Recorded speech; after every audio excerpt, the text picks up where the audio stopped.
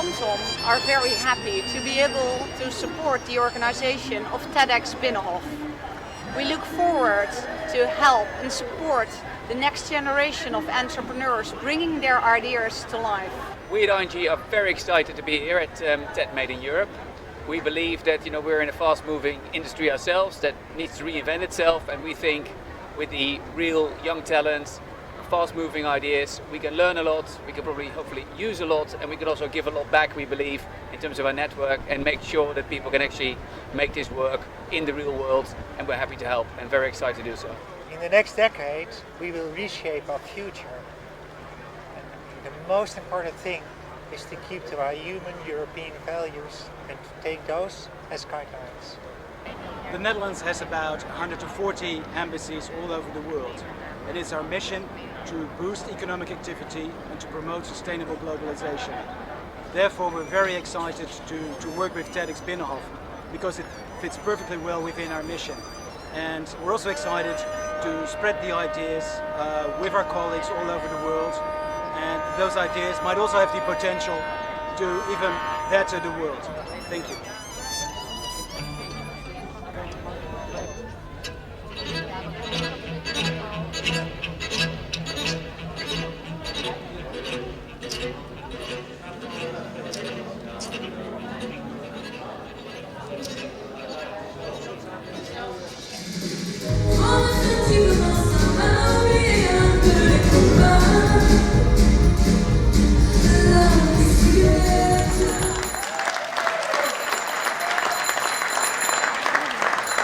Dames en heren, welkom hier bij de aftrap van de derde TEDxBinnenhof. Dankjewel, daar krijg je een hand voor. Dankjewel, Bertolt Hefting.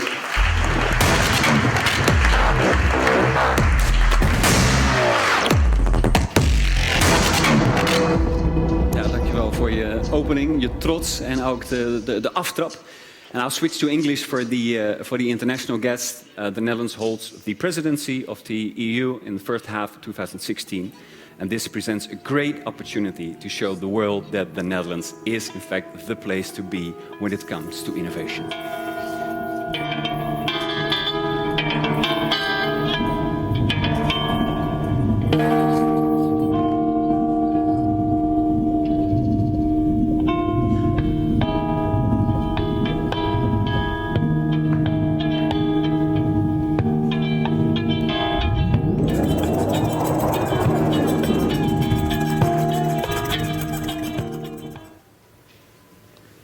These animals didn't have the responsibility.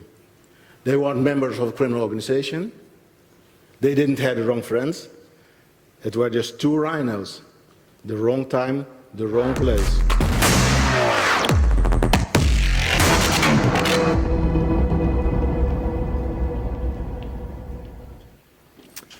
With Flowit, we had the honor to speak during the last TEDxBinnenhof event. It was the first time, as Jim mentioned previously, to really shout out our message and what the concept of Flowit is about. My name is Sid Vollebrecht, and together with my colleague Reinhard Veenstra, I'm the founder of Elemental Water Makers. And we have an idea worth spreading.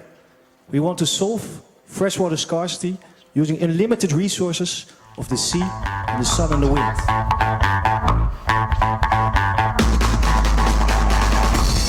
Diane Saris, and I'm not a salamander.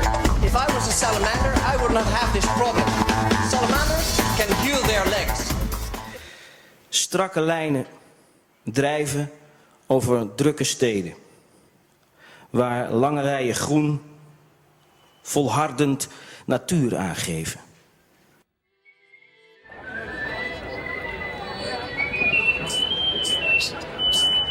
All I need is one shot at the torture. We will build an application. So the bioplastics and plastics to meat. We canvases gases to dreams. The chief precarious balances nature with habits preserving other words in God's hand. Reach out, touch down to the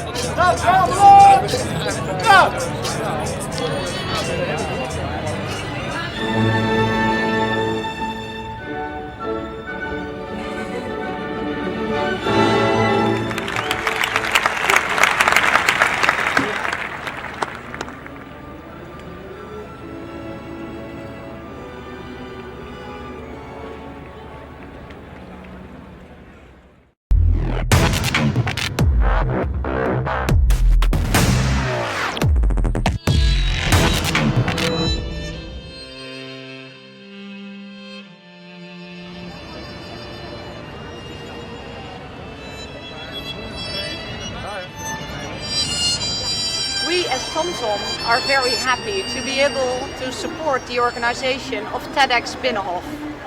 We look forward to help and support the next generation of entrepreneurs bringing their ideas to life. We at ING are very excited to be here at TED Made in Europe. We believe that we're in a fast-moving industry ourselves that needs to reinvent itself, and we think with the real young talents, fast-moving ideas, we can learn a lot, we can probably hopefully use a lot, and we can also give a lot back, we believe, in terms of our network, and make sure that people can actually make this work in the real world, and we're happy to help and very excited to do so. In the next decade, we will reshape our future. And the most important thing is to keep to our human European values and to take those as guidelines. The Netherlands has about 140 embassies all over the world, and it's our mission to boost economic activity and to promote sustainable globalization. Therefore, we're very excited to work with TEDxBinnenhof because it fits perfectly well within our mission. And we're also excited to spread the ideas with our colleagues all over the world, and those ideas might also have the potential to even better the world. Thank you.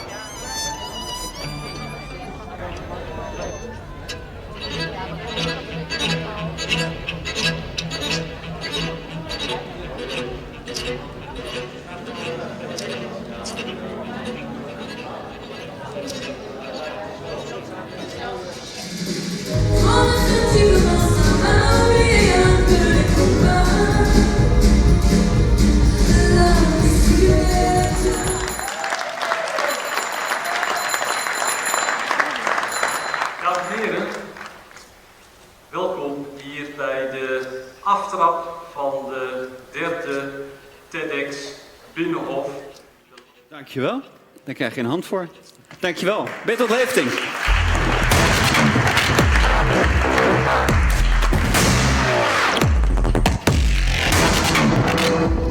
Ja, dankjewel voor je opening, je trots en ook de aftrap.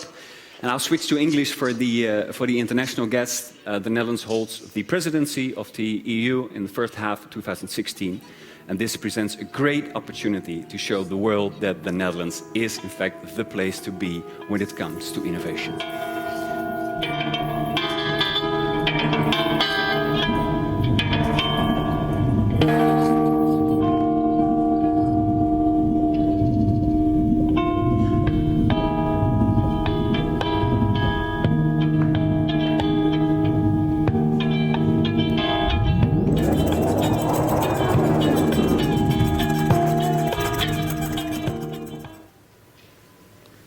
These animals didn't have the responsibility.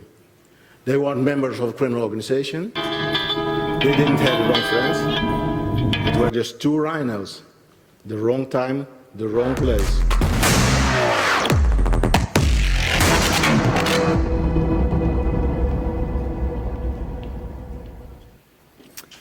With Flowit, we had the honor to speak during the last TEDxBinnenhof event. It was the first time, as Jim mentioned previously, to really shout out our message and what the concept of Flowit is about. My name is Sid Vollebrecht, and together with my colleague Reinhard Veenstra, I'm the founder of Elemental Water Makers. And we have an idea worth spreading. We want to solve freshwater scarcity using unlimited resources of the sea, and the sun and the wind. My name's Daniel Saris, and I'm not a salamander. If I was a salamander, I would not have this problem. Salamanders can heal their legs. Strakke lijnen drijven over drukke steden, waar lange rijen groen volhardend natuur aangeven.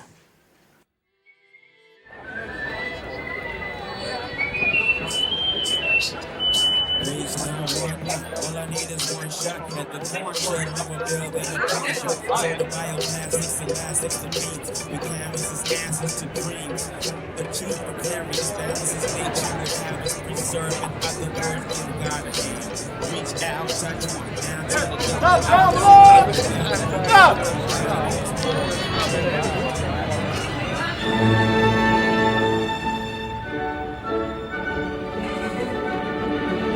Go!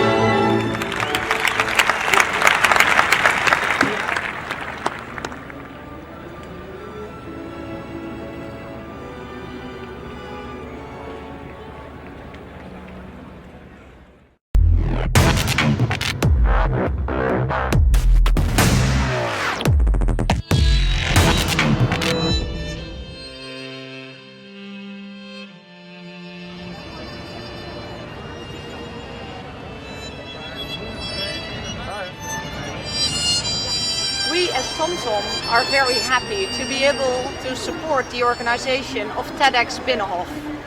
We look forward to help and support the next generation of entrepreneurs bringing their ideas to life. We at ING are very excited to be here at TED Made in Europe.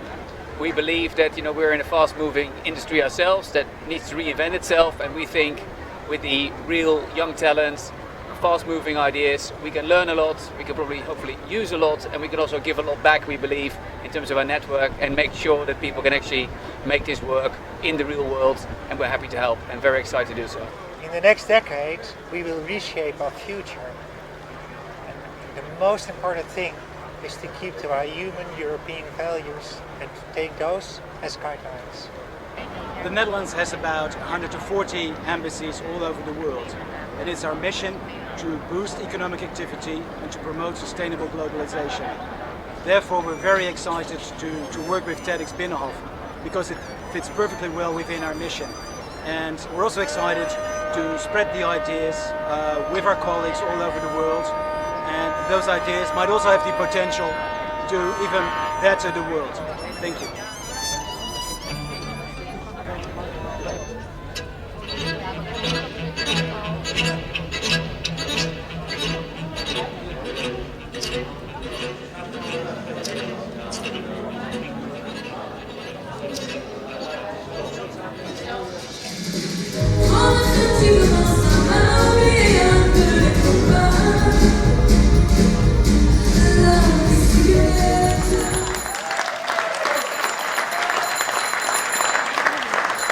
Dames en heren, welkom hier bij de aftrap van de derde TEDxBinnenhof.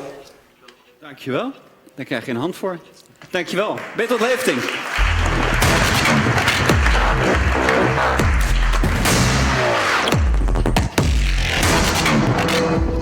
Ja, dankjewel voor je opening, je trots en ook de aftrap. And I'll switch to English for the international guests. The Netherlands holds the presidency of the EU in the first half of 2016. And this presents a great opportunity to show the world that the Netherlands is in fact the place to be when it comes to innovation.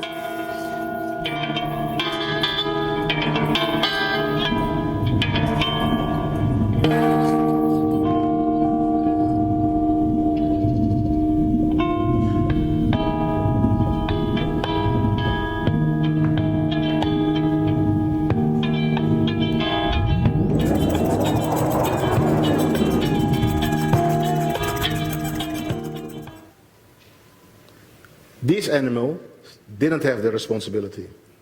They weren't members of a criminal organization. They didn't have the wrong friends. It were just two rhinos. The wrong time, the wrong place.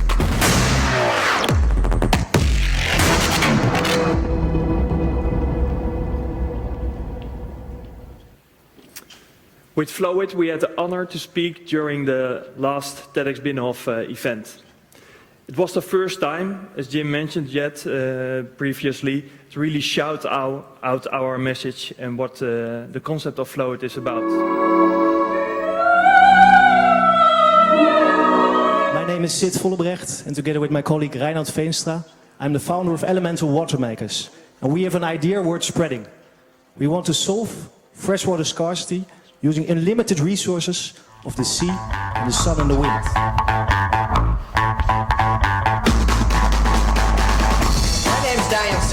And I'm not a salamander. If I was a salamander, I would not have this problem. Salamanders can heal their legs. Strakke lijnen drijven over drukke steden. Waar lange rijen groen volhardend natuur aangeven.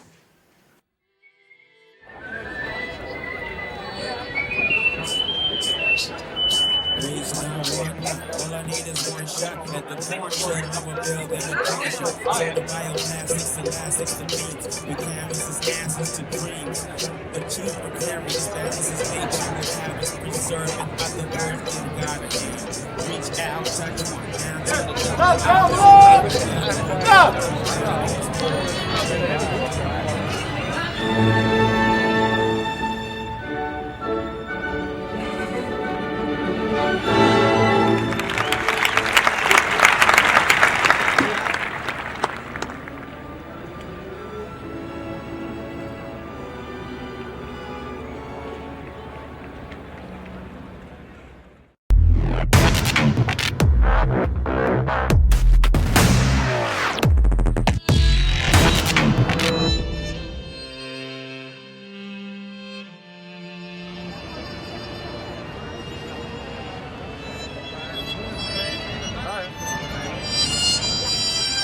TomTom are very happy to be able to support the organization of TEDxBinnenhof.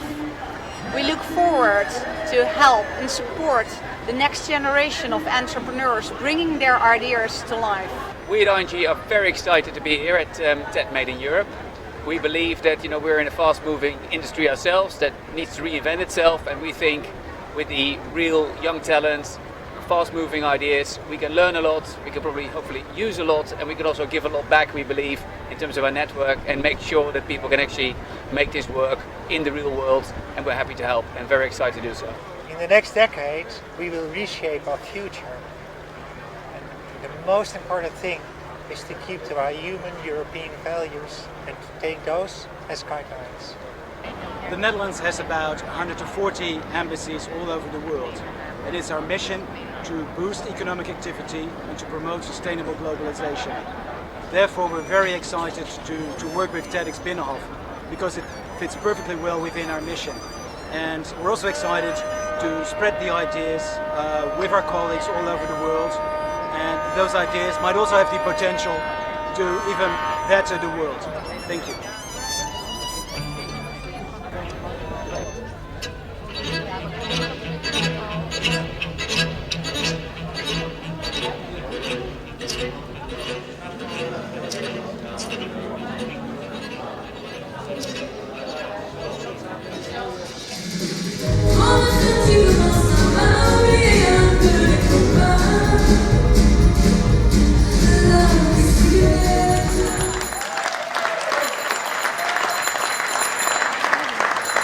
Dames en heren, welkom hier bij de aftrap van de derde TEDxBinnenhof. Dankjewel. Daar krijg je een hand voor. Dankjewel. Bertolt Hefting.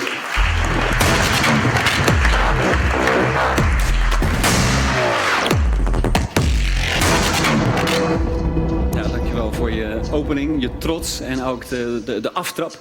And I'll switch to English for the international guests. The Netherlands holds the presidency of the EU in the first half of 2016. And this presents a great opportunity to show the world that the Netherlands is in fact the place to be when it comes to innovation.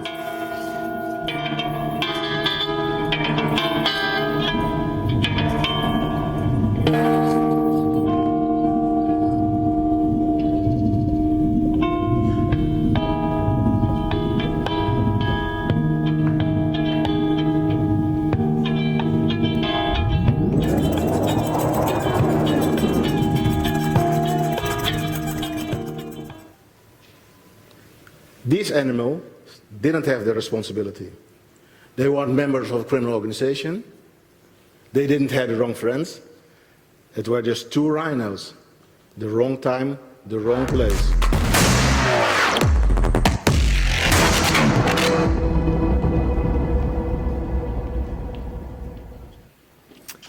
With Flowit, we had the honor to speak during the last TEDxBinnenhof event. It was the first time, as Jim mentioned previously, to really shout out our message and what the concept of Flowit is about. My name is Sid Vollebrecht, and together with my colleague Reinoud Veenstra, I'm the founder of Elemental Water Makers. And we have an idea worth spreading. We want to solve freshwater scarcity using unlimited resources of the sea, and the sun and the wind.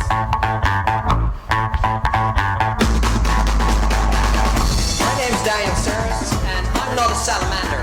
If I was a salamander, I would not have this problem. Salamanders can heal their legs. Strakke lijnen drijven over drukke steden. Waar lange rijen groen volhardend natuur aangeven.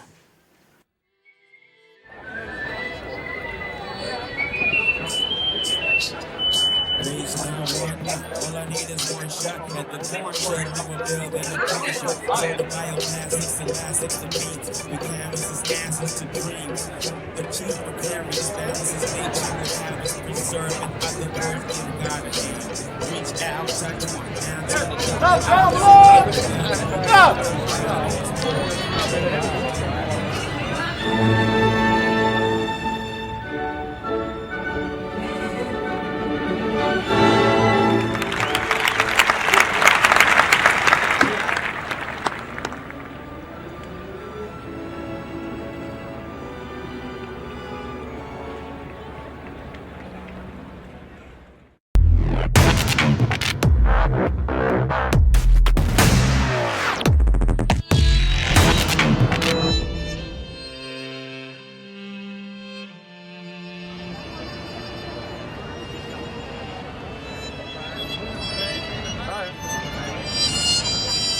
as TomTom are very happy to be able to support the organization of TEDxBinnenhof. We look forward to help and support the next generation of entrepreneurs bringing their ideas to life. We at ING are very excited to be here at TED Made in Europe. We believe that we're in a fast-moving industry ourselves that needs to reinvent itself, and we think with the real young talents, fast-moving ideas, we can learn a lot, we can probably hopefully use a lot, and we can also give a lot back, we believe, in terms of our network, and make sure that people can actually make this work in the real world, and we're happy to help and very excited to do so. In the next decade, we will reshape our future. And the most important thing is to keep to our human European values and to take those as guidelines. The Netherlands has about 140 embassies all over the world, and it's our mission to boost economic activity and to promote sustainable globalization. Therefore, we're very excited to work with TEDxBinnenhof because it fits perfectly well within our mission. And we're also excited to spread the ideas with our colleagues all over the world, and those ideas might also have the potential to even better the world. Thank you.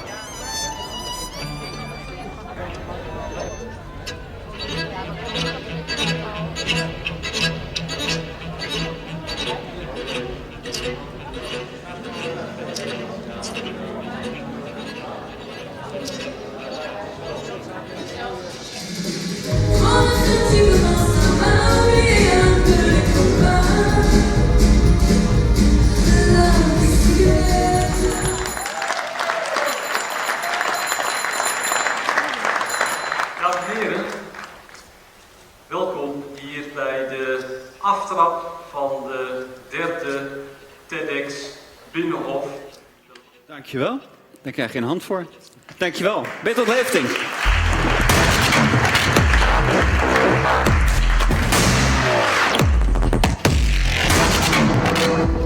Ja, dankjewel voor je opening, je trots en ook de aftrap. And I'll switch to English for the international guests. The Netherlands holds the presidency of the EU in the first half of 2016.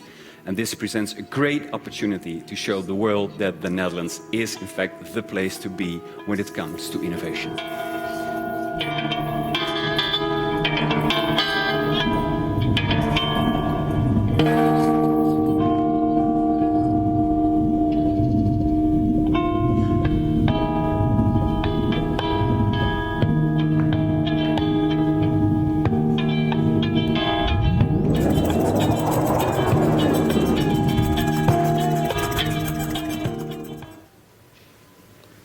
These animals didn't have the responsibility.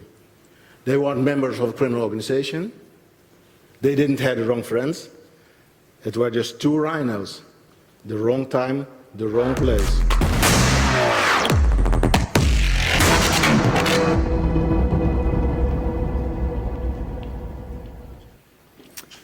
With Flowit, we had the honor to speak during the last TEDxBinnenhof event. It was the first time, as Jim mentioned previously, to really shout out our message and what the concept of Flowit is about. My name is Sid Vollebrecht, and together with my colleague Reinoud Veenstra, I'm the founder of Elemental Water Makers. And we have an idea worth spreading. We want to solve freshwater scarcity using unlimited resources of the sea, the sun and the wind.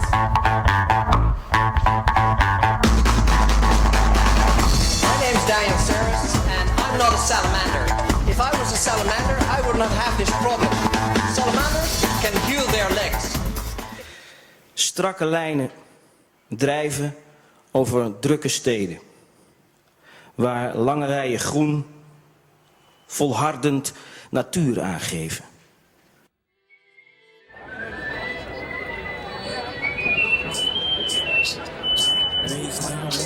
All I need is one shot at the portion of a building and function. So the bioplastics and plastics to meat. We canvases gases to dreams.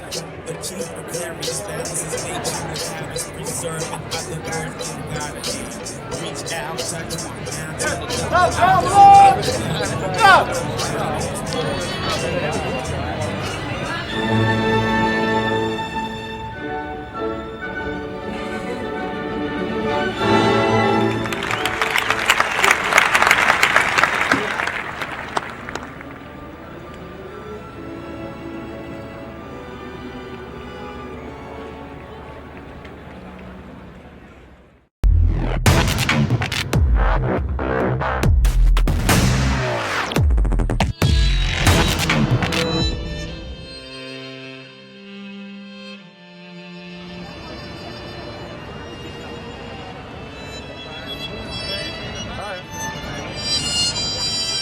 as TomTom are very happy to be able to support the organization of TEDxBinnenhof.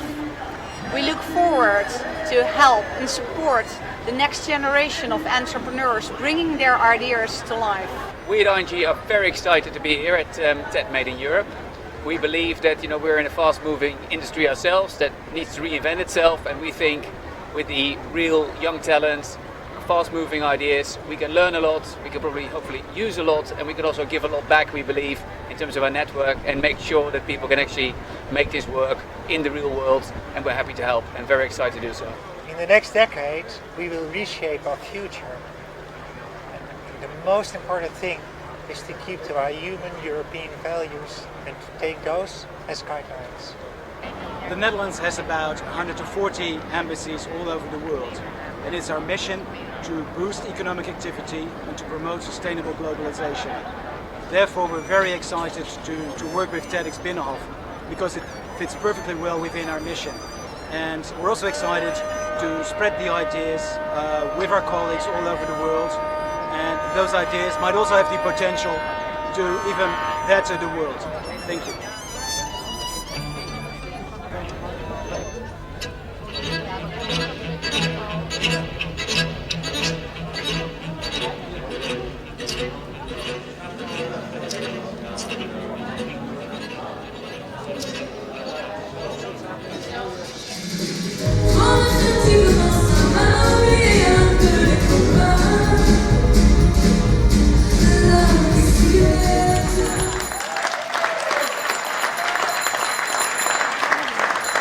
Dames en heren, welkom hier bij de aftrap van de derde TEDxBinnenhof. Dankjewel. Daar krijg je een hand voor. Dankjewel. Bertolt Hefting.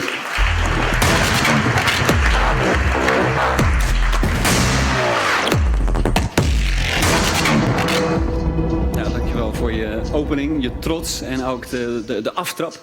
And I'll switch to English for the international guests. The Netherlands holds the presidency of the EU in the first half of 2016.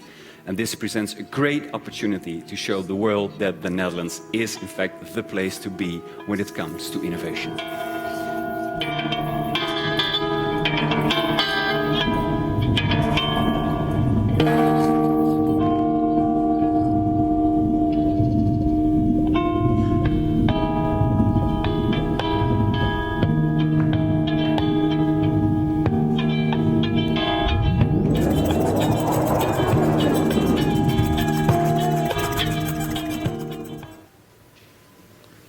These animals didn't have the responsibility. They weren't members of a criminal organization. They didn't have the wrong friends. It were just two rhinos. The wrong time, the wrong place.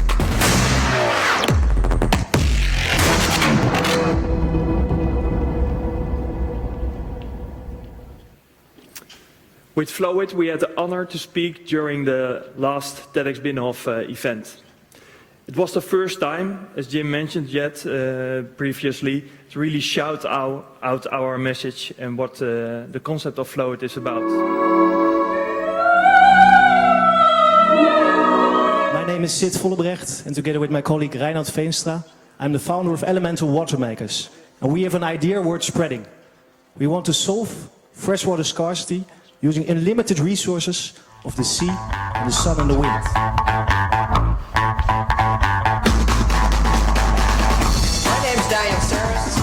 I'm not a salamander.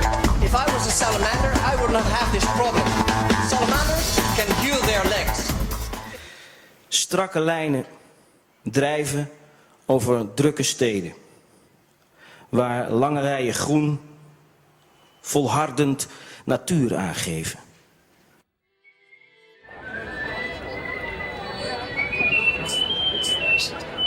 All I need is one shot at the portrait of a building a picture. So the bioplastics and plastics and beats, we canvases answers to dreams. The chief precarious balances nature with habits preserving other words in God's hands. Reach out, touch one down to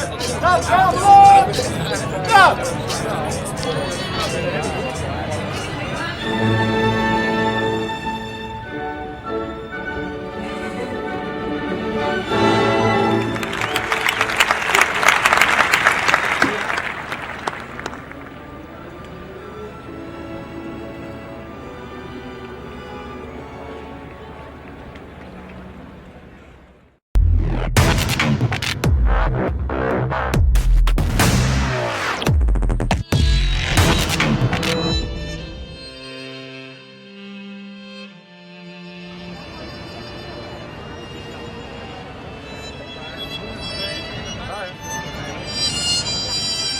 TomTom are very happy to be able to support the organization of TEDxBinnenhof. We look forward to help and support the next generation of entrepreneurs bringing their ideas to life. We at ING are very excited to be here at TED Made in Europe. We believe that we're in a fast-moving industry ourselves that needs to reinvent itself, and we think with the real young talents, fast-moving ideas, we can learn a lot, we can probably hopefully use a lot, and we can also give a lot back, we believe, in terms of our network, and make sure that people can actually make this work in the real world, and we're happy to help and very excited to do so. In the next decade, we will reshape our future. And the most important thing is to keep to our human European values and to take those as guidelines. The Netherlands has about 140 embassies all over the world. It is our mission to boost economic activity and to promote sustainable globalization. Therefore, we're very excited to work with TEDxBinnenhof because it fits perfectly well within our mission. And we're also excited to spread the ideas with our colleagues all over the world. And those ideas might also have the potential to even better the world. Thank you.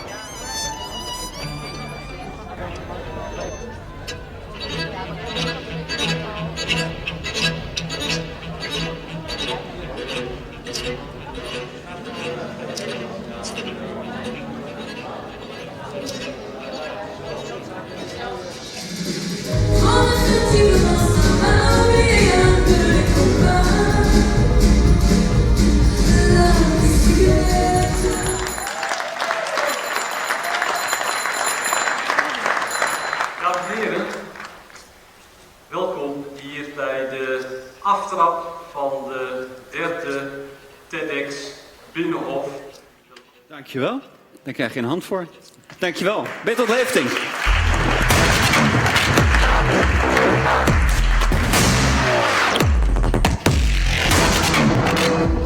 Ja, dankjewel voor je opening, je trots en ook de aftrap. And I'll switch to English for the international guests. The Netherlands holds the presidency of the EU in the first half of 2016. And this presents a great opportunity to show the world that the Netherlands is in fact the place to be when it comes to innovation.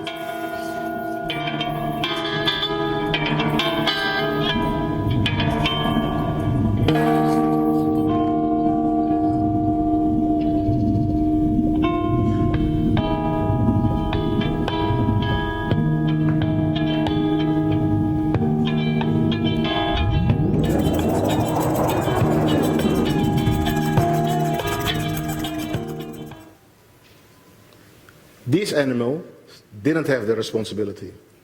They weren't members of a criminal organization. They didn't have the wrong friends. It were just two rhinos. The wrong time, the wrong place.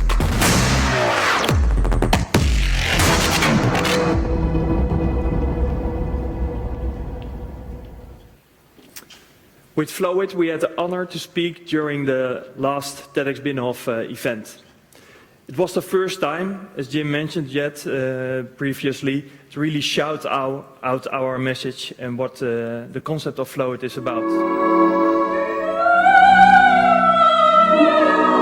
My name is Sid Vollebrecht, and together with my colleague Reinhard Veenstra, I'm the founder of Elemental Water Makers. And we have an idea worth spreading. We want to solve freshwater scarcity using unlimited resources of the sea, the sun and the wind.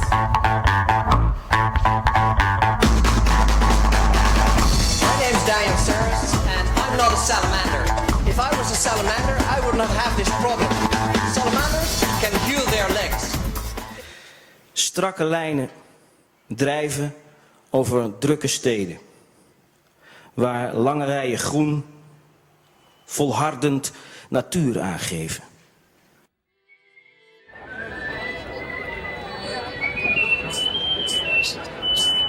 All I need is one shot at the portion. I will build an attraction. So the bioplastics and plastics to meet. We canvases gases to dreams.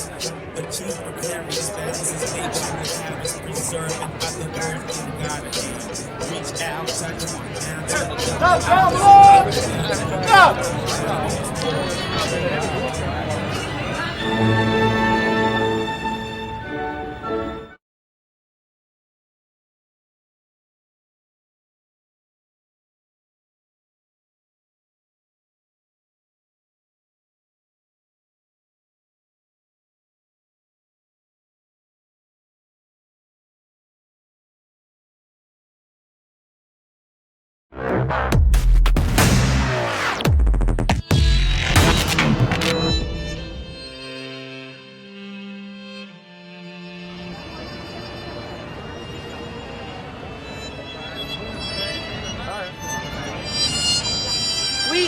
TomTom are very happy to be able to support the organization of TEDxBinnenhof. We look forward to help and support the next generation of entrepreneurs bringing their ideas to life. We at ING are very excited to be here at TED Made in Europe. We believe that we're in a fast-moving industry ourselves that needs to reinvent itself, and we think with the real young talents, fast-moving ideas, we can learn a lot, we can probably hopefully use a lot, and we can also give a lot back, we believe, in terms of our network, and make sure that people can actually make this work in the real world, and we're happy to help and very excited to do so. In the next decade, we will reshape our future. And the most important thing is to keep to our human European values and to take those as guidelines. The Netherlands has about 140 embassies all over the world. And it's our mission to boost economic activity and to promote sustainable globalization. Therefore, we're very excited to work with TEDxBinnenhof because it fits perfectly well within our mission. And we're also excited to spread the ideas with our colleagues all over the world. And those ideas might also have the potential to even better the world. Thank you.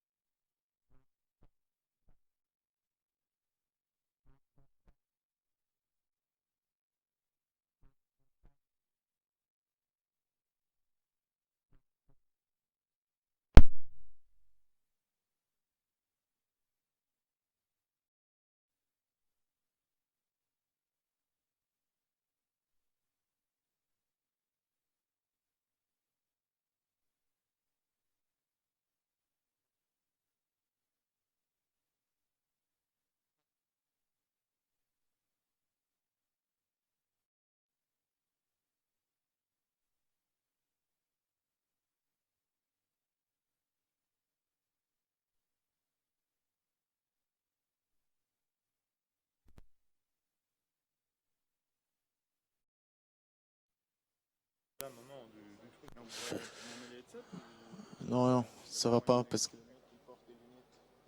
Il va mettre des lunettes et ça. Ah, le truc 3D, non? Ouais, je pense. J'ai vu hier, j'en ai ça. 1, 2, test. Pardon. Yeah. I give it to him. And afterwards, you have to look what he's giving to you. 1, 2.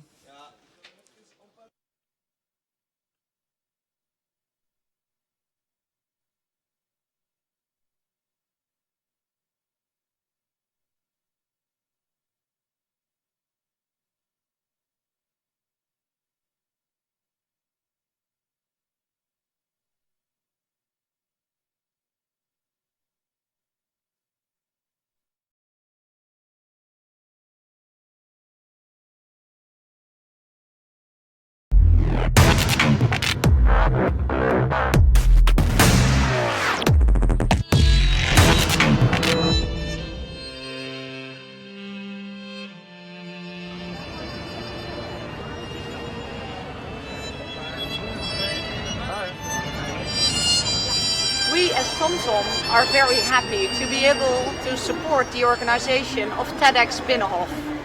We look forward to help and support the next generation of entrepreneurs bringing their ideas to life. We at ING are very excited to be here at TED Made in Europe.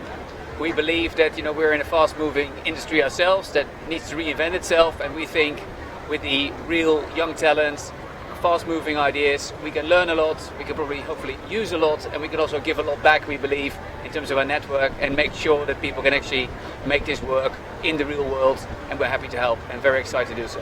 In the next decade, we will reshape our future. And the most important thing is to keep to our human European values and to take those as guidelines.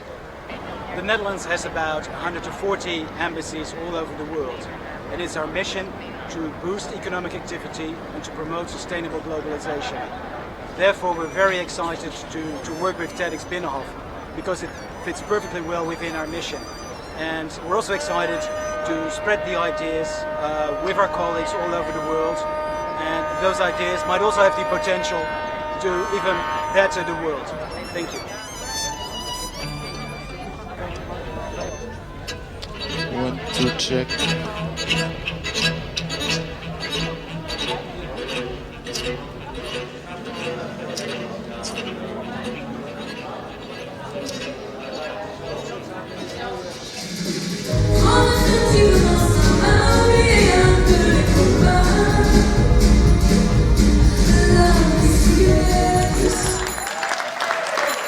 Okay. Dames en heren, welkom hier bij de aftrap van de derde TEDx Binnenhof. Dankjewel. Daar krijg je een hand voor. Dankjewel. Bertolt Leefting.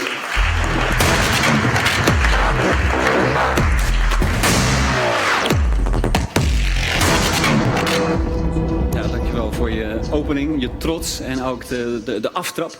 And I'll switch to English for the international guest. The Netherlands holds the presidency of the EU in the first half of 2016. And this presents a great opportunity to show the world that the Netherlands is in fact the place to be when it comes to innovation.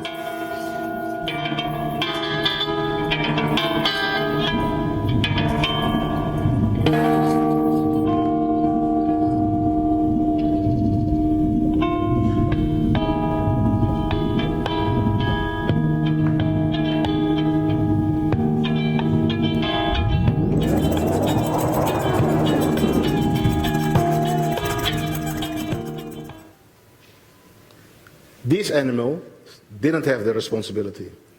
They weren't members of a criminal organization. They didn't have the wrong friends. It were just two rhinos. The wrong time, the wrong place.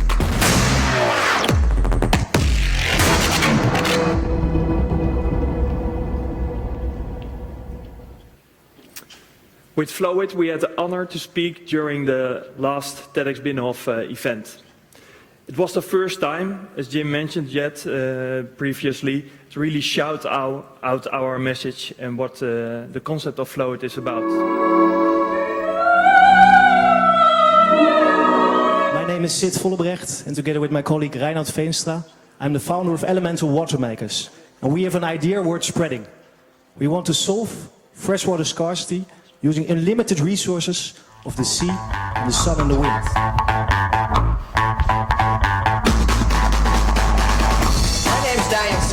And I'm not a salamander. If I was a salamander, I would not have this problem. Salamanders can heal their legs. Strakke lijnen drijven over drukke steden, waar lange rijen groen volhardend natuur aangeven.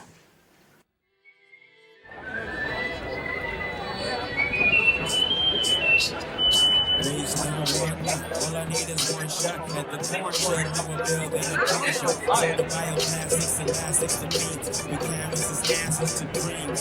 The chief precarious balance is nature. We have us preserving other earth in God's hand. Reach out, touch one down to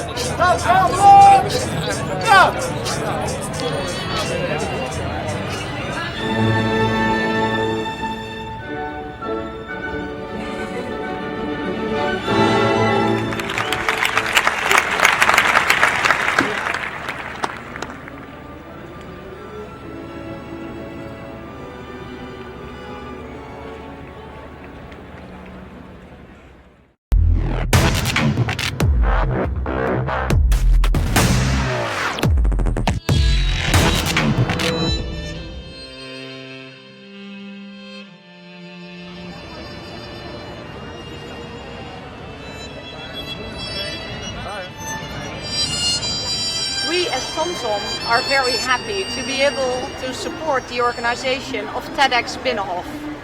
We look forward to help and support the next generation of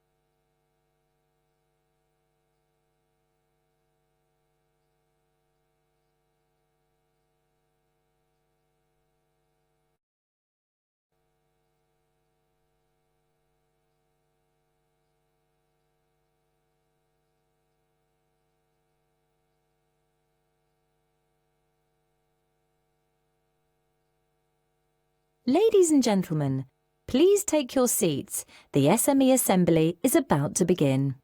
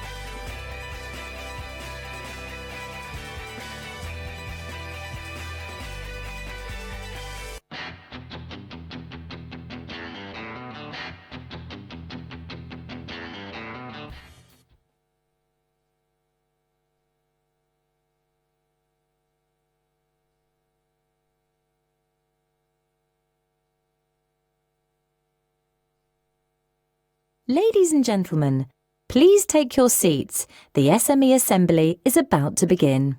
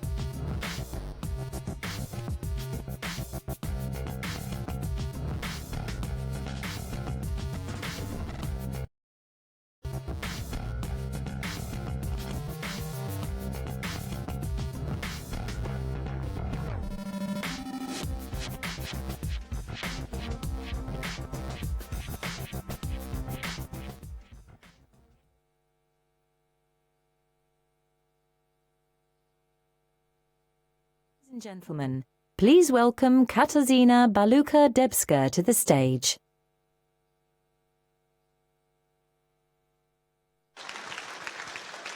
Good morning, everyone. It's great to see you. I want to congratulate you, first of all, for yesterday. You've done splendid. It's all documented over there. You have taken up the challenge to participate, and you have turned it into opportunity. You have connected ideas, knowledge, and experience into something innovative. The open space methods we have done yesterday have been around for around 30 years in innovation. And you have helped us to bring some innovation into policy making. Thank you very much for that. Also, what you have done, you know, on average, in conferences like that, when people tap with each other, which means you meet somebody, maybe a potential business partner or just somebody you really need to talk to, they tap 5 times. Do you know how many times you have tapped with each other up until now? 13. Well done. Continue like this. And even though today is a bit more in a listening mode, we have prepared a splendid program for you. We're going to have policy sessions, masterclasses, and finals of ideas from Europe with great entrepreneurs from all over Europe. It's a bit like Eurovision, but for entrepreneurs. We want to shine light on them. And they will do some TEDx-style talks. So, take out your phones, put them on silent, because through the app in the phones, you will be voting for them. But before that, just like yesterday, I want to announce the Twitter competition.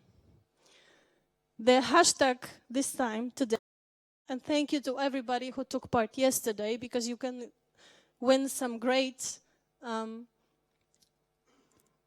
stuff from Luxembourg presidency if your tweet will be retweeted mostly. The Twitter is Ideas from EU. So listen to the inspiring entrepreneurs we have here. Do some tweeting and you might win some prizes. And now, allow me to welcome to stage Jim Stolze, who will run the show. He's TEDx ambassador from Europe.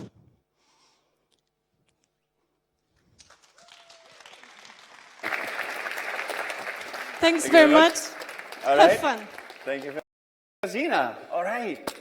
Ladies and gentlemen, it's great to be here. I'm very excited to be here at the official Ideas from Europe session here at the SME Assembly in Luxembourg.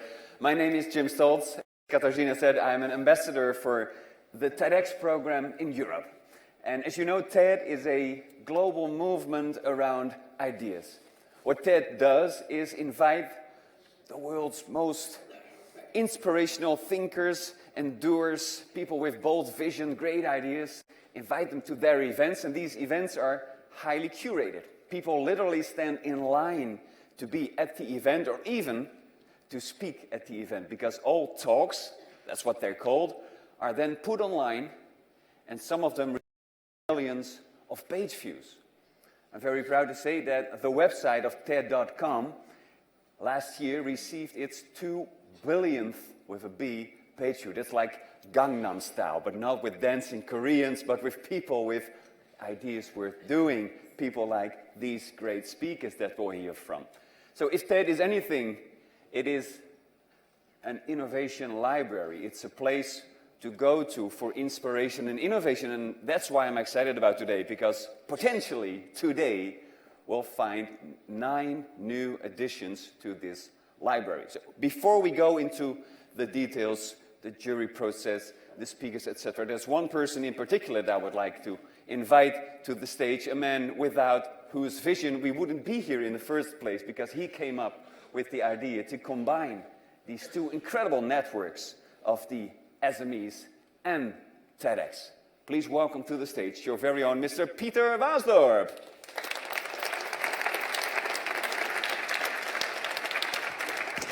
The floor is yours. Well, thank you, Jim. And I'm very excited to be here and to see all you here in this room. and turning this idea into reality. But let me explain a little bit why we are here and how this has come. In 2012, the Dutch government started TEDxBinnenhof. TEDxBinnenhof is a public-private community for ideas which have an impact on society, which will change society, which will help us solve all kinds of challenges. For example, in healthcare, clean water, etc. This TEDxBinnenhof is a community to give the floor to those ideas. But ideas is only one part of the game. It's turning the ideas into reality. That's what counts. It's only by turning ideas into reality that you have a real impact. And that's what entrepreneurs do. That's what entrepreneurs do every day. All their life, they're turning ideas into reality. They take risks, they overcome barriers, they challenge conventional wisdom, they challenge incumbents, they form alliances with other companies, with corporates, with other startups, and they grow their business. And in doing so, they have an impact and they change society. They have solutions for clean water, they have solutions for better healthcare. And that's what entrepreneurs are doing. So with TEDxBinnenhof, we gave entrepreneurs a platform to showcase their talents, to showcase their ideas. And it worked because it gave them a platform to present their ideas to leading experts, to policymakers, to opinion leaders. And we already have that 2 times, did that 2 times. And it worked very well because most of those people were helped by creating their company, were helped by moving ahead and scaling up their company. And from them the floor, we not only did that in The Hague in the Netherlands, but we also broadcasted it live through the web. We had simultaneous expositions at all kinds of Dutch embassies all around the world. So it turned into a worldwide platform. And it was a big success. And then, with the presidency of the European Union for the Netherlands coming up, we thought, well, why not let's make this national idea a European idea?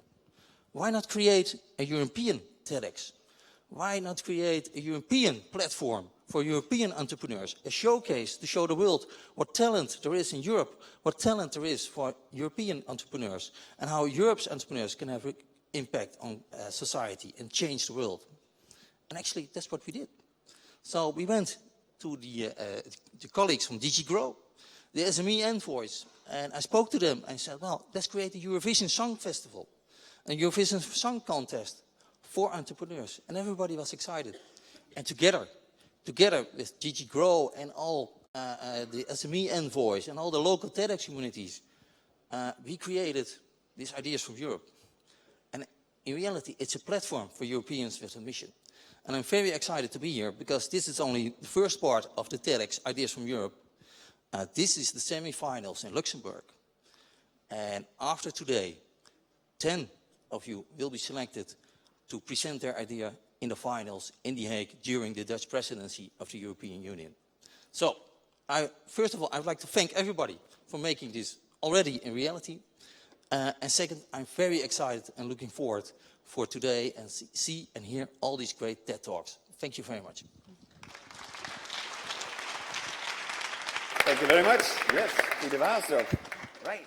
So, as Peter said, the events of TEDxBinnenhof were streamed live, and I'm happy to say that today is also streamed live on the web. So I'd like to say welcome to the people who are watching at home or at their offices. We would like to hear from you. You can use the hashtag #IdeasFromEU, and that way you'll be part of this spectacular program. Right. So, as I said, TEDx events and also Ideas from Europe is highly curated. We have 28 speakers, 28 presenters, and only 9 can make it to the next round, to the finals in The Hague, as Peter has said. So this presents quite a challenge for us. The solution is, of course, in an expert jury. We're very happy to see that we found a great group of people with a proven track record who know everything, all ins and outs of entrepreneurship. So I'd like to invite one member in particular. She is working at the DG Grow. She's the director of SME Policy. Please welcome to the stage Christine Schreiber.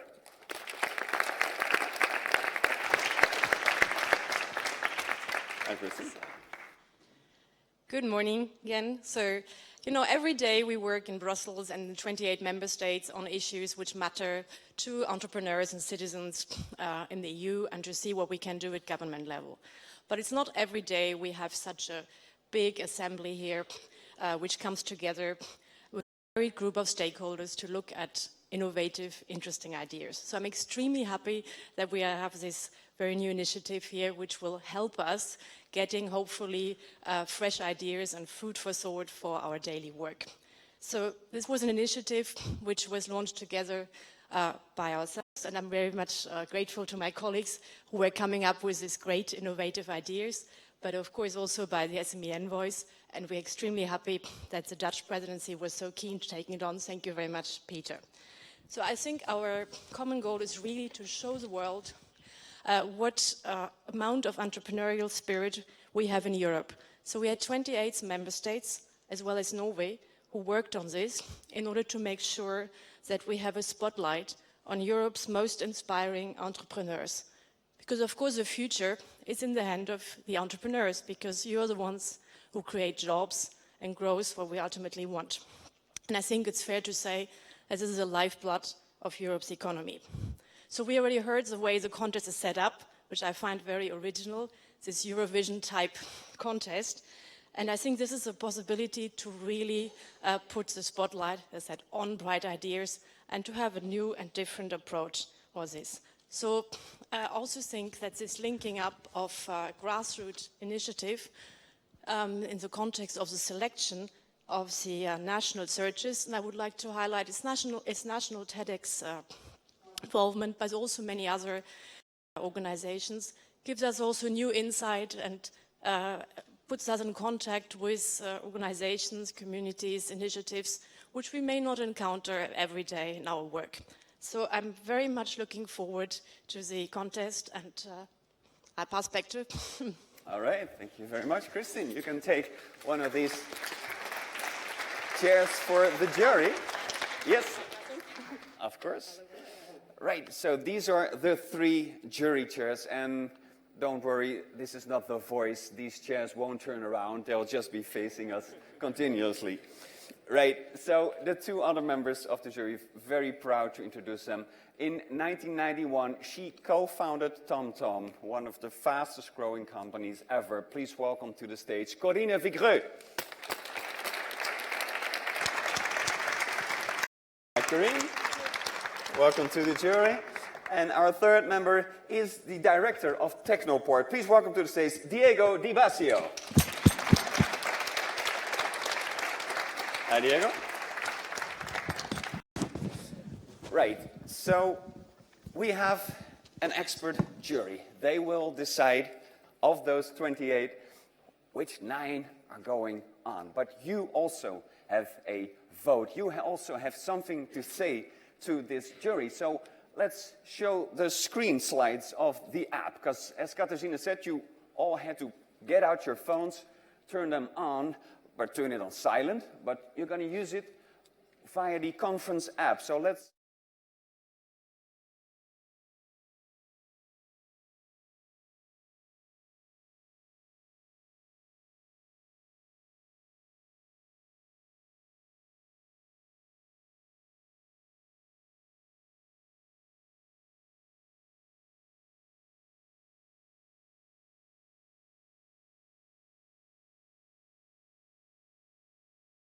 if you select Jan, is it working already in this session? Yeah, it says Belgium is first, but we're going to start with Denmark, with Jan. So, everyone, do you see Denmark in your screens? You can say yes or no. Yes, okay, thank you very much. And then at the right bottom, you can see this bubble. If you click that, then you can see that you can score this presenter using these criteria. For example, what is the potential impact of the idea? And on a scale from 0 to 5, and the same goes for the creativity, the implementation, and of course, is it presented in a TED-worthy style. So this is your job. After each pitch, you can go to the speaker and give your rating. Are we clear on that? I'm counting on you guys. Right. I think it's time to kick off the competition. Are you ready for the first speaker? Okay, that was a short of a show slot. Let's do this again. Are you ready for the first presenter? Yes. All right. I think Ideas from Europe has just begun. So our first speaker, ladies and gentlemen, he holds an MBA from Aston University from the UK. He previously founded an education tech company, but now he's the head of projects and strategic partnerships at Labster. Please welcome to the stage for Denmark, Mr. Jan Staalberg. Hey Jan, good luck. Wouldn't it be nice if we could actually reduce hunger? Wouldn't it be great if we could do something about climate change? Wouldn't it be wonderful if we could actually give everybody in the world equal opportunity in life? We've got the technologies to do that. We're optimizing sustainable resources. We're actually using nanotechnology. We're utilizing artificial intelligence to help us. So why is it if we've got big problems and even greater technologies that we've still got students in schools sitting like this, frustrated, bored, unmotivated? It's because we haven't been good enough to innovate education. We haven't actually disrupted education enough. The response to digitalization is often to take a mouse and plug it into books and call it digitalization. The only digitalization skills that's involved in that is turning on the computer and moving the mouse. It's also the same as if we actually built a wooden cart and called it a car. It's not the same. So I'm here today to present to you the virtual laboratory simulations. The principle is exactly the same as with pilots. Pilots, they spend hours, thousands of hours in simulators, getting better at actually handling situations, everyday situations, some amazing situations and some very scary situations. But they spend hours in getting better in what's best, which is up in the actual plane. Students get the same opportunity here with these virtual laboratory simulations. They get hours in labs. They have the problem. They're working on the problem. They're applying technology. And they're actually coming up with results. They're able to make mistakes without any cost to them, really, apart from the fact that they can actually start again and get better at solving the problems and using their technology, using their equipment. Now, this is what digital skills is all about. Applying yourself, immersing yourself in it, using that technology, understanding the whole thing. And I was very excited yesterday when I saw some of you actually using these virtual reality glasses. I saw you putting them on, and what you did was that you actually saw the blood cells. You were in with the DNA structures, and you were working with the equipment. And the wonderful quote I got from Lily Scout yesterday, the young entrepreneur, was, "I want to be a scientist." Yes, that's what this is about. It's about empowering the next generation of scientists to save the world. I hope that you will join us in making that a reality. Thank you. All right, excellent. Thank you, Jan. I think you still need to be on stage, because the way this works is you get 3 minutes for your pitch, and then the jury has some time to ask questions. So let's see, who can I give the word to? Corine, your question for Jan. Yeah, that's very interesting. I think it's working now. Yes. Yes, I think. Okay. Loud and clear. How does it work exactly? So you're behind, so someone wants to be a scientist, has a great idea. How does it work? 1 minute. It works in a way where we have a case. So it could be what's on here, which is a murder mystery. You have to pick a blood sample, and you take that blood sample into the lab. And then you enter into the lab just like you would a normal lab. Everything is as if you're in the lab. So you would take the blood sample, you would put it in a machine, and you would start doing extracting the DNA. So it's just like being placed in a real, just like you imagine a pilot would be in a cockpit, the student would be in the lab. Okay, so it's very cost effective. Yes, and you can make mistakes, and you can work with very dangerous situations. You can blow things up, you can make mistakes without it actually costing anything apart from good experience. Okay, I get it. Diego, do you have a question? Kristen? Yeah, how do you revolutionize the approach, let's say, young people in particular take to science? How do you think you get more people into science this way you wouldn't get otherwise? Well, what we're actually seeing is that it's motivating. When they're just reading something or listening to something, it's not actually immersing them into both the problem and the technology. What we see from young people is that suddenly, especially when they're in the virtual reality environment, they can see happening. They're in the middle of science. They're actually experiencing, they're feeling it, and cognitively, it makes a massive amount of difference. 10 actually seconds. being in simulators.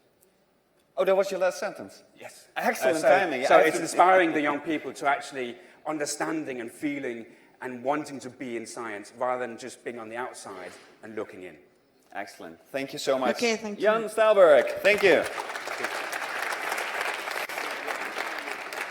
Yeah, as you can see, I hate to be bad cop, but I have to be in charge of the time. Every speaker gets exactly the same amount of time, so I have to be strict on that. Right, our next presenter, he started his career in the construction business. He then went on to become the founder and general manager of the book transport company Books Express and chairman of the international group of book distributors. But now his life is all about Polycare. Please welcome, for Germany, Gerhard Dust. Yeah, there you go. Thank you. Why are there 1.2 billion people on Earth living in slums or having no shelter at all? Is it because lack of money? Is it because they were born poor? Is it because they are lazy and kind of deserve that fate? I say no. It is because the lack of local available building material, and because building currently is so complicated that it can only be done by skilled labor. We are a group of retired entrepreneurs and engineers, and we wanted to change things before we leave. We have developed a new polymer concrete which will reduce homelessness worldwide and will change the art of building, because it will empower local people to build with local material a super strong concrete and build their houses themselves. This concrete can be made with any kind of filler material found on site. By example, it can be made with ordinary desert sand, with up to 90% of desert sand in this concrete. It's easy to produce. It is done with small and transportable machines. These machines, imagine like a big kitchen machine, mixing sand and resin to a stable compound. And this compound then is filled into molds. And it's hardening within 20 minutes without any further energy. And what you get is an environmental friendly product, 3 to 5 times harder than ordinary concrete, water resistant, fire resistant, durable, and hard as granite. And the best thing is, the elements produced with this concrete are like big Lego blocks. Fundamentally, we all know that everybody of us can build with Lego. We did that as kids. So it's all about empowering people to build with these Lego blocks stable and comfortable houses. Another great thing is that it is really quick.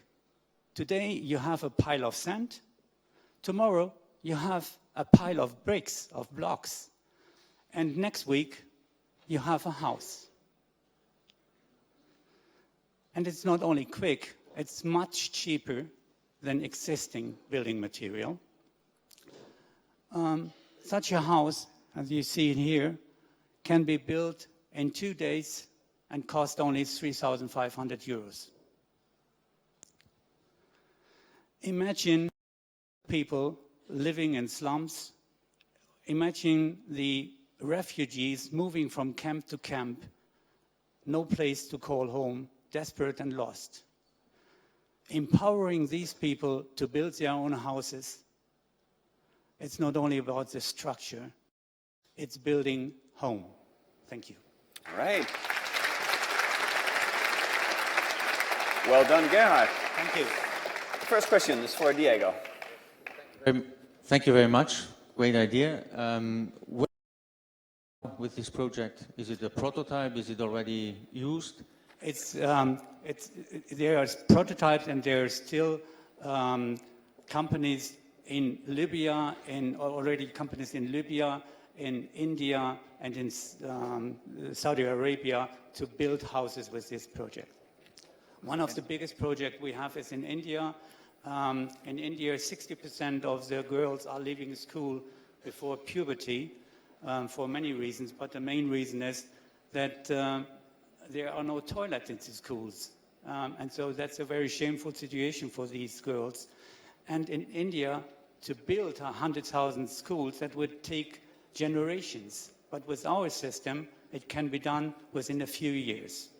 So which distribution channel do you use today for? We have a sort of franchise system. We sell the factories and the system in different countries to local companies, like in India, Tata, or in Saudi Arabia, Aramco. Corinne. Amazing. Did you, I suppose you patented it, or is it protected? Yeah, there are seven different patents on it. Okay, and so what's your objective next year, for example? How many houses do you think you could, what's the objective for 2016 in terms of build? The objective for 2016 is to be in the range of 2,000, 3,000 houses, and in 2017, 20,000 to 30,000 houses per year. Each machine can produce one house per day. Yeah, very impressive. Very impressive. Thank you so much, Gerhard. Thank you. There you go.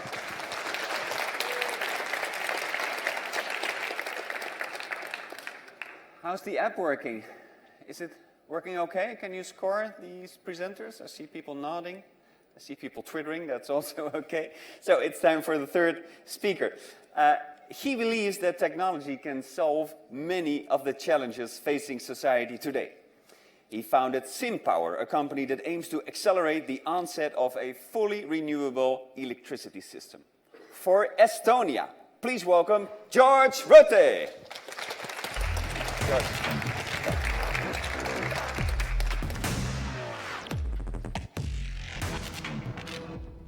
Electricity is undergoing an incredible transition to renewables, but we cannot simply take coal plants offline and put wind farms instead, because we cannot make the wind blow stronger when we need more power.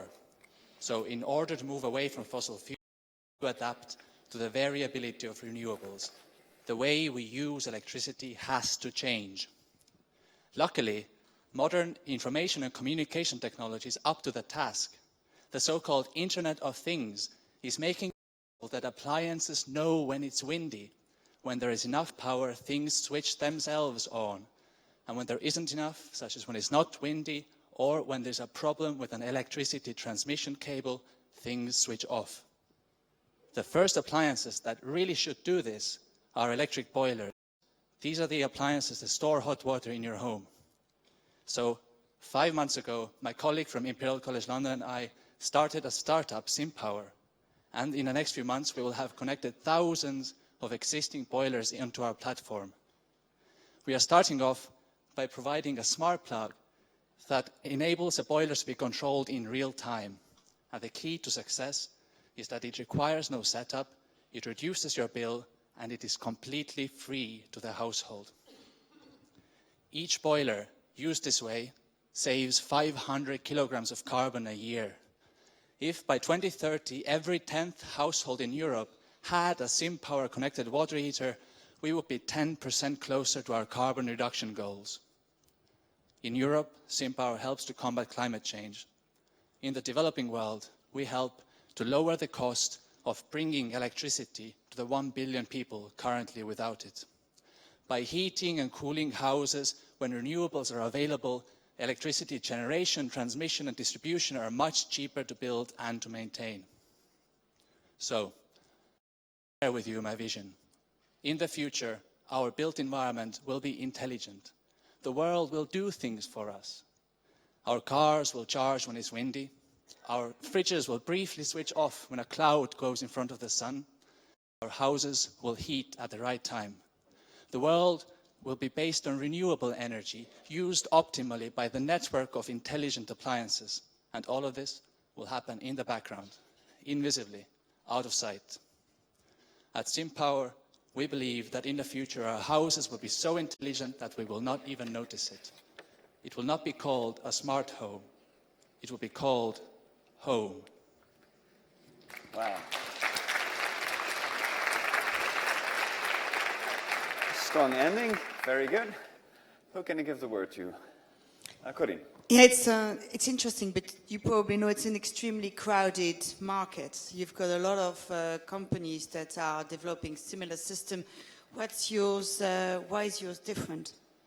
Yes, there's a lot of smart home things, but what hasn't been done is what's technically called frequency reserve. And this is a technical thing that electricity systems need to keep in balance every second. So we actually use the water heaters and heaters in homes to keep second-by-second balance. And this is technically challenging. We're currently applying for a patent for this technology for the smart plug, and it hasn't been done yet. So what's different is that from this we earn so much revenue that we can give the things away for free to the households. And smart homes have not become popular because, frankly, we don't want to pay for something to control our boiler. We don't even know if we have a boiler in our house. But we do it for free. And it's simple. It requires no effort. It just saves money and the environment. So what's your business model then? Our customer is the electricity transmission system operators, so the national grid in the UK, Fingrid in Finland, Swiss grid in Switzerland. That's where we have our money, and we give the technology to the household for free via electricity retailers, the people who send you a bill. So we use existing channels, and our money comes from elsewhere. Okay. How quick do you think it will be adopted worldwide, as we talk here about global impact? As quickly as we can produce the appliances. We're currently speaking to some partners in India. We're hoping to go there quickly. It's a matter of electronics. And quickly meaning March 2016, perhaps? Yes, actually, Okay, great. April. Excellent. George Rutte, thank you.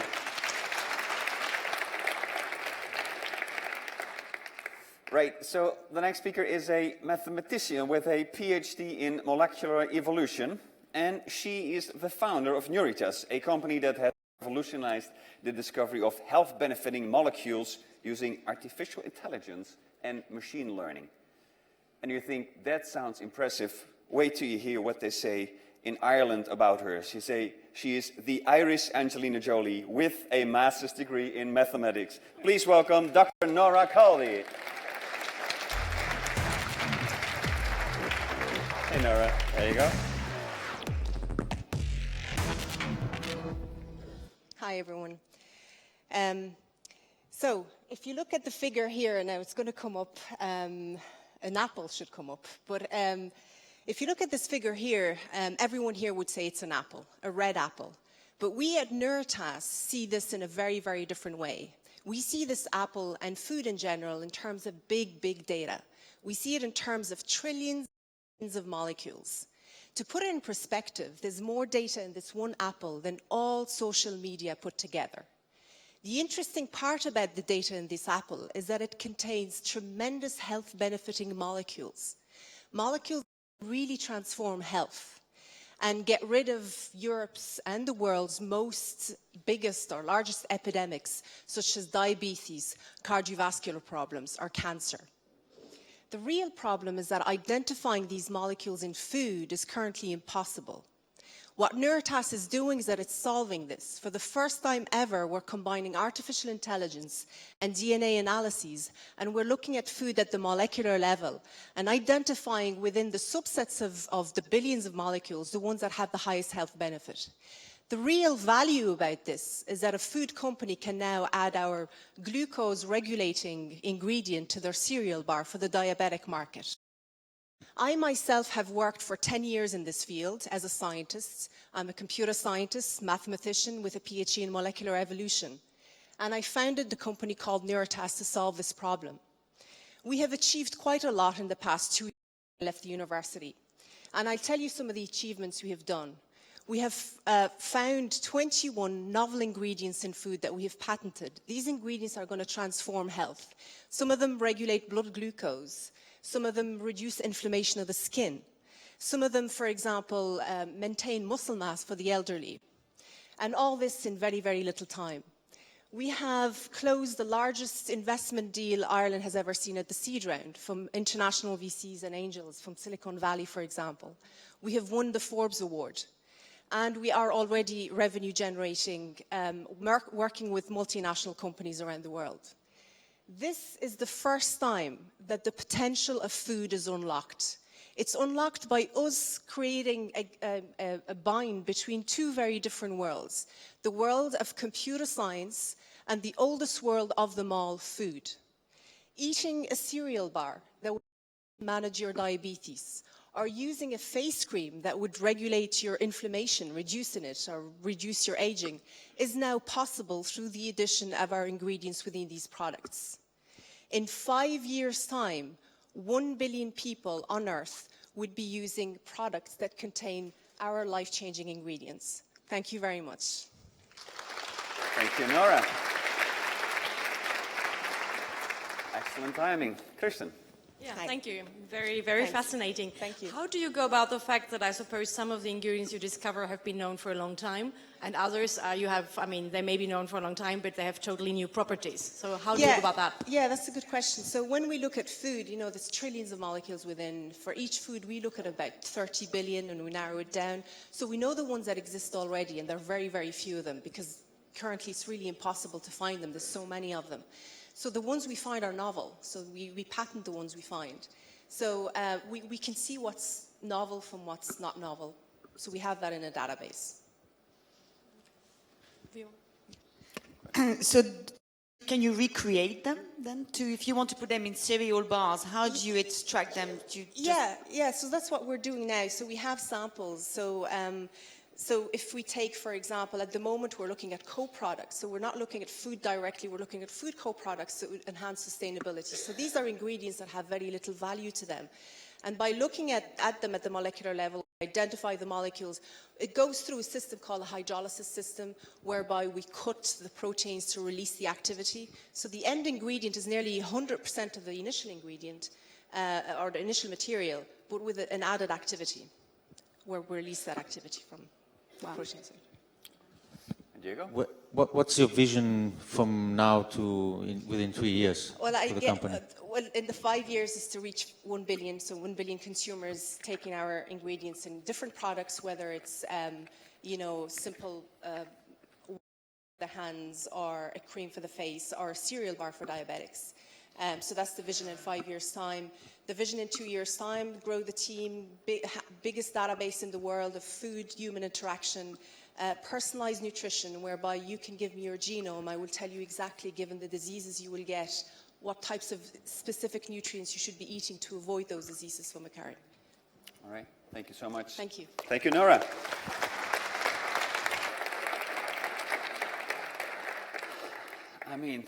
Jury, this must be exhausting for you to pay attention all the time. And also, I think I think also a big round of applause for the interpreters who are dealing with this information overload and simultaneously talking in different languages. Great job. Merci. Right, it's time for the next speaker. And this young man won the European Union's competition for young scientists, the best and in 2013 he was one of the 5 global finalists for Google's Global Science Competition, the Global Science Fair. But now he's the founding member of BioAssist. Please welcome to the stage for Greece, Charis Iano.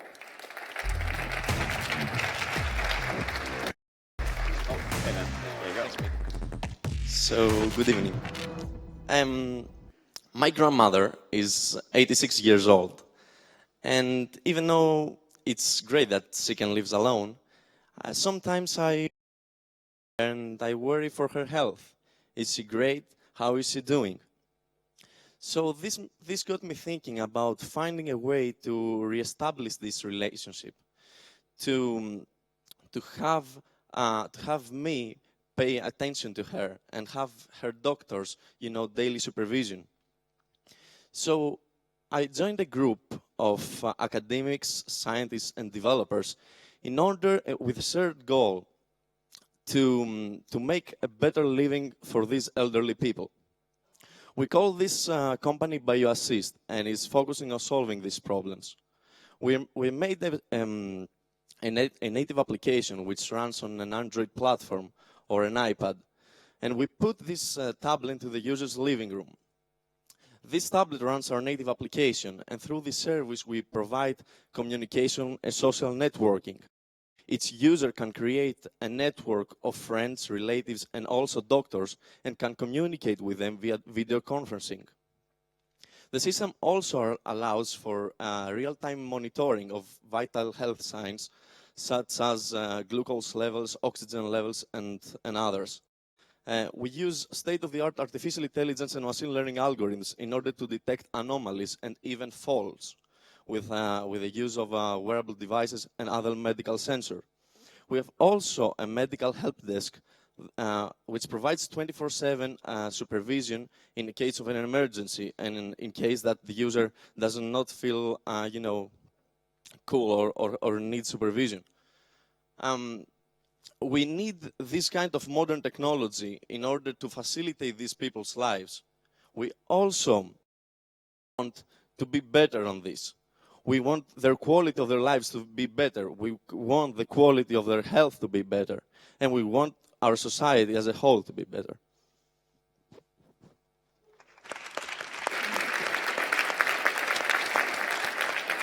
Excellent.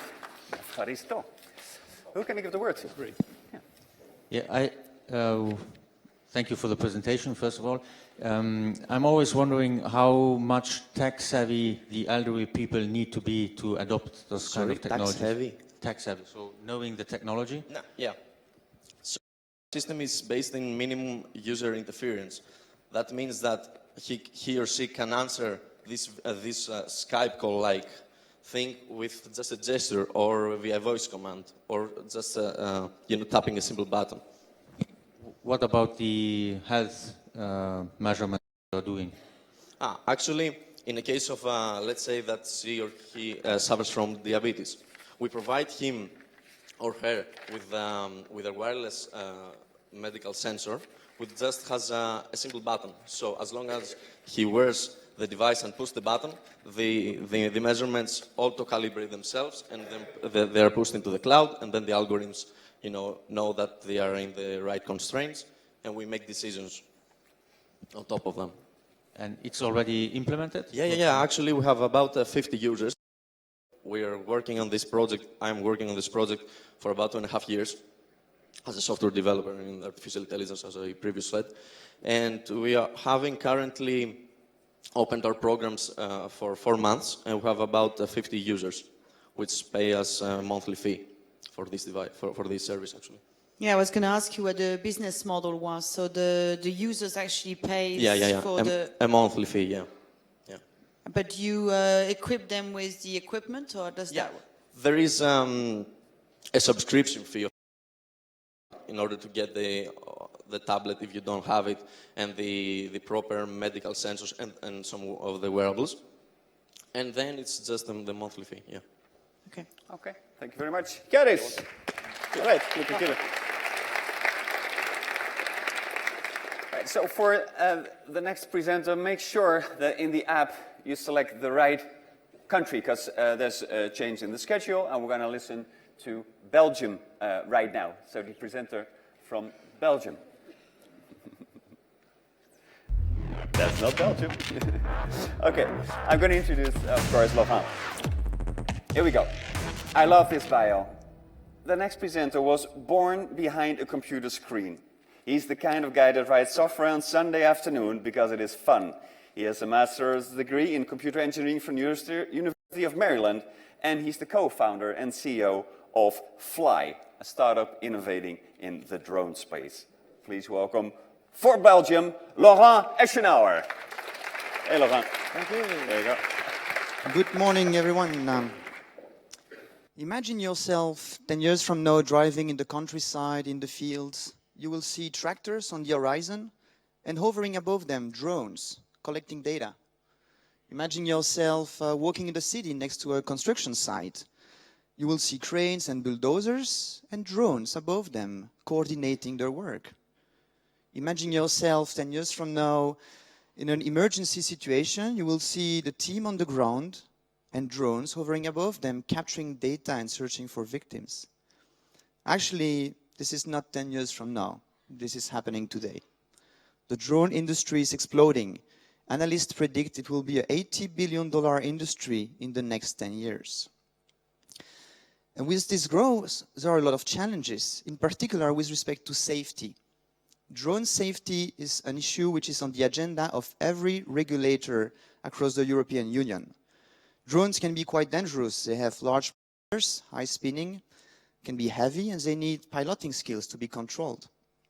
And despite this challenge, the industry is still very much moving forward, building new application and solution, but not really thinking how to solve that problem technically. So I'm the co-founder of Fly, and we've tried to reinvent the drone. Think it, to build something completely different. Our machine looks like a flying soccer ball. It's totally safe. You can touch it, you won't hurt yourself. All the mechanical parts are inside. It can touch its environment, it won't crash. And most interesting is that you can then interact with the machine just with your hand.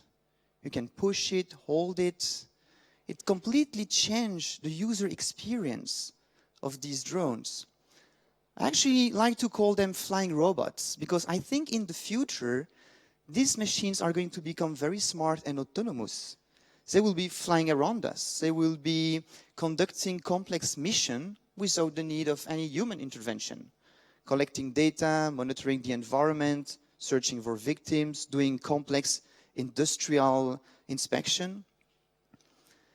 We are going towards the future of flying robots. The picture here was taken in the lab a few weeks ago. My youngest daughter was visiting us and we were doing some tests. And she's interacting for the first time with a flying robot. She's 5 years old. I'm convinced that she will grow in a future where these things are absolutely normal for her. I won't be afraid of them, because these machines, we are making them safe and human-friendly. Thank you very much. Yes, questions from the jury. Kristen. Yeah, thank you. So I understand you want to revolutionize drones. Who is your main target client? I didn't quite understand. So it's more for public use or companies? So this first product that we're going to put on the market in the next 2 years, the crowdfunding campaign, is targeted to developers, which we are reaching out to help us explore new use case. We are making a drone that can work next to people and in close environments. So it's a new technology, and so we are reaching out to the industry and developers to explore things in the indoor area, industrial applications, but also entertainment and fun games. Does that answer your question? Yeah. All right. Again, it's a fairly crowded market. You've got some companies who've been doing some research for a long time. How will you differentiate? Well, we're really the only one today to have a spherical flying machine which is shielded and protected, and it's a patented technology. So we are really creating our own niche in this very large ecosystem, you're absolutely right, towards drones which are safe for humans and who can fly close to people and environments. Okay. Right. Diego. What makes you believe that people, the general people actually, would like to see so many drones flying around? There are a lot of challenges with respect to privacy, and it's also the agenda of the regulators. I think these drones can be extremely useful in collecting data on our environments and also working in industrial applications. Agriculture, for example, will be transformed by drones. Emergency response will make it much more safer for the people on the field in going into building, exploring for victims. So I'm convinced that drones will enable us to go where it's dangerous or it's too difficult for human beings to go, and it will save lives. All right. Thank you so much, Laurent. Thank you. Excellent. So as I said, as your moderator, I'm also in charge of housekeeping. So here are some housekeeping announcements. We're going to go for a short break because round 2 here in this room, if you stay here, you're going to listen to the next presenters. That's round 2 that starts at 10:15. In other sessions, other rooms, people need to go there. There's a policy session, for example, in room C. It's called Making the Single Market Work for SMEs. That starts at 10:15 in room C. If you have to be there at this policy session, you know where to go. And in the foyer, in the expo area, there are master classes, the Circular Economy and Startup Europe Partnership. So these are 3 things that are happening at the same time. If you stay here, you're going to listen to the next presenters. And in the meantime, I'm very happy to see that we have a guest. He was in town at the Philharmonic. His name is André Merchenthaler, and he's going to play some musical ideas for us. Please give him a warm welcome. André Merchenthaler.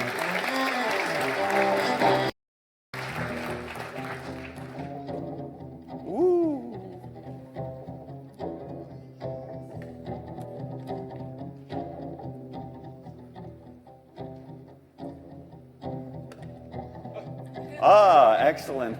André will keep on performing. If you need to go, this is your chance. Otherwise, please be back in your seats. 15. Thank you very much.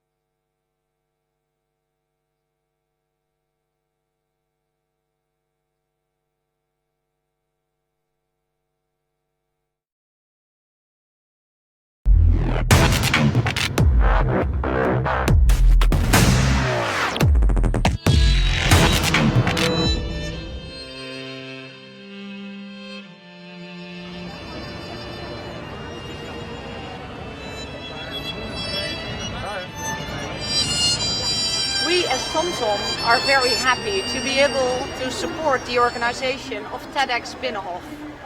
We look forward to help and support the next generation of entrepreneurs bringing their ideas to life. We at ING are very excited to be here at TED Made in Europe. We believe that we're in a fast-moving industry ourselves that needs to reinvent itself, and we think with the real young talents, fast-moving ideas, we can learn a lot, we can probably hopefully use a lot, and we can also give a lot back, we believe, in terms of our network, and make sure that people can actually make this work in the real world, and we're happy to help and very excited to do so. In the next decade, we will reshape our future. And the most important thing is to keep to our human European values and to take those as guidelines. The Netherlands has about 140 embassies all over the world. It is our mission to boost economic activity and to promote sustainable globalization. Therefore, we're very excited to work with TEDxBinnenhof because it fits perfectly well within our mission. And we're also excited to spread the ideas with our colleagues all over the world. And those ideas might also have the potential to even better the world. Thank you.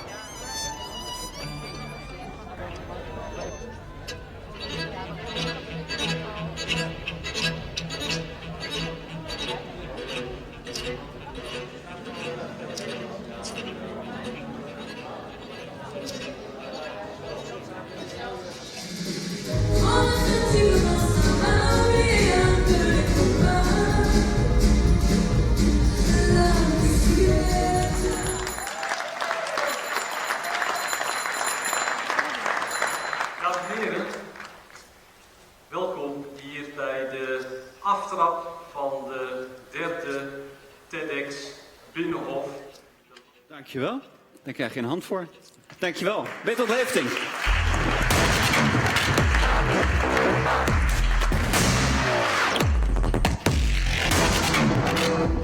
Ja, dankjewel voor je opening, je trots en ook de aftrap. And I'll switch to English for the international guests. The Netherlands holds the presidency of the EU in the first half of 2016. And this presents a great opportunity to show the world that the Netherlands is in fact the place to be when it comes to innovation.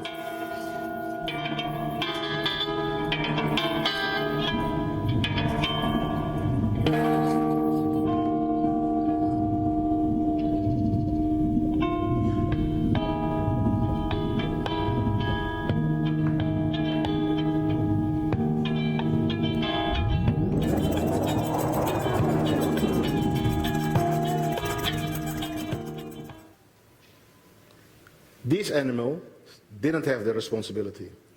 They weren't members of a criminal organization. They didn't have the wrong friends. It were just two rhinos. The wrong time, the wrong place.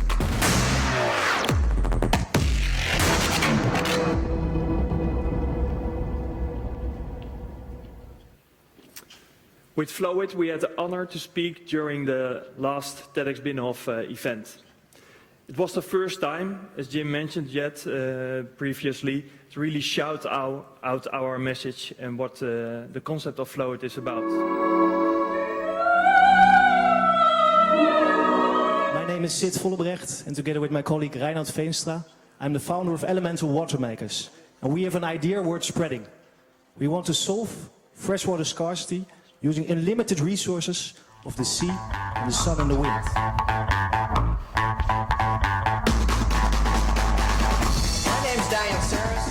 I'm not a salamander. If I was a salamander, I would not have this problem.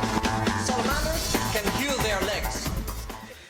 Strakke lijnen drijven over drukke steden.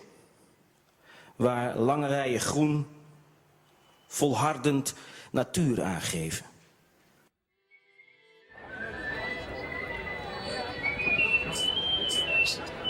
All I need is one shot at the corner of a building, a picture. So the bioplastics and acids and meats, we canvases gases to dreams. The chief precarious balances nature with habits, preserving other earth in God's hands. Reach out, touch down to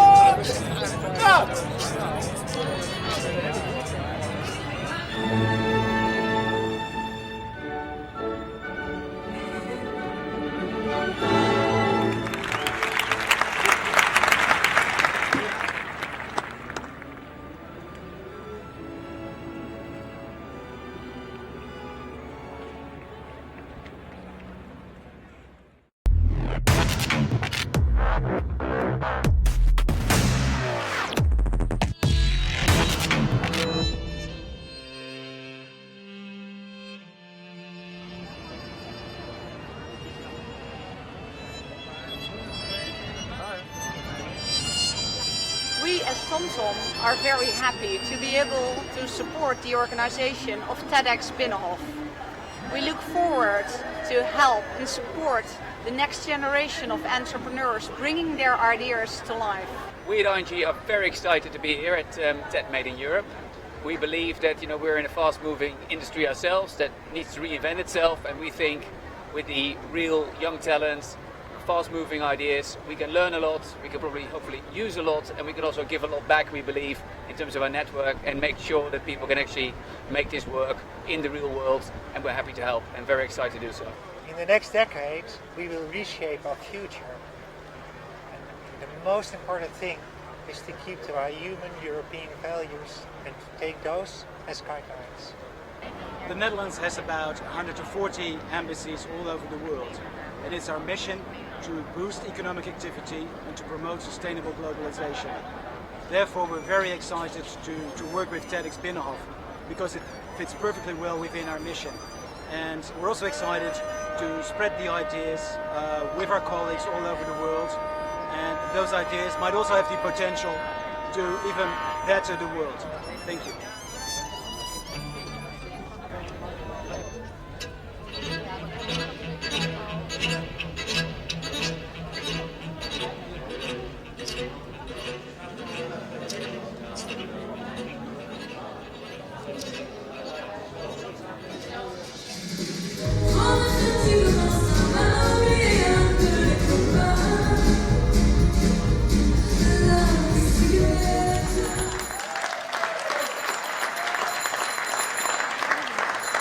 Dames en heren, welkom hier bij de aftrap van de derde TEDx Binnenhof.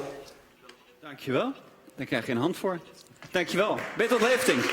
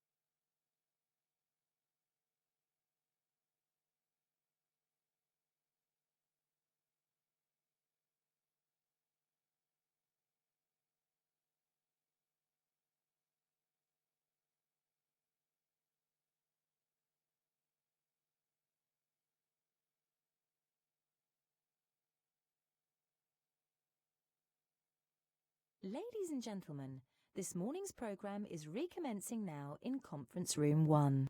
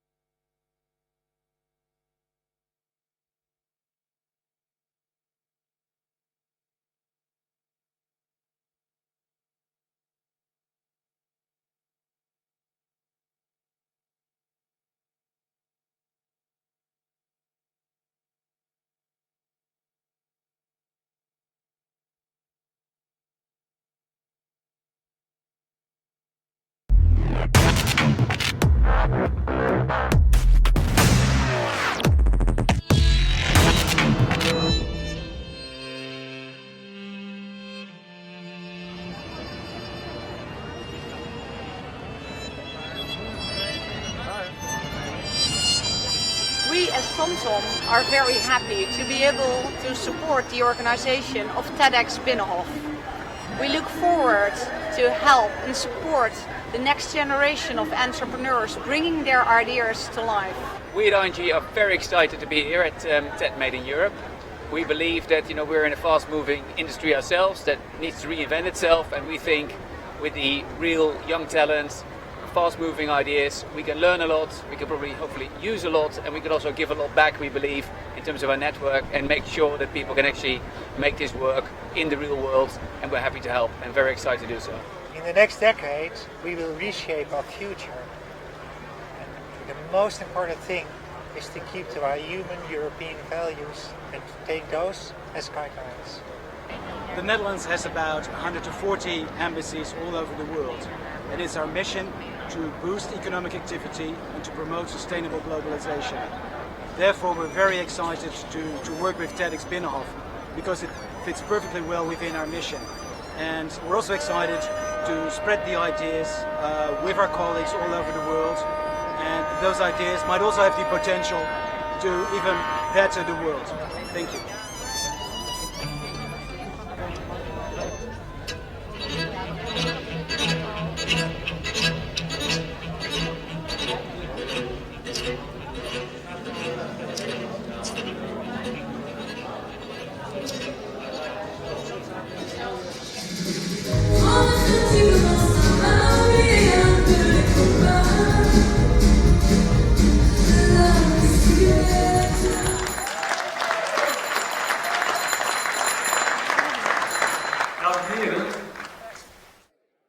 Technically speaking, it already begun.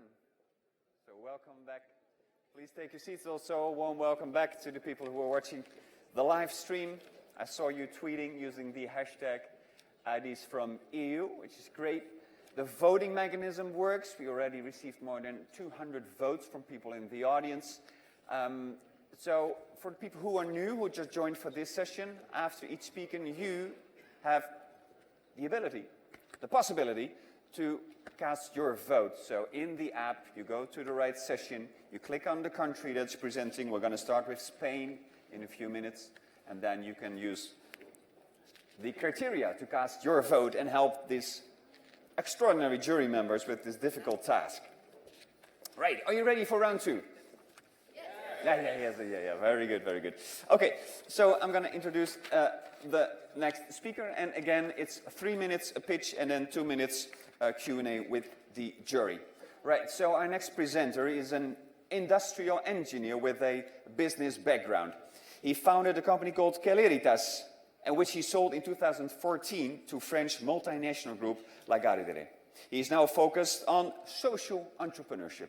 Please welcome for Spain, Aitor Ojanduren.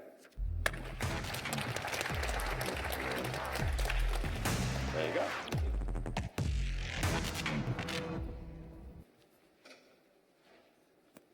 Okay, don't you hate it when you buy something you really like online and you miss your home delivery service? The e-commerce service is booming all over Europe. And also the parcel delivery services are also booming. But they are not working very efficiently, are they?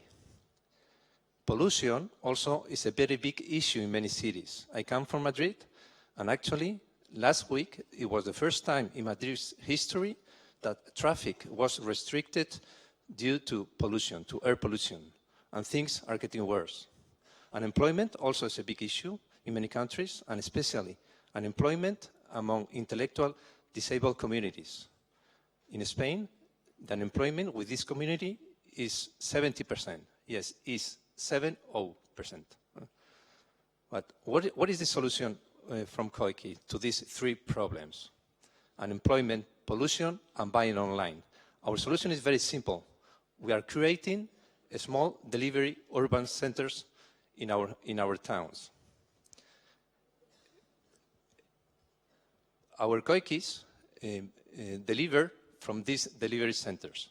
Parcel delivery companies, they drop their parcels within these delivery centers and they go away. Our Koikis, they deliver walking or on bikes. This way, we avoid that parcel delivery vehicles going round and round in our cities. Our Koiki messengers, they live very near to you and they work with a smartphone app. They contact you and at that time you specify the time of delivery. But who are the Koikis? These guys in the photograph are our Koikis. They are Ana, Laura, Daniel, and Santiago. They are our Koiki team from a social foundation in Madrid. This social foundation is a Koiki training center. The Koiki team is going to be trained during 6 months. After that, they are becoming Koiki messengers. And they will be relocated in their own villages where they are very well known. Koiki's network is being developed all together with social associations. Actually, we have got already 10 social associations as Koiki training centers in Spain, and there are over 87 Koiki already in the market. By 2020, we will have around 100 Koiki training centers all over Spain and around 2,000 Koikis in the market. Koiki is a social innovation company. It's a job creation company. And the e-commerce market is going to help us because the e-commerce market in Spain is growing at in Europe is growing at rates of 20%. For example, in France, in 2020, we will need around 20,000 new jobs in e-commerce delivery services. So, Koiki addresses and solves 3 problems.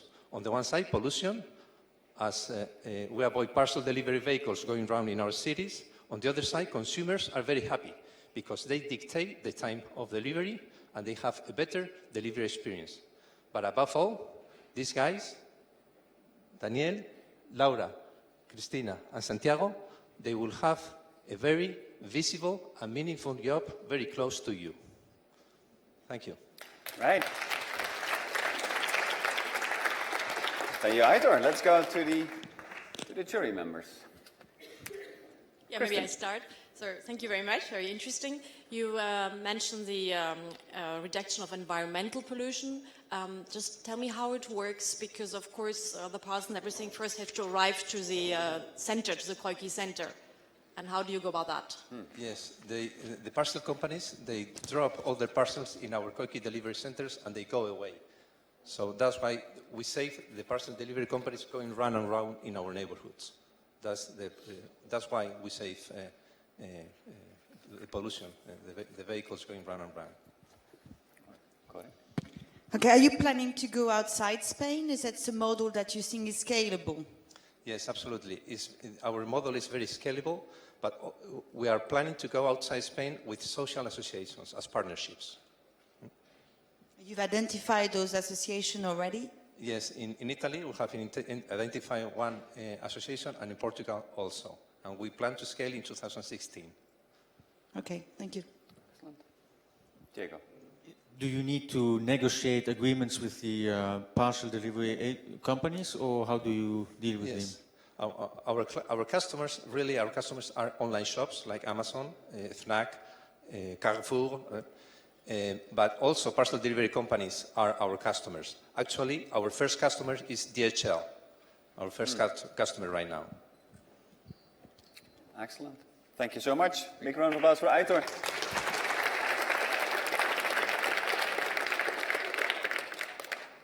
See you on your phones, that's very good. And now you have to select, after Spain we go to France.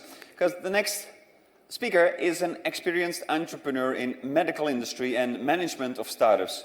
She co-founded her first startup at the age of 25. Yes, ladies and gentlemen. And since she has a very impressive track record. Ladies and gentlemen, please welcome to the stage, for France, Cécile Réal. There you go.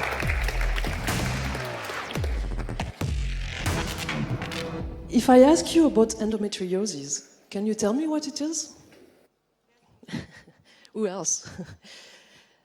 Probably not, right? Myself, I'm a biomedical engineer, and I had never heard about it. One day, one of my friends, Anna, explained to me that she was suffering from terrible belly pain since many years. And also, she was trying to get pregnant, but with no success. She had seen many doctors, but all of them didn't really believe them, and they were saying it's in your head. Hopefully for her, finally, one doctor really took her seriously and found out she had endometriosis. So I started to look into it, and I realized that it was not only Anna, but it was 1 in 10 women. That means 180 million worldwide, and yet almost nobody knows about it. So most of those patients, like Anna, are suffering from terrible chronic pain, and half of them cannot get pregnant. To keep it simple, it's a bit like a cancer. It's tissue that normally grows inside the uterus, but starts to grow outside the uterus, and that start to damage the organs from your abdomen.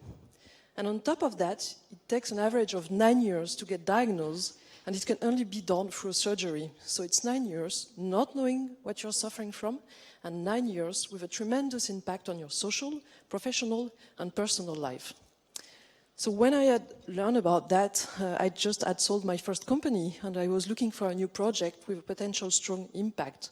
So I guess I found my challenge. So I convinced a surgeon and a scientist from the field to use their research and together to start a company in order to develop a new simple test for endometriosis. No more surgery, just a simple blood test.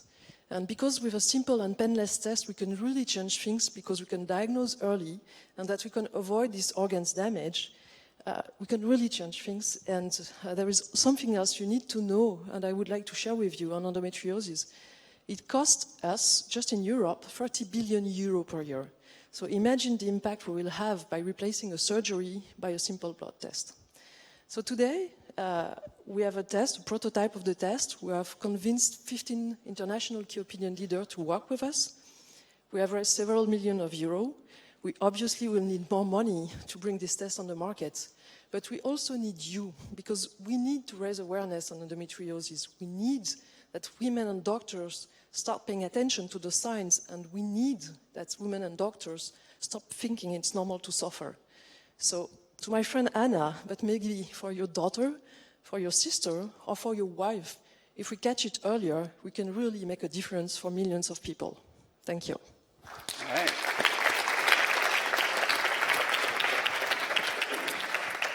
Thank you, Cécile. Questions from the jury? Yes, thank you very much. Very interesting project. You were saying 180 million women are impacted by that? As many that diabetes. Yeah. So is it worldwide spread, or is it geographically you see differences? Unfortunately, it's worldwide, maybe slightly less in Asia, but okay. All continents. Okay. What are your distribution channels once you will be ready to go on the market with? Our goal is really to have the product as soon as possible available for a maximum number of patients. So the idea is to partner with a large diagnostic company that already have the channel of distribution, so we can be very quickly on a large market. So basically it's a blood test. The blood test will diagnose, and then you still probably need surgery, or Yeah, I mean, you need surgery, but you can take the disease very early. So you're going to take out the lesions very early and avoid them to spread. And also, what we expect from this test is to be able to predict what's going to be, if you're going to have an aggressive or a non-aggressive kind of endometriosis. So because of that, we're also going to change the way to monitor the patients in the future, because we're going to be able to know what kind of disease they're suffering from. Are you the only one doing that? Because it seems obvious, it is a big issue. It's crazy. It's what I was so surprised when I started to look into that, because there are some academic groups, but no company is specialized in this disease. And since a few years, we start to see more attention, especially from the pharma company, for also to develop new treatments. But we are the only company specialized in the diagnosis, and we believed it was good to partner with the academic, but to be more oriented towards the market to really change things for the patients. Okay. All right. Short question from Kristen. No, just, it's a blood test you recommend to people with specific symptoms and not a general screening test, right? That's the whole subject, right? Because if we are more sensitive to the signs, then it means very easily we can do these blood samples, especially in young women, because the idea is to, it starts with the teenager time of your life. So in the future, maybe we can do larger screening as soon as we have a small sign. All right. Thank you very much. Thank you, Cecile. All right. It's time for another star on our sky. Ladies and gentlemen, the next presenter is the founder and CEO of Live Good and the Body Recog app. She holds a master's degree in molecular biology and is the author of 16 high school biology books. She's here to represent Croatia. Please welcome to the stage Anita Bušić.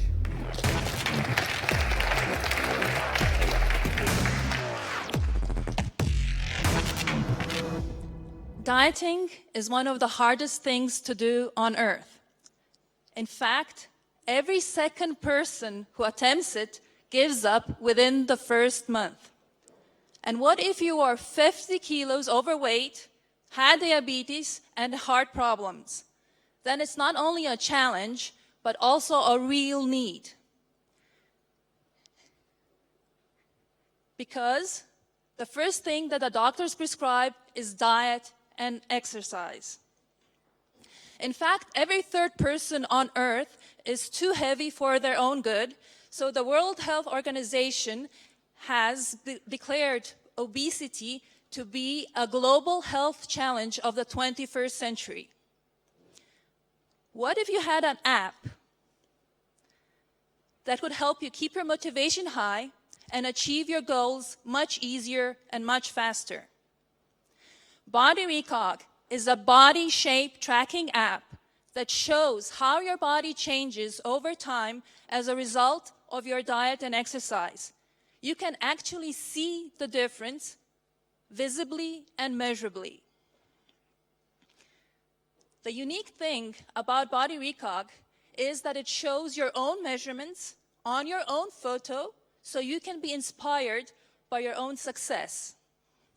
Plus, it offers health risk assessment and also gives expert recommendations specific to your situation. Another thing that Body Recog offers is the ability to share your success with your friends, family, doctors, or trainer. Why would you share? Because their support is crucial for you to meet your goals.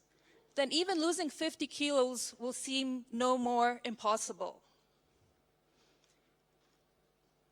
Thus far, Body Recog has won 11 prestigious invention awards and is being developed by a multidisciplinary international team from Croatia, Malaysia, and United Kingdom.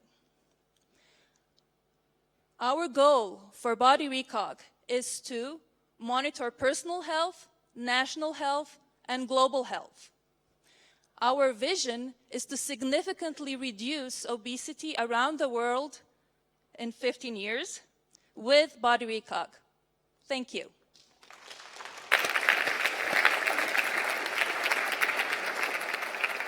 Excellent timing, Anita. Kristen. Yes, you said that big addition in your ideas that you can actually visualize the potential results through photos. What are other original elements? Because of course there are many health apps already on the market. So aside that you get your measurements on your photo, and this photo you can share, what is also unique is that we are covering the complete analysis of all your body measurements. So we're doing 4 to 20 parameters. 4 is for the freemium, 20 is for the standard version. And we are doing the cross-analysis. So we give a proper health risk assessment for diseases like diabetes, cardiovascular diseases, and certain types of cancer. These are all obesity-related diseases. In fact, 7 out of 10 leading causes of death may be directly linked to obesity today. But what sensors do you use? Because if you adjust the phone, I mean, you use body composition, or how does that work? That is, we are using complex algorithms in order to discern from your body measurements. So we take a photo, and from your photo, we discern your body measurements, and also all these parameters are then automatically calculated. So we do have a formula for body fat percentage, and so it's based on the surface of the body, and there are all different types of formulas which we just input into that, and we do the cross-analysis of that. The photo is your input. The input Yes. is the photo, and Yes, from that yes. photo you derive the data which you use to give a diagnosis, basically, Yes, and yes. recommendation. Okay. Yes, so the home version is by using the smartphone camera, and the professional version is by using the Kinect Microsoft Kinect version 2, because it's an infrared camera. Yeah, okay. All right. A business model, quickly? We have both versions, B2B and B2C, because we want to cover both self-monitoring and monitoring by the doctor or nutritionist or fitness expert. Okay. Did you know TomTom also sells cameras? Excuse me? TomTom also sells cameras. Did you know that? No. Okay. You two are going to be in business. Okay. Okay. Thank you, Anita. Sure. Our next presenter has more than 25 years experience in R&D, business development and venture capital. He worked in multinational mid-sized companies and large corporations, and he's here to represent Italy. Please welcome to the stage Lorenzo Pradella. Hey, Lorenzo.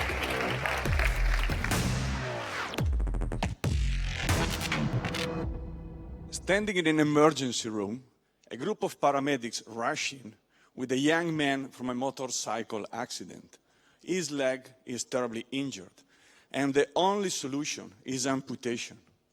Never walk again on his own legs. The same situation for a lady having bone cancer. Half of her femur has to be removed. No solution available, and no hope to have a normal life again. We don't believe this story should end this way. We are creating a solution where a solution does not exist today. Our vision is to completely regenerate long bone or a severely damaged vertebra, offering people the opportunity to continue and enjoy their life. For example, children with leg length discrepancy longer than 2 centimeters are quite often solved surgically, shortening the longer length. Again, we don't want to make shorter the good leg. We want to make longer the short one. This is something Greenbone can make a reality. We looked into nature to find the solution and to find inspiration. Greenbone is a patented breakthrough implant derived from bamboo with unique properties in bone regeneration. We take bamboo and shape it accordingly with the bone that we want to regenerate. And this provides, at the end, an implant with unique and unachievable so far characteristics in bone regeneration and low weight. We take inspiration from what nature has already done, and the structure of this piece of wood is exactly the same with the one in our bone. This means that severely injured patients can start walk and rehabilitate much faster, And at the same time, his bone is under a complete and full regeneration process. No issue and risk in rejection, and no risk in disease transmission, like with other techniques that are normally used today. Green bone will be in the clinic beginning 2017 and commercially available in 2019. It's a real solution for severe bone damages that gives people hope to full recovery, thanks to Mother Nature. So, bone from bamboo.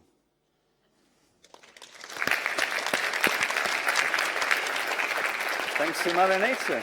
Okay, let's go to the jury. Wow, that's amazing. I've always wanted to have longer legs, though, seriously. But so you already have people. Have you people wearing bamboo bits of bones, or? For the time being, not people, but animals. Yeah. So we have already animals walking with a leg rebuilt, implanting transformed bamboo that progressively over time is metabolized by our body and replaced with new bone. So at the end, we have bone back to the animal in this case and to the patient in the very near future. And nothing else exists. It sounds really amazing. So. No, there is nothing similar on the way. The only competitors, if you like, are people working on 3D printing. But the 3D printers has some technical limitation because, as I said, the structure in this piece of wood, in terms of micro and nano channel that left lymphatic vessels pass through, are exactly the same dimension of those in our body, in our bones. And these are the dimensions that our bones are looking to effectively start growing new blood vessels and triggering effective regeneration. You cannot achieve that with a 3D printer, that just the point to print is bigger than the channel you have to make. Yeah. So that's not a real competitor, and we believe to be unique in our solution. Wow. How does it come there is no rejection issue? Because the transformation of wood, preserving the structure, lend to a chemical compound called hydroxyapatite, which is the chemical structure of our bone. It represents, across the population, between 50 and 70% of the population of the composition of our bone. This means that we are implanting something that is already made with the same chemistry of our bone, and there is no risk of rejection. Okay. Thank you very much. Lorenzo. Thank you to you. All right. Grazie mille. Sì. From Italy to Cyprus. The next presenter has a lifelong fascination with robots and has tinkered with them for years, designing and building multi-copters and fixed-wing aircrafts. He is also a member of the Technical Chamber of Cyprus. Please give a warm welcome to Arestis Frontis. Hey Arestis, there you go.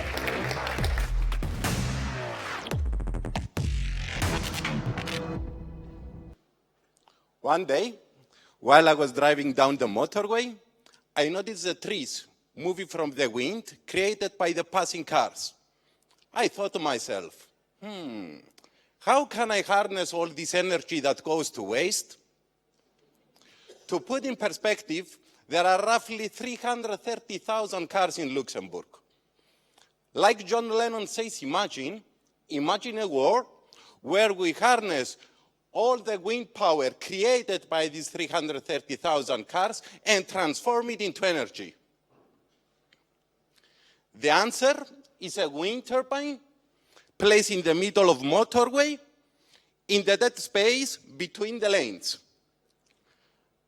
that captures the wind draft generated from the moving vehicles and transform it to electrical power. How do you make this turbine efficient and effective? It has to be compact so that it fits in the middle of the motorway in the dead space between the lanes. Secondly, it is designed in such a way that uses the two opposite wind directions created by the moving vehicles and also the wind shocks from the trucks. Third is a lightweight construction made from aluminum and foam. making it safe in case of a car accident. This results also to a low production cost, which allow us to sell it as low as €2,500 per generator. Just to understand the magnitude, 15 generators can produce enough of electricity for a small village for a year. Then to realize my dream, I need to have customers. My potential customers are the road maintenance operating companies. They spend 50% of their operating cost for electricity. Just to give an example, the biggest road maintenance operating company in Italy has under their maintenance 50% of the road network with a total electricity cost of 1.5 million per year. By buying and placing one generator per kilometer along the motorway, this cost can be completely eliminated. Furthermore, they have the opportunity to install multiple generators to busy motorways and to produce and sell electricity.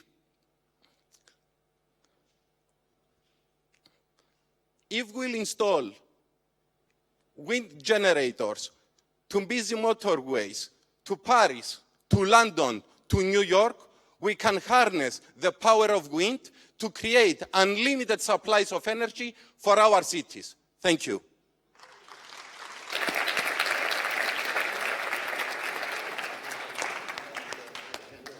Maybe I just start. Thank you very much. Very interesting. Have you already got some pilot plans around which shows that actually this great idea works? Yes. Of course, already we have developed a prototype, and we are to the process now that we want to optimize the airfoil, the cross-section of the wing. But it's not yet operational on a road, no? We already tested to the side of the road, not in the middle of the road, because we didn't get the license from the authorities yet. At what speed a car needs to drive past such a... Thank you for the question. The minimum speed that the car has to pass close to the wind turbine is 80 kilometers per hour. The optimum speed that can give the wind power the electricity that we need, and this is approximately 1.5 kilowatts, it has to be close to 120 kilometers per hour. What about reliability? No, not reliability. Reliability on the system. Do you not add further maintenance on the highways or roads? Yes. Due to its lightweight construction and simple construction, it needs zero maintenance for the next 10 years. And this is because you are using a direct drive alternator. Imagine, said John Lennon. You quoted him in his speech. Would you rather be the John Lennon of Cyprus or more the MacGyver of Cyprus? The MacGyver of the Cyprus, MacGyver. Okay. I prefer. The MacGyver of Cyprus. Thank you very much. Thank you. That's this. Right. Our next speaker has an MBA degree from Mason Business School and studied economics at Stockholm School of Economics in Riga. And if he's not studying, he's a big fan of extreme sports, wakeboarding, surfing, BMX, and kiteboarding. If there's speed involved and danger, he'll probably do it. Ladies and gentlemen, please welcome to the stage from Latvia, Yanis Spodžis. Hey, man.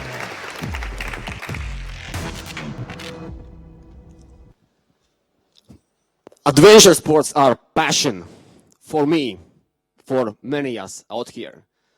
And you know this feeling when you snowboard and you have this fresh powder track, you go, it's smooth. You know when you go kitesurfing, you do this big jump, it's nice and smooth landing. Or you surf, the best wave of your day. It's incredible. It's actually these moments that add color to our lives. They add passion, they push us to move forward, they push our boundaries. And it is so much joy, it's so much fun. But how come I don't have my best kite jumps filmed? How come nobody films myself when I'm surfing? I don't have any great videos of surfing of myself. Or I don't have fresh powder run filmed. You know, if I had it, I could send it to my friends, say, this was my best day. I could share it. I could share my passion. I could share some inspiration from my friends. Or I could look back, see how I did it. Oh, I see I need to improve how I land. I need to improve how I did that or that. I could use this for training, and I could see my progress. Or on a day like this, when it's raining, I could look at my fresh powder ride and just replay, replay, replay. Just relive this moment again and again. So we are AirDog, and we have built a drone which is made for adventure sports. With AirDog, you can capture yourself in action. If you ride, if you surf, if you snowboard, you can capture yourself. And it has auto-follow modes built specifically for sports, really for snowboarding, wakeboarding, kite surfing, surfing, because you know the environment, the speed, the motion, we know the safety needs, and it's all built in there.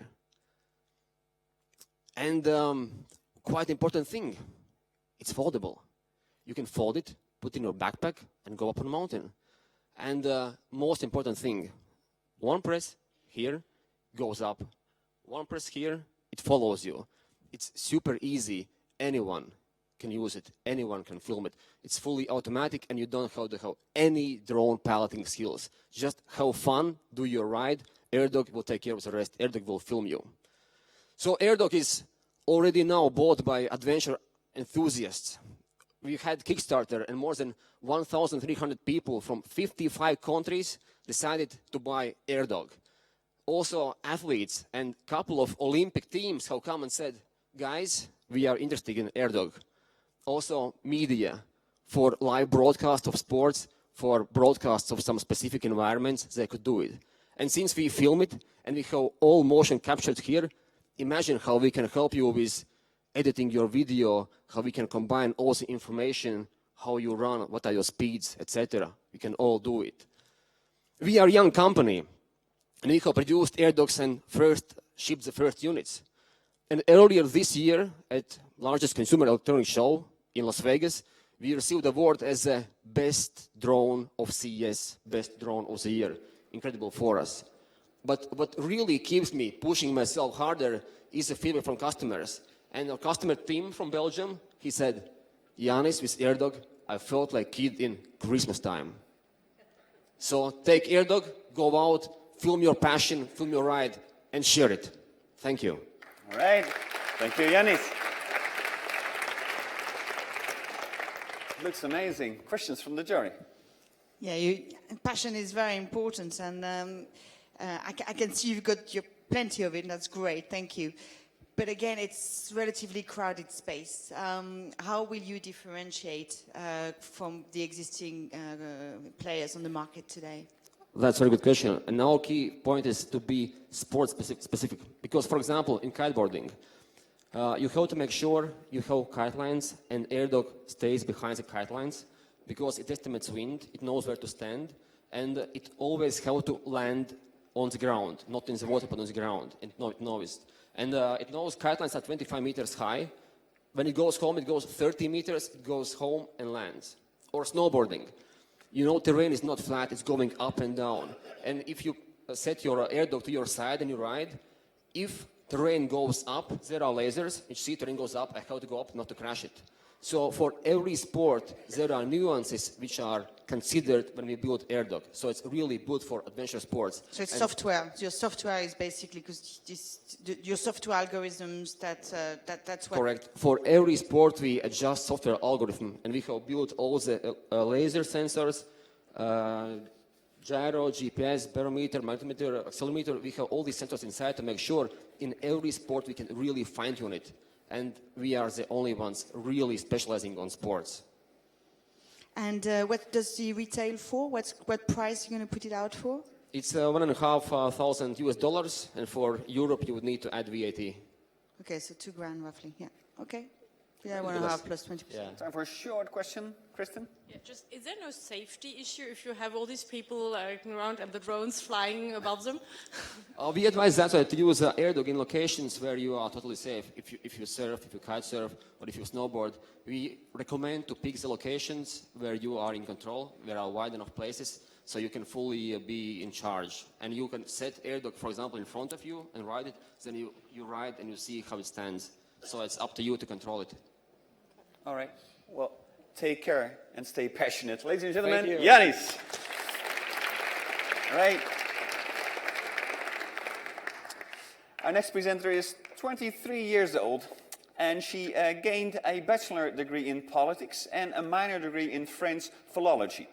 Then something happened, and she created the idea of plug-in food power and is now executing it in her company Qualitetas. All the way from Lithuania, please welcome Karolina Vilbikaite. Hi, Karolina. In Lithuania, we're extremely close to nature. And while I was growing up, my mother and my grandmother taught me many things about herbs and plants. They showed me how nature can be useful for our health. But I didn't think it was special until I started to travel. During my exchange in Russia, my classmates gave me a nickname, Village Girl. Just because I was always busy with things in nature and I was always proposing something straight to eat, something from the grass or something from the trees. With the help from professors at Agriculture University, I discovered that nature is even more giftful than I thought. And on the one hand, I was learning all the benefits of it. On another, I saw that in society, we do not care about our health as much as we do care about things like what to wear or what kind of gas we plug in our cars, rather than with what do our plug their bodies. And I thought I need to do something about that, and that's just how the idea of plug-in food power was born. I have created a line of products which are oriented to all kinds of people and is adapted to our fast way of living. It's mainly healthy snacks and cereals, but most importantly, a powder from herbs, vegetables, and berries. It works as a prevention from disease because it regulates the amount of sugar we use. It provides antioxidants, which are crucially important as an antidote for cancer. It enriches our health with natural elements, and these natural products balances and enrich our daily routine and works as a prevention from disease because natural products are vital to our health. We just need to have an easy access to them, and that's exactly what we're proposing: fast, comfortable, and easy way to care more about yourself. We're focusing on a powder because it's extremely concentrated, so just 1 spoon of it equals whole beetroot, and I think that's kind of great. As well, it has a natural sweet taste, and scientists have proven that in stressful situations, we have an unconscious wish for sweet taste and sugar, and as it is evident, we consume too much of sugar and diabetes is becoming a huge threat. We need to have an alternative, and our products are already available. Now we are searching for markets and partners who would be interested in our idea. When life is going along fine and we feel pretty good, we do not care about our health. But then something serious happens, then illness strikes. We suddenly start to take measures. I truly believe we have to be more conscious about the way we treat ourselves and our bodies. People are always afraid of change or of doing something, but it doesn't require much. Just use products which would balance and enrich your daily routine, and little change can have big impact. In 20 years, you might prevent your own diabetes, cancer, or heart disease. You should care more about that because these are the leading causes of death among Europeans. I truly believe that little change now can make big changes in the future. Thank you. Big changes. Thank you very much, Karolina.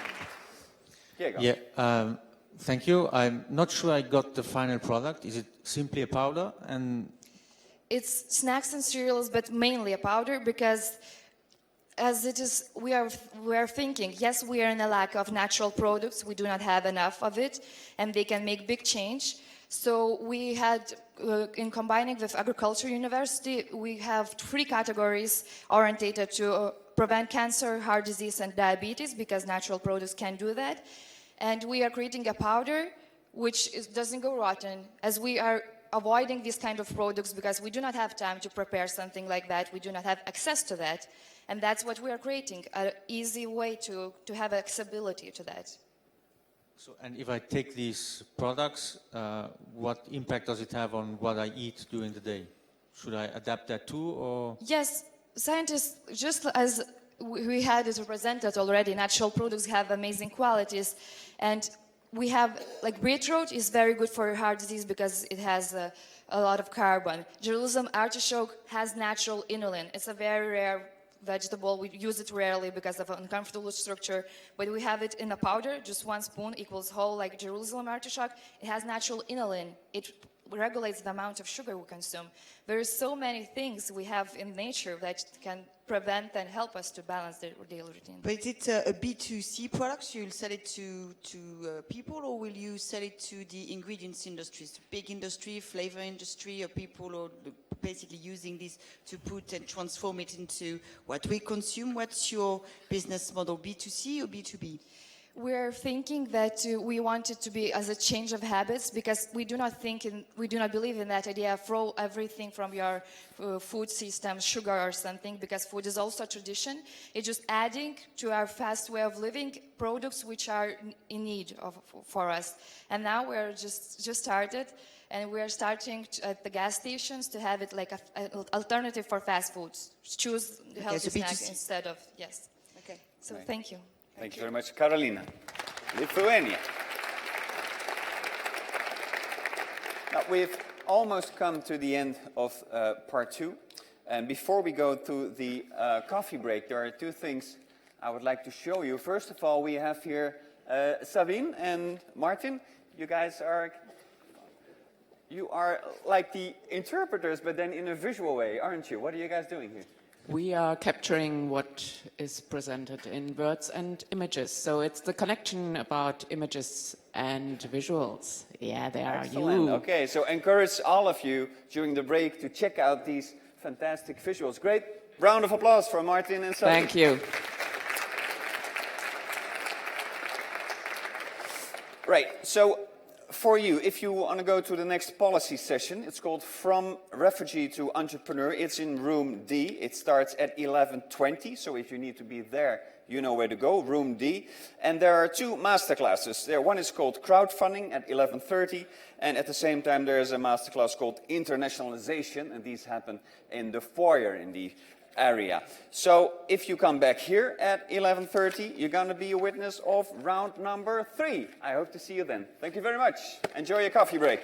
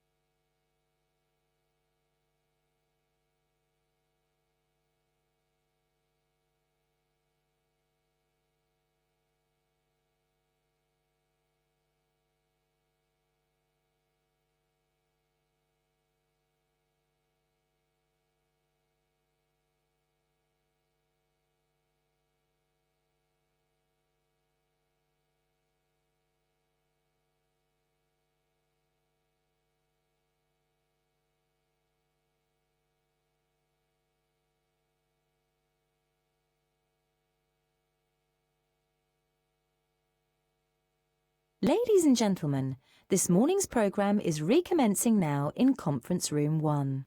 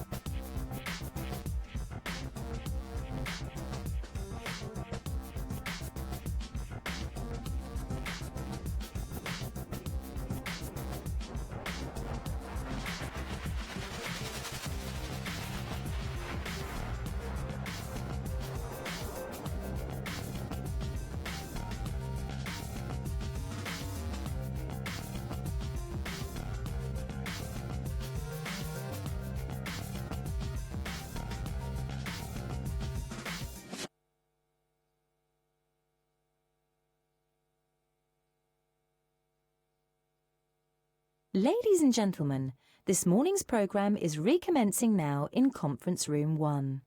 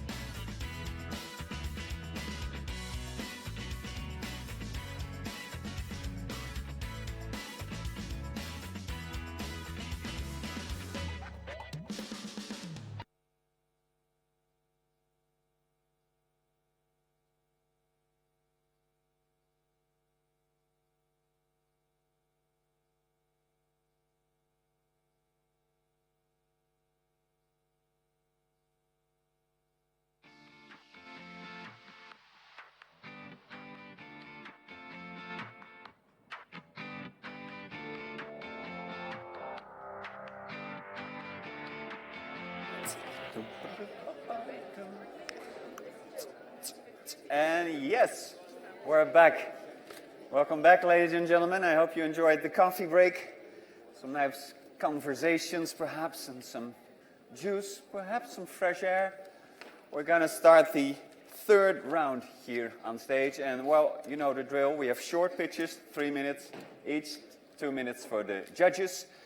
You can take out your phone. You're very much allowed to, because you're able to vote. Just go to the right session. Part 3, this is click on the country. You're going to start with Luxembourg. And then you can use the criteria to cast your vote and help the jury with their tough job. I see some people already wearing the special glasses. Feel free to, but it looks excellent from here. But it's only at the end of the session that it's really necessary.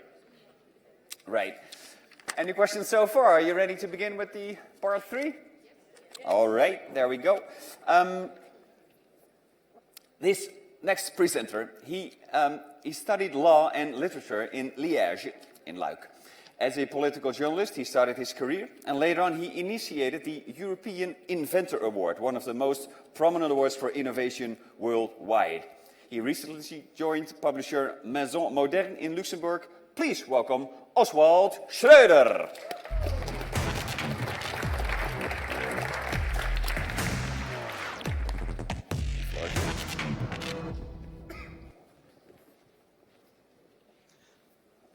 Did you know that with every payment you make with your credit card, a small percentage is taken, and by doing this, a huge amount of money, billions in fact, are going straight to the pockets of the credit card companies.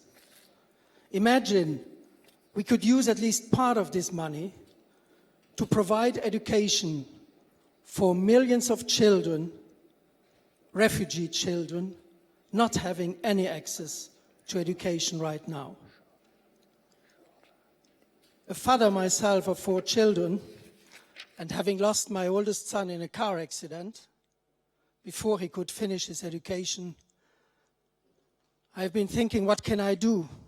And I feel with the parents seeing their children hanging around in refugee camps and losing their future.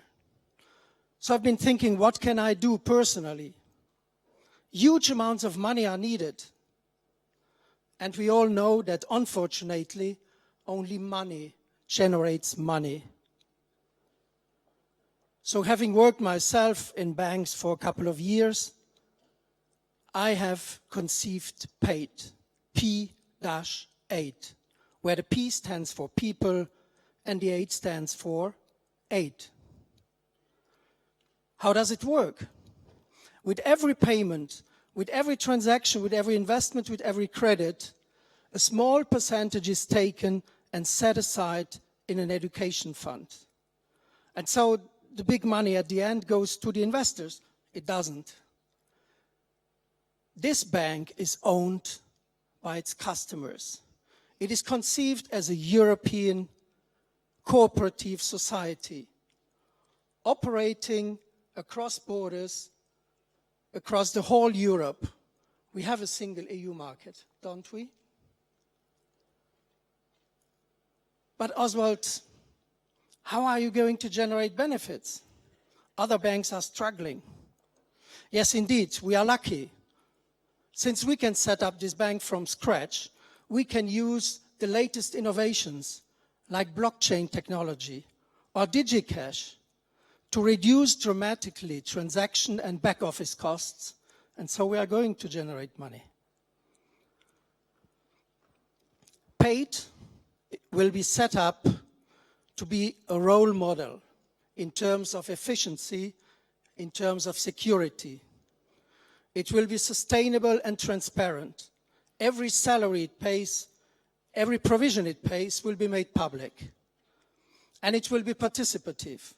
People can come up with their own charities, they can vote for charities, they can become the sponsor of a youngster somewhere in the world. But most important, PAID will be sharing its benefits between its customers and charities all around the world providing education to people. And this way it will make sure that children, having lost their homes, their friends, and sometimes even their families, are not going also to lose their future. Money makes the world go round. It does not have to be this way. If we want to make this world a better place, we have to get the control back over the money. Money is made to serve people, not the other way around. My contribution to operate this huge necessary change is paid, but I need you.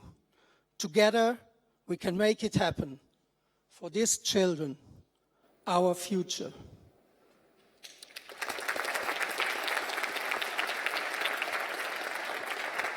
Thank you, Oswald. It's up to the jury. Kristen. Maybe just to understand exactly, so the idea is to set up a bank with normal activities and then use the benefits for the children's education. Did I get that right? It's a part of it, because I don't think that people are ready to give all their money to charity. So what is important is that this amount of money, this percentage, is taken automatically, because we are all lazy, we forget, we are busy. And on the other hand, I have to provide benefits also for my customers. That's why I have a cooperative bank, so that the benefits are shared among the customers. So I get the getting money side, the education side. It's a huge problem. Education, and you're talking about refugees, but actually very close on our doorstep, you also have children who are not well enough educated. How will you solve that part of the problem with the money you get in the first part? So when I have learned something when I worked with the European Patent Office, is that we should not reinvent the wheel. So I'm going to use existing organizations in order to do this work. They are based in the countries where help is needed. And we have currently more than 30 million people, 30 million children, being refugees somewhere around the world. And 15 million almost have no access to education. It's a drama. I know, but you think money is the issue?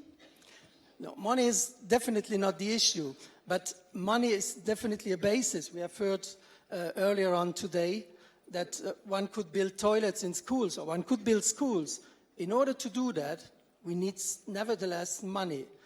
I don't like it, but that's the way it is. Let's use the money in a better way. No, I agree with you. I think the challenge is in the execution, so that's what you do with the money. It's a fantastic idea. Well done. Thank you. Indeed. Thank you very much, Oswald. Thank you. All right. Our next speaker was featured in the Hungarian Forbes magazine among 29 successful Hungarians under 30. In the previous year, he has been awarded as Young Entrepreneur of the Year in Hungary, and he currently works at Ledlead. Please welcome Mr. Bence Soradi. Evan.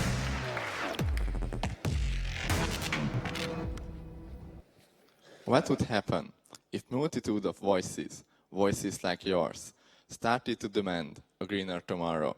Sure, I know the popular voices are mostly pro-environment, but are the corporate leaders and the decision makers really paying attention or doing enough? The rule is simple. If everybody, literally everybody, starting to act a little more greener, the change could be on a global level. If voices start rising together, they should be heard. My name is Bence Soradi.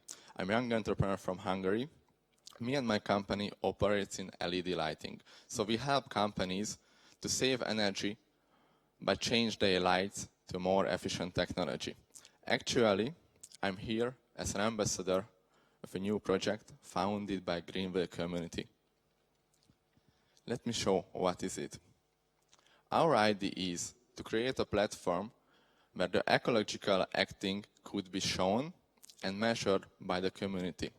As TripAdvisor has democratized the travel industry, GreenAdvisor seeks to democratize the green movement, hence the name. So GreenAdvisor will be an innovative, socially driven, mobile and web-based application which helps to protect the global environment by empowering people all across the world to directly pressure on businesses and organizations to operate in a more eco-friendly manner. With this application, you have been able to rate businesses and rate the green performance. And you also can find and patronize businesses who already work in an ecological friendly way. And you also can find who have already been rated, either good or bad. The indicators would be following: water use, climate control, recycling and waste management, and also efficiency. We hope that the power which comes from the numbers we could put in the people's hands, literally. Thank you. Thank you, Vince. Let's go to the jury. Yeah, thank you for the presentation. Just to understand it right, I would then rate companies based on their environmental impact or behavior. What is the question? I would, as a person, rate these companies. How do I know actually what they do exactly in that kind of field? It's about if you are working with a company and you see they are thinking in an ecological way, you can rate them and you can help them to make it better. So what is your business model behind? It's a live project. It's not a startup. In this community, we already have businesses, and this idea is not came as a startup. We find the idea it could help the environment and help the humanity, and we think the benefit is not for us, it's for our grandchild. All right. Maybe just the data you mentioned which, on water use, etc. I mean, do you also actually do a rating yourself? It links a bit like back to the first question. And where do you get the data from? Or is it just based on other people's appreciation of companies' behavior? It's ratings by the community, so by other people, not by you. So, Benz, if you always wanted to be an entrepreneur? Yeah. Since when? From 2009. Since 2009. Because I read somewhere that you were 12 when you earned your first money. Is that correct? Yeah. Yeah. So you've been an entrepreneur since then? Yeah, it was an interesting project with my grandmother. We just make something and I sell in the school. Okay, excellent. Ladies and gentlemen, big round of applause for Bench. Right, so from Hungary we go to Malta. And our next presenter quit his job as the CEO of Malta's largest nonprofit last year to set up his own coaching business, as well as to focus efforts on employment creation for persons with a disability. If you ask people around him what is typically Nathan, they say, not shaken and not stirred. Please welcome to the stage, Nathan Farrugia.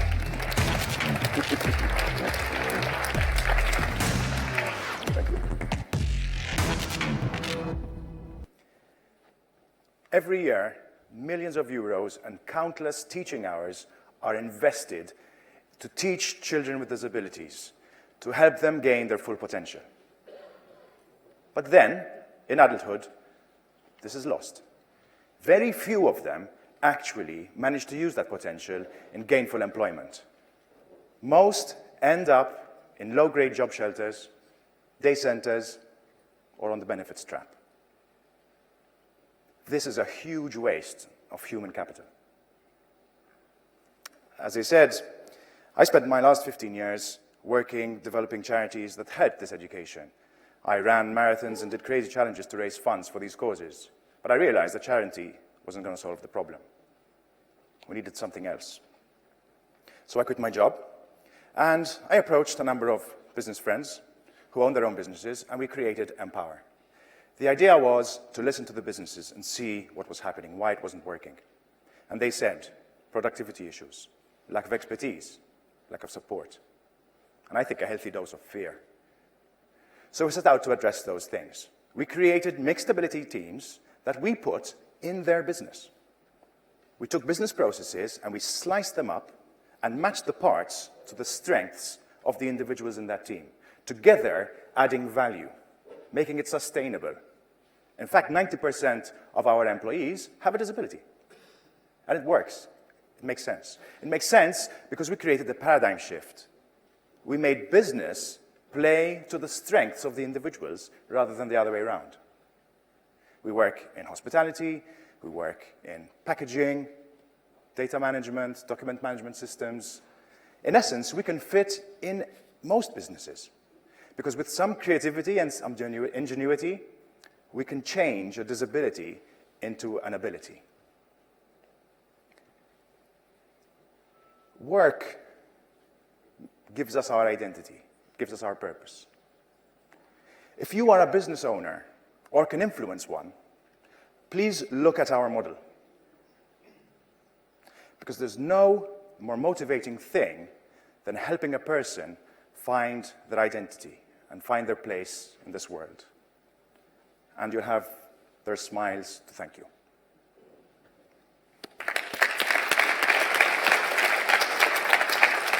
Nice smile indeed. Let's see, Corina. Yeah, I think you're solving quite a big problem indeed. Are you planning to, you're doing this in Malta, or you're planning to go outside Malta? We started it in Malta, but we're conversing with other organizations overseas. We've managed to secure a partnership with government where all the funds that are contributions from governments who are not reaching quotas come to the new foundation. So we employ job coaches to make sure that all the people within the mixed ability teams have full-time support. So therefore, it's no cost to the business. Their productivity covers their costs, covers their wages. Okay, So and it's physical disability as well as... It's mostly intellectual, autism, learning difficulties. Okay. But some physical disabilities to do certain tasks. Okay, yeah, okay. What is today your biggest challenge to implement this project? Changing the minds of the business owners. It's really about trying to get them to convince them that it works. So our ask is, have a go, try it. Let's put a team in, give us a business process, we'll take care of it, and look at the results. And it's proven to work because we've got companies where they've opened their minds and opened their doors, where normally they would need to employ 2 or 3 people, they've gone up to 15. So, because it works. It's fiscal sense, it makes sense. Last question for Kristen. It worked better in some sectors than in others? What's your experience? I think it depends on the complexity of the task, but this is where the creativity and ingenuity comes in. So if you can figure out how you can change a business process and break it up, there are certain elements of it that can be done by people who have maybe complex disabilities or intellectual disabilities. But then you've got strengths such as adults with autism, who are very, very focused and very useful in doing things that are related to flow processes and websites. And so therefore, if you create those strengths, then you can use their skills for that particular task. So it's really about trying to match the business processes and the individual strengths. Thank you. And can you explain the not shaken, not stirred element? I have no idea where that came from. Okay, we'll ask them later on then. Ladies and gentlemen, Nathan Ferrugia. Thank you.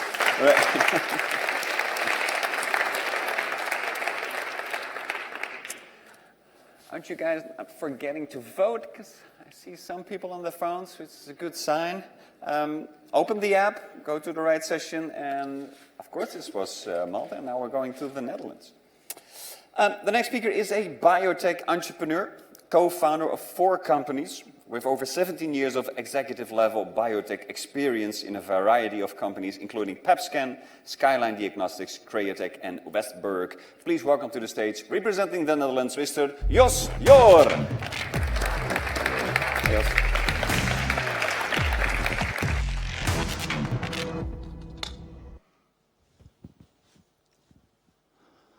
Modern medicines are true molecular miracles, being meticulously designed keys to unlock very specific doors towards our health. Scientists that develop those medicines use models in the labs to predict how new drugs will actually function in us, in people. Unfortunately, those models, which are laboratory animals and cells cultured in the lab, don't do a very good job. 9 out of 10 drugs developed in the lab will actually fail when tested on people. This makes new medicines unnecessarily expensive.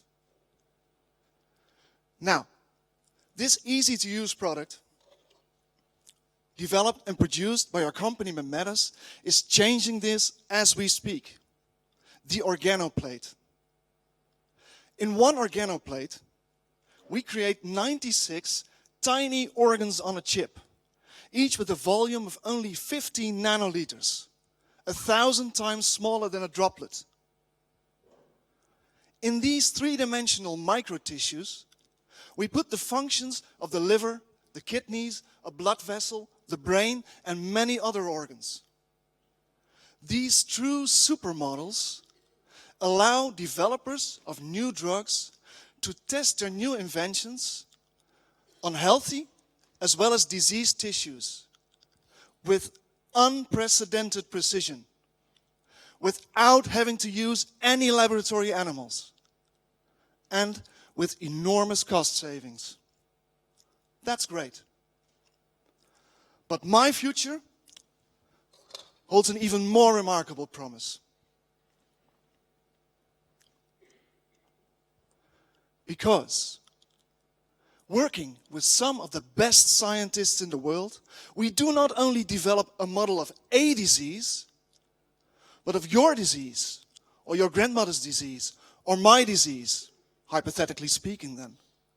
By testing drugs on the diseased tissues of individual patients with their diseased cells, we will be able to select the exact right therapy out of all available therapies for that patient only, curing you, or your grandmother, or me.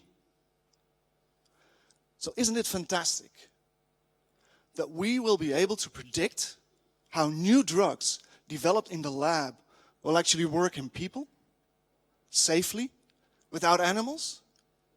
But isn't it great to be able to select those molecular miracles on a fully personal basis, just for you, just for you, just for me? In my future, which I hope will be our future, we will cure more patients in a safer way while actually lowering the cost of the healthcare. I'm from the Netherlands. Don't forget to vote. Thank you very much.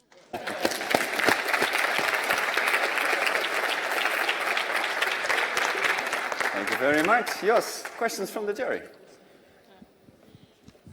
Yes, I mean, it sounds like a very challenging, interesting idea. Can you just explain a little bit more precisely? Is it something which is mostly beneficial to the patient, or is it more addressed to the doctors? Actually, both. Currently, our customers are the big companies that develop new medicines. They want us to create models, allowing them to develop better drugs in a faster way and at lower cost. The next phase, which you call personalized medicine, is actually where we select these personal therapies, and that will be an aid to the doctor to select which therapy to give to which patient. And currently, doctors do a great job, but the way they choose therapies is based on statistics. So if it works for 600 out of 1,000 patients, they give it to you, but they never know whether it will work for you. And that is exactly what we want to change. So basically you will try to define the parameters to see which type in a large range of medicine, like blood clot medicine, etc., works best for which patient. Did I understand that correctly? It's better than parameters. It's looking at real drugs working on real cells and to see if they have an effect.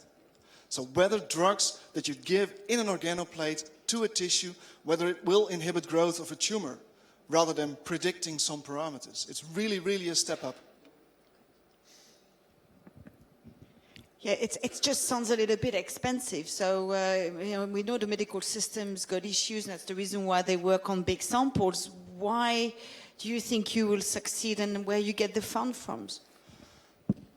There's two things. First, being expensive. New drugs, modern drugs, can cost up to 100,000 for a single course. Even though they cost 100,000 euros, it's still true that only 20% of them even has a small benefit. 80% doesn't work, wasted money. This plate is a very simple product and easy to use. We will sell it. It will come at a cost, but it will be a small percentage of the money wasted on drugs given for nothing to patients, which only give side effects to these patients. So I'm totally sure that we will be able to actually lower the cost of healthcare. Okay. Excellent. Jos Jorde, thank you very much.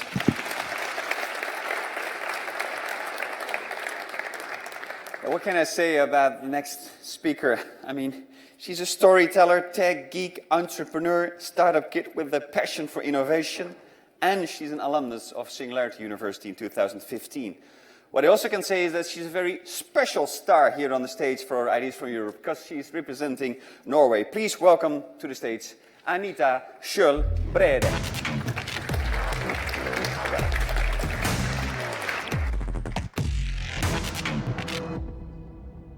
I believe that we've already discovered the solutions to most of our pressing problems.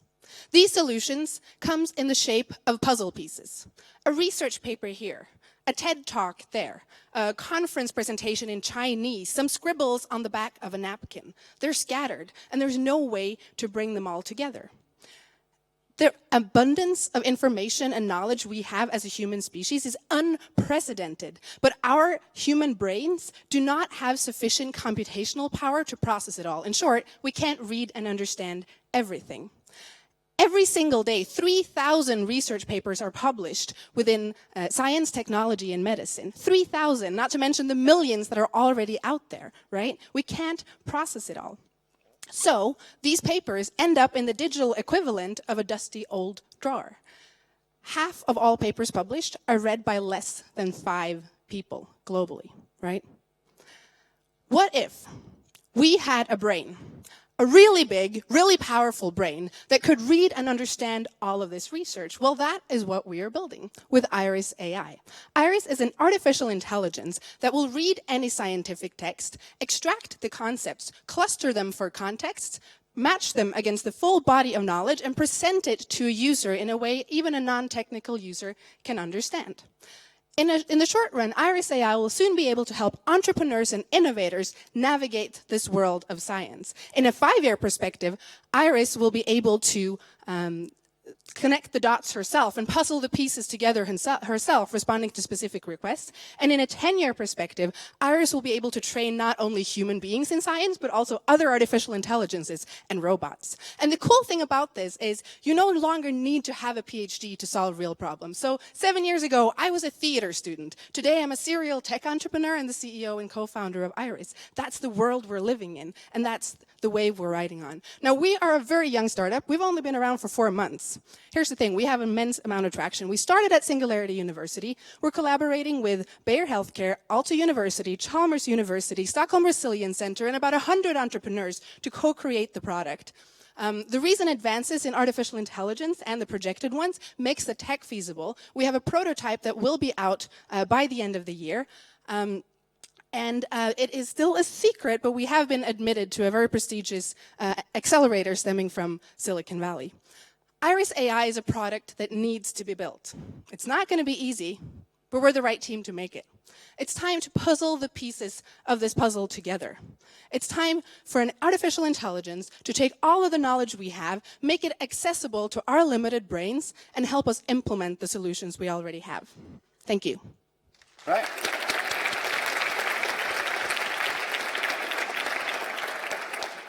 Thank you very much. Just to understand how it works, I think the brain, okay, the concept was clear. If I'm using this brain, I would put in a question and then he would select the content. So we're starting, and there's of course a long, lengthy development process to get the full content. Where we're starting is that, let's say you watch a TED talk about drones, which seems to be a topic of the day, and you think, this is interesting, I think I can do something here. You take the link to the TED talk, drop it into our tool, and then you get the full research landscape, so it would be artificial intelligence, mechanical engineering, and then you can, and law probably as well, and then you can zoom into each of the areas and find the specific relevant papers to the talk that you just watched. What do you define as your biggest technical issue right now at the beginning to solve? At at the beginning, actually, we found a pretty simple MVP that will prove our project, or prove our concept. And then as we can get that working and show that we can, then it's about adding more and more sources. So we've found a really neat way to build an MVP. It's kind of a little bit of a hack, and it will work, and it will showcase what we want to do. And then it's a matter of training the AI over time. So it's a matter of getting a user base and having them train our AI together with us. Yeah, I think you're trying to solve a real problem there. I can see that. You say in your talk, and it's all successful entrepreneur is about the team. You say we have the team who's going to make it work. Why do you think that? So there's 4 co-founders, and we're all brilliant. Can I say that? Yes, No. you can. So we have the right experience, and everything from stemming from analytics, investment banking, and kind of the big data approach to things. We have a researcher that has worked in green tech, so she has the kind of the research background and knows how that world works. I come from a kind of an execution point of making things happen, and then we have an AI researcher from Chalmers University that is joining us as well. So we have kind of a very broad skill set, and then stemming from Singularity University and also with this accelerator program, we have a really, really big network of leveraging and finding the right people. Good luck. All right. Thank you. Great to see where this goes. Thank you very much, Anita.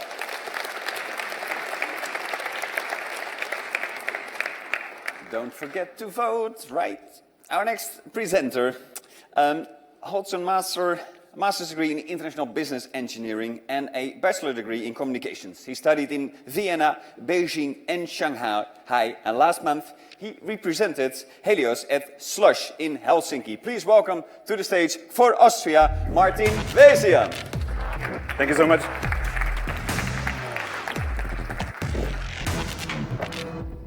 Hi, it's great being here. First of all, I have to have a sip of water, I'm sorry. I can tell you, it tastes great. It's from the tap here in the restroom, I can tell you. This is really great water. Isn't it great having water from the tap? It is, but I can tell you, nearly 2 billion people don't have access to clean drinking water. This is really a pity. 2 billion people, there are a lot of people. And they're suffering from waterborne diseases, suffering from waterborne diarrhea, for example. You can see, for example, 2,000 children are dying a day just because of diarrhea. A day. Diarrhea kills more children than malaria, AIDS, and measles combined. This is the human tragedy, but there is the economic tragedy as well, for example. Take a look into India, big country. They spend 2% of its GDP just for treating diarrhea. You know diarrhea is just going to the toilet every 2 minutes, nothing more. 2% of the GDP of India are about 25 billion euros a year. It's pretty the same with other countries. Indonesia, 7 billion euros. For example, Nigeria, 4 billion. So you may ask, aren't there any solutions for chlorine, for example, for waterborne diseases? I suffered from waterborne diseases by myself. I suffered from cholera, and I can tell you, it's no fun at all. I lost 15 kilos in about 1 week. I can handle that without any problem. But imagine an undernourished child losing about 20% of its weight in about a week. This is really a pity. And there are solutions, of course, and you know them. For example, chlorination, filtration, boiling. But they're expensive, high CO2 emissions. You can use them. And therefore, we have developed a completely new device. It's a new approach, and it's an indicator for solar water disinfection. How it works is pretty easy. Just fill your contaminated water into PET bottles in 1 or 50 or 100. Fill them, put them in a sunny place, and our device, called Wadi, to it. And then you have just to wait. And as soon as you can see a smiley face here appearing, water is disinfected and ready to drink. I can assure it, we can assure it, 20 universities can assure it, and finally, the WHO tested it as well, and we are very lucky and happy with the outcomes from the WHO. This is very important, as I said, 50 bottles, for example. One of my friends in Uganda, for example, is a family disinfecting 100 liters of water with 1 wadi a day, and they sell the water at the street. This is micro-entrepreneurship. This is something we foster a lot. So let's end the poverty and let's end waterborne diseases. Thank you so much.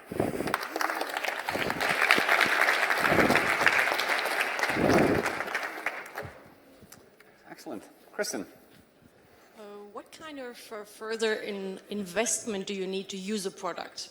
Or what are the costs, let's say, involved in using it? It costs, depends on the quantum, of course, quantity. It costs between 10 and 15 euros for humanitarian purposes. We guarantee 2 years of lifetime. And it's very important, you don't need to have any maintenance, no spare parts, no batteries, nothing. So it's a one-time purchase. As soon as you have it, you can disinfect hundreds of liters of water a day. So the target is larger facilities, it's not for individuals or No, families? Or... No, it's especially for individuals. Okay. Sorry, I'm a bit slow. How does it work? Actually, the sun is doing the work. So this is an indicator, and the sun disinfects the water, but you never know how long it takes. And as we know, in developing countries, there's enough sun normally. Yeah. And the device itself measures the sun, the UV rays, and calculates the reduction of the germs. Right, so the sun just disinfects the water going but the box is just an indicator whether the water is done or no. Mm-hmm. How is it easy to replicate? Did you patent it? It's patented, of course, yes. And we're the only one right now in the whole world. But as I told you, right now it's tested by the WHO, and so we can be assured that it's functioning. Does it work with any kind of bottles? Or? Every kind of PET bottles. If you ever visited one of the emerging countries, for example, there are no glass bottles, there are just PET bottles there. So you can use almost every PET bottle laying around and use them, as you can see at the picture, or you have seen at the picture. So I think there exist solutions, but they attack the problem from the source where you take the water. You can take almost every water. It's the same outcomes like you chlorinate or use chlorine tablets, for example, or you boil your water. It's pretty the same state outcome. So it's the same quality of water. Thank you very much. Big round of applause for Martin Lesia. Oh yeah.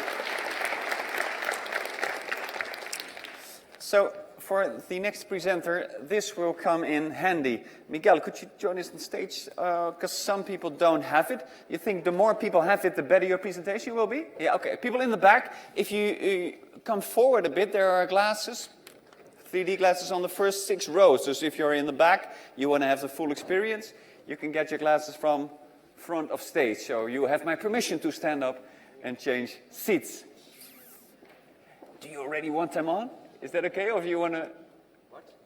Should they already be wearing it, or are you going to tell them when? It's no problem. It's going to be great. Ladies and gentlemen, please welcome to the stage for Portugal, Mr. Miguel Nieva.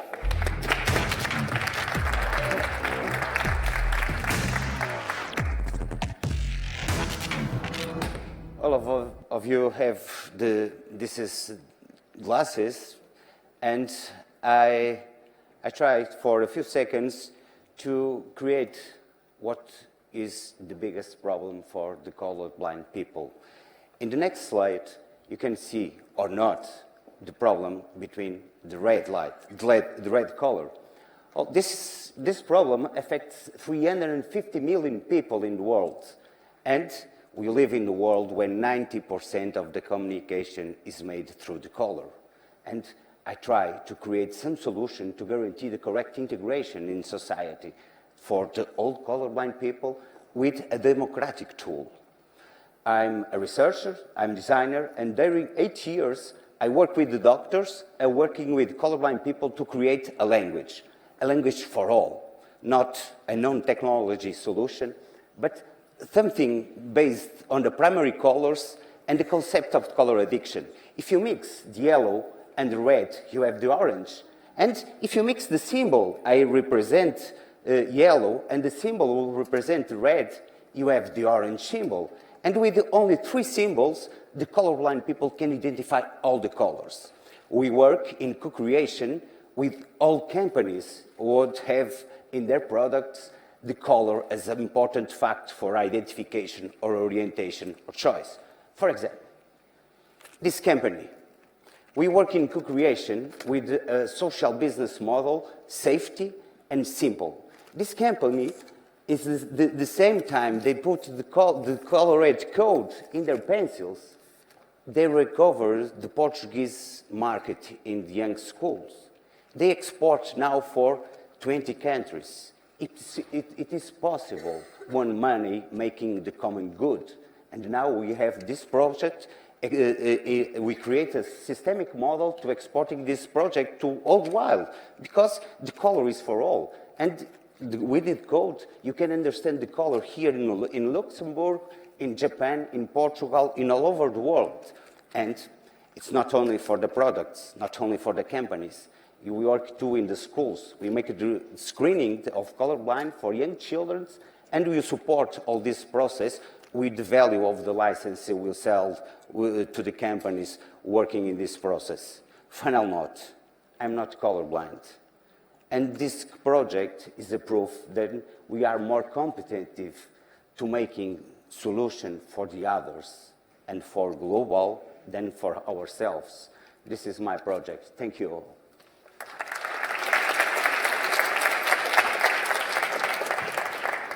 All right, thank you very much. Yeah, so I saw now what it means to be color-blinded. Do you have an idea of how big the market is? Yes, these glasses make the simulation one of kind of color blindness because there exists a different kinds of color blindness. So how many people are affected by these kind of... 350 million people in the world. 10% of male population and 0.5% of female. Okay. And this is a non-visible handicap, but this is a real problem for the colorblind. So, and your final product will be what? Because if I'm color, your final product will be what? Because if I'm wearing the glasses... No, the glasses is only for understand the question, but if you use the pencils, these pencils is inclusive for all. They have the color and they have the symbol. It's guaranteed the correct interpretation without discrimination in the school. Our main goal is guaranteed integration in society for a non-visible handicap to a non-visible impairment in the people don't have a label in the head, I'm a colorblind. It to guarantee not only in the color pencils, but in the clothes. 90% of colorblind people need help to buy clothes. 41% have difficult of social integration because they don't see the correct colors. More questions from the jury? So your product is actually the fact of labeling straightforward products like the pencils and so on in order to make it not apparent immediately and to help those people who are colorblind, right? Our product is a language, Esperanto. It can be understood in all the world. And we work in co-creation with all the companies who have in their products or in their service a color as a factor important to identify or choose the product. And our model works like a social business model. The companies pay us a little fee to use the code to guarantee our support, technical support, but the value of that fee depends from the dimension of the company. A small company pay a little fee. A big company pay a biggest fee. And with this process, we guarantee innovation with economic and social value. Thank you. Thank you very much, Miguel. All right, big round of applause. It's almost time to go for a little break. If you're leaving this room, then don't forget to pick up your glasses, the color blindness glasses, and give them to one of the hostesses so that we can collect them. If you stay in this room, of course, at 12:30, we're going to go for round number 4. In the meantime, do check out our visual artist. Listen to some beautiful music from our famous cello player. I already heard Peter Gunn, James Bond, Smoke on the Water. I can't wait to hear what he's going to play next. Big round of applause for our famous cellist.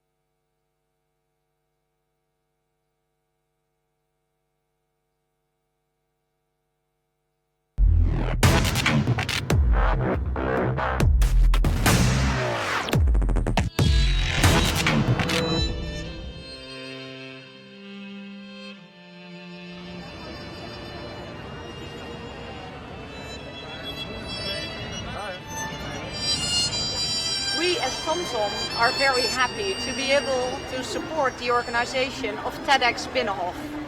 We look forward to help and support the next generation of entrepreneurs bringing their ideas to life. We at ING are very excited to be here at TED Made in Europe. We believe that we're in a fast-moving industry ourselves that needs to reinvent itself, and we think with the real young talents, fast-moving ideas, we can learn a lot, we can probably hopefully use a lot, and we can also give a lot back, we believe, in terms of our network, and make sure that people can actually make this work in the real world, and we're happy to help and very excited to do so. In the next decade, we will reshape our future.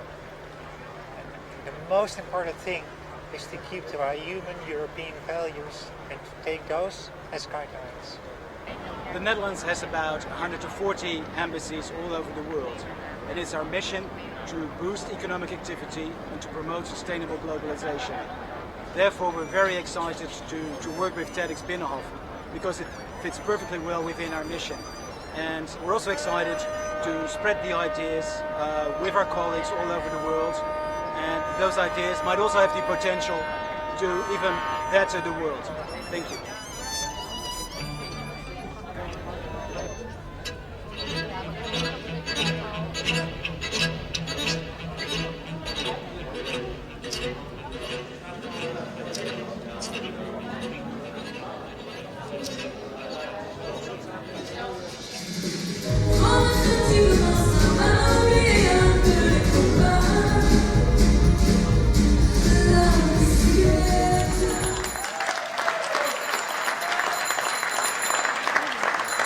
Dames en heren, welkom hier bij de aftrap van de derde TEDxBinnenhof. Dankjewel. Daar krijg je een hand voor. Dankjewel. Bertolt Hefting.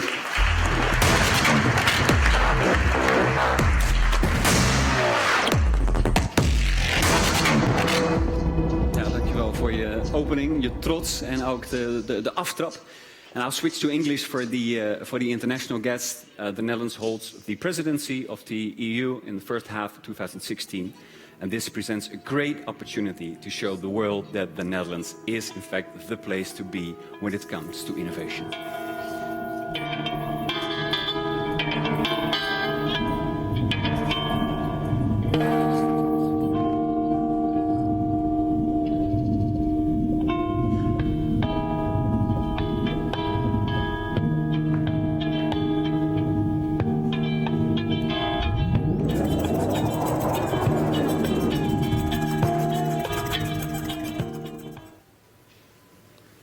These animals didn't have the responsibility.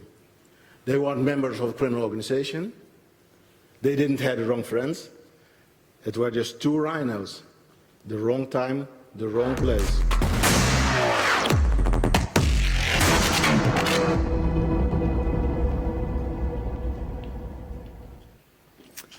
With Flowit, we had the honor to speak during the last TEDxBinnenhof event. It was the first time, as Jim mentioned previously, to really shout out our message and what the concept of Flowit is about.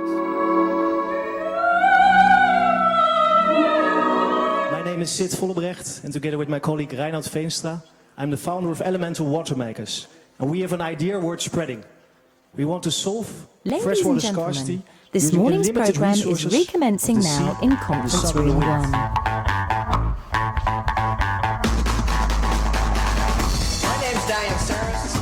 Not a salamander.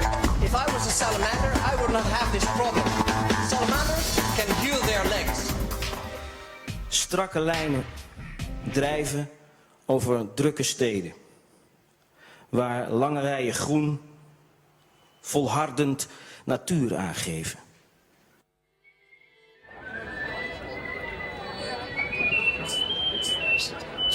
All I need is one shot at the torture. No one build in the picture. So the bioplastics and plastics to meat. We canvases gases to dreams.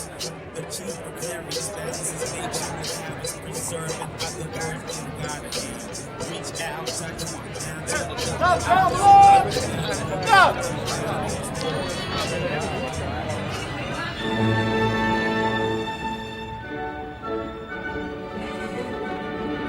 Go!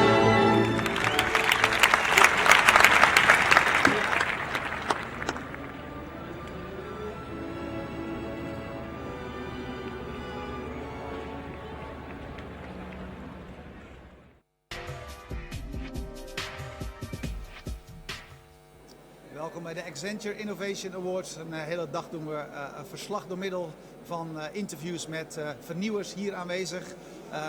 Hallo. Hoi. Wie ben jij en wat doe jij? Ik ben Sonja van Meerbeek en ik organiseer een Eurovisie Songfestival voor ondernemers met baanbrekende ideeën. Het Eurovisie Songfestival is een wedstrijd, hè? Ja. Waar je met voorselecties en met een winnaar. En dat is wat jij ook doet. Ja, wij zijn momenteel in 28 landen zijn wij aan het zoeken naar ondernemers met echt baanbrekende ideeën om de wereld een stukje beter te maken. Die zullen 20 november pitchen in Luxemburg. En daar zullen wij de 10 meest inspirerende op 31 maart 2016 naar Den Haag halen. En in de ridderzaal zetten op het podium via TEDx-format. Oké. Hey, waarom heb je gekozen voor dat TEDx-format? Want dat is aan de ene kant heel krachtig internationaal merk. Tegelijkertijd ook beperkend, want je mag er ook heel veel niet. Ja, maar weet je, er zijn zoals hier, er zijn heel veel prijzen en awards in Nederland. Daar werken wij ook mee samen, daar scouten wij ook uit. Wij hebben nu uit 30 prijzen en awards gescout. En die gaan allemaal over het product of de innovatie. Ook heel belangrijk. Maar TEDx gaat natuurlijk meer over de persoon. En wat wil je ermee bereiken? En wat is jouw missie? Wat is jouw droom voor deze wereld? En dat stukje proberen wij met TED, dat inspirerende stukje proberen wij met TED te vangen. Ja. En zo andere mensen te inspireren. Ja, je zei mensen die de wereld een stukje beter willen maken. Ja, dat kan je ook alles ondervangen, zou ik kunnen zeggen. Maar welke beperking zit daarin? Waar mag het niet over gaan? Of? Nou, we hebben eigenlijk dus in Nederland zijn we uit meer dan 30 prijzen en awards. Waaronder deze hebben we alle de toppers, zou ik maar zeggen, op een lijst gezet. En die hebben we allemaal afgezet tegen ons belangrijkste criterium. Je innovatie moet een oplossing bieden voor maatschappelijke uitdaging. Noem de kosten van de gezondheidszorg, energieschaarste, voedingsschaarste, waterproblematiek. Daar moeten zij allemaal een oplossing. Dus uit die lijst zijn er ongeveer 56 gekomen.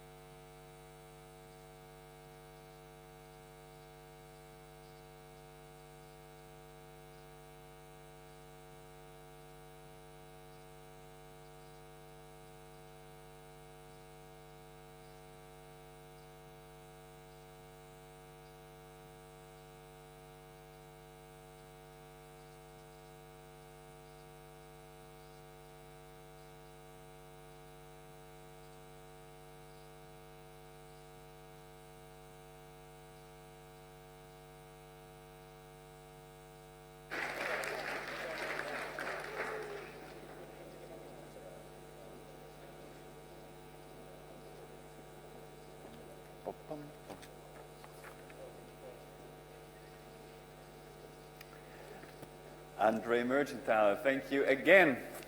It's a pleasure to listen to you. Right, everybody, could you please go back to your seats because we're about to kick off part 4 of the Ideas from Europe session. I see the live stream is also back. People are tweeting using the hashtag Ideas from EU. As you know, it's perfectly allowed to take out your phone as long as you're not emailing with the office. No, you're voting for the speakers here on stage. Make sure to use the app that you've all downloaded and go to the right session. This is session 4 of Friday, to be exact. And we're going to start with a speaker from Romania. Everybody ready to go?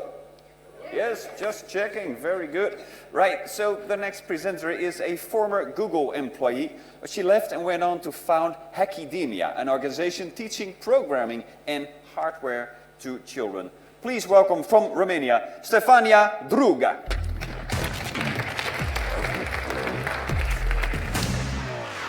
Play, curiosity, and empathy. These are the values that we want to bring to our youth, both boys and girls, both in schools and at home with Hackydemia.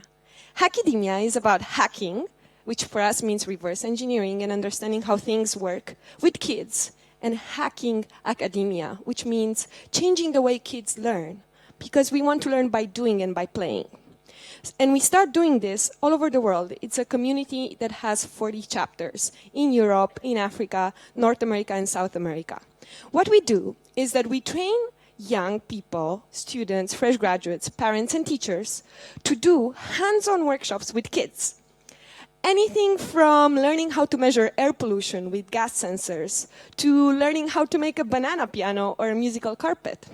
We believe that kids learn much better if they're motivated by what they do and if they are allowed to create what they really like.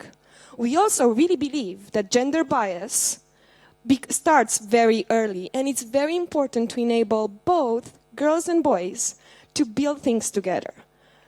Another thing we learn from this experience of working with kids is that we tend to impose the limits that were imposed on us in our educational system. We're all products of a system over our kids. We actually had 6-year-old girls that are soldering a stone to light unit. In a normal school, a 6-year-old girl wouldn't be allowed to hold a soldering iron.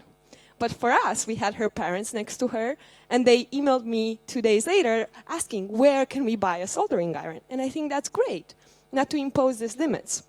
So for me, I was born in a small village in Transylvania, and I grew up seeing my mother, who's a teacher, educating kids, and my father, who's an electronic engineer, building our house and fixing everything. And I decided to put those two together, because I think when we hear something, we forget. When we see it, we remember. But when we're doing something, we really understand how it works, like Confucius said. So for me, it's extremely important to provide this opportunity to our youth, to our future, to create the tools and the innovations of tomorrow, and to start with hands-on activities and communities of practice, and enable them to do that in their local communities and in their schools. We created a kit that it's only €100. It can be used with 10 children at a time, and it comes with a curriculum for a whole scholar year. It has all sorts of different activities, wearables, sensors, data collection, citizen science, paper electronics. So kids can have these building blocks and really create the tools that we can't even imagine. This is Hackademia. This is what we are trying to do. And I hope you will come and play with us. Thank you very much.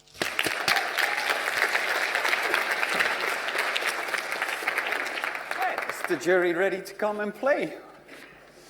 Where's the mic? I can give you my mic. Oh, let me be the intermediate then. There you go, Diego.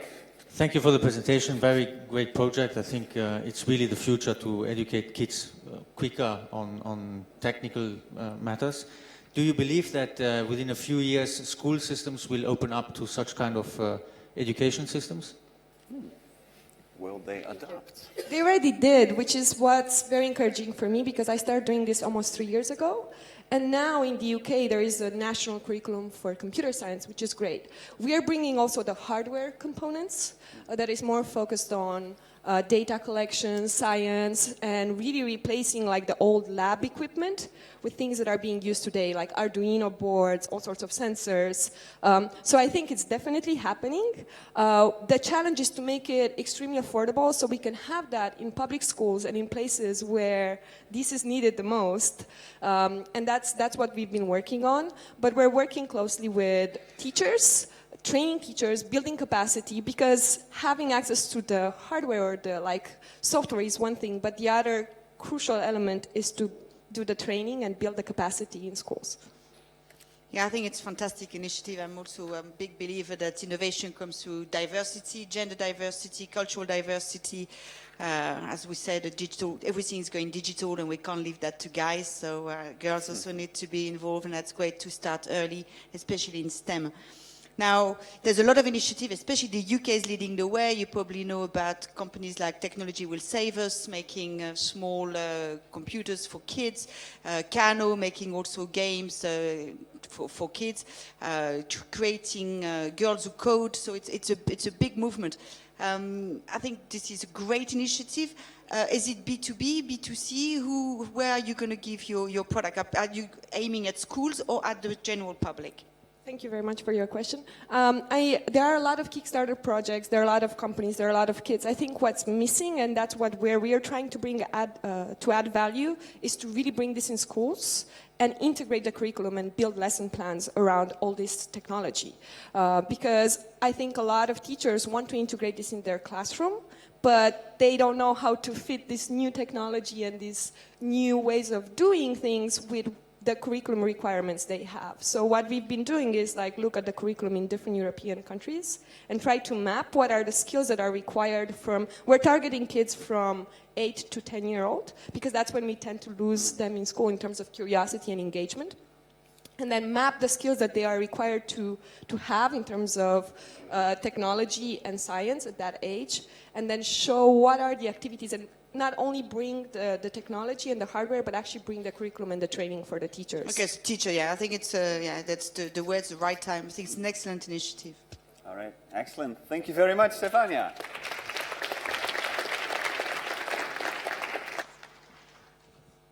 So the next speaker is I love this bio, architect by training, maker by heart. He won several prizes with his Slovak architectural studio, and he is now the CEO of EcoCapsule. Please welcome from Slovakia, Igor Žiacek.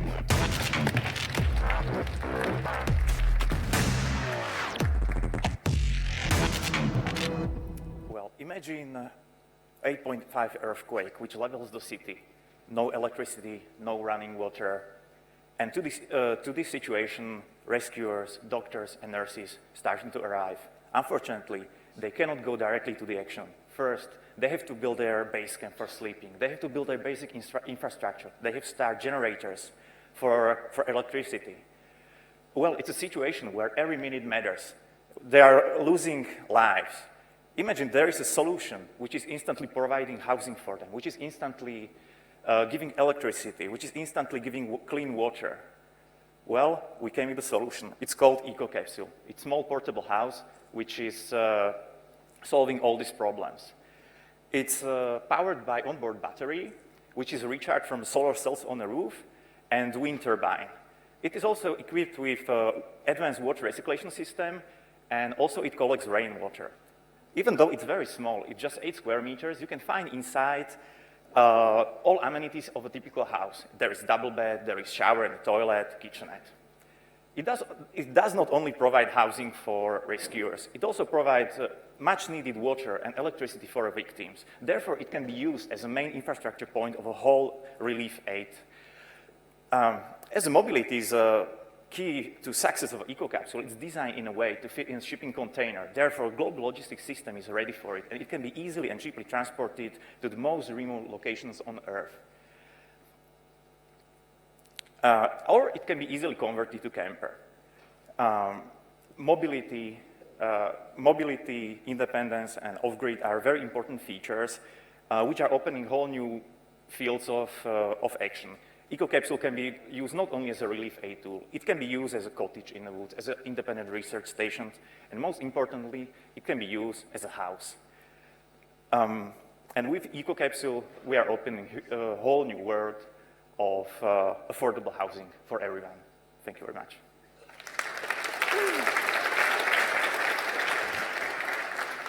Thank you, Igor. Kristen. What's the size of the EcoCapsule? It's 8 square meters, is roughly of the size of a car. Okay. And does it resist different climatic conditions in terms of insulation? It's designed as a house, so it works in most weather conditions in this setup. And what would its price be? Well, we are going Tesla way, so first series will be very expensive, but our final aim is around 30,000 euros, which is roughly price of camper with the technology. Who's going to buy something like that? Who's your typical customer? Well, we are starting with B2B. We are focusing on hospitality because it's completely off-grid and mobile. For example, you have beach and you want to build a hotel there, and if you decide it in the morning, you can have it in the evening. You just place several of capsules there and you have a perfectly functioning hotel. How long does it take to produce one of these capsules? Roughly 1 month. 1 month, okay. So you would need to build up a stock for being able to deliver quickly, or? Well, we will start production next year, so we'll be running them very fast. I think you made a very clear case. Yeah, big round of applause for Igor. Thank you very much. Right, our next speaker, he was recognized as the CTO of the Year in 2011 by the Technology Academy of Finland. Right now he's COO and CTO at Enevo, a privately held company providing smart logistics optimization solutions for the waste management and recycling industry. Please welcome, for Finland, Pirkka Palomäki. Yeah, Pirkka.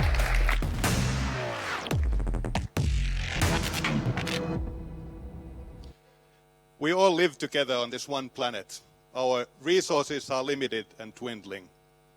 In an ideal world, there would not be any more landfills for trash, carpets, and waste. We should be able to recycle and reuse everything, whether it's waste, plastic, or electronics. However, the better citizens we become in terms of recycling and sorting, the more containers you need. The more containers you have, the more trucks you need to come get it.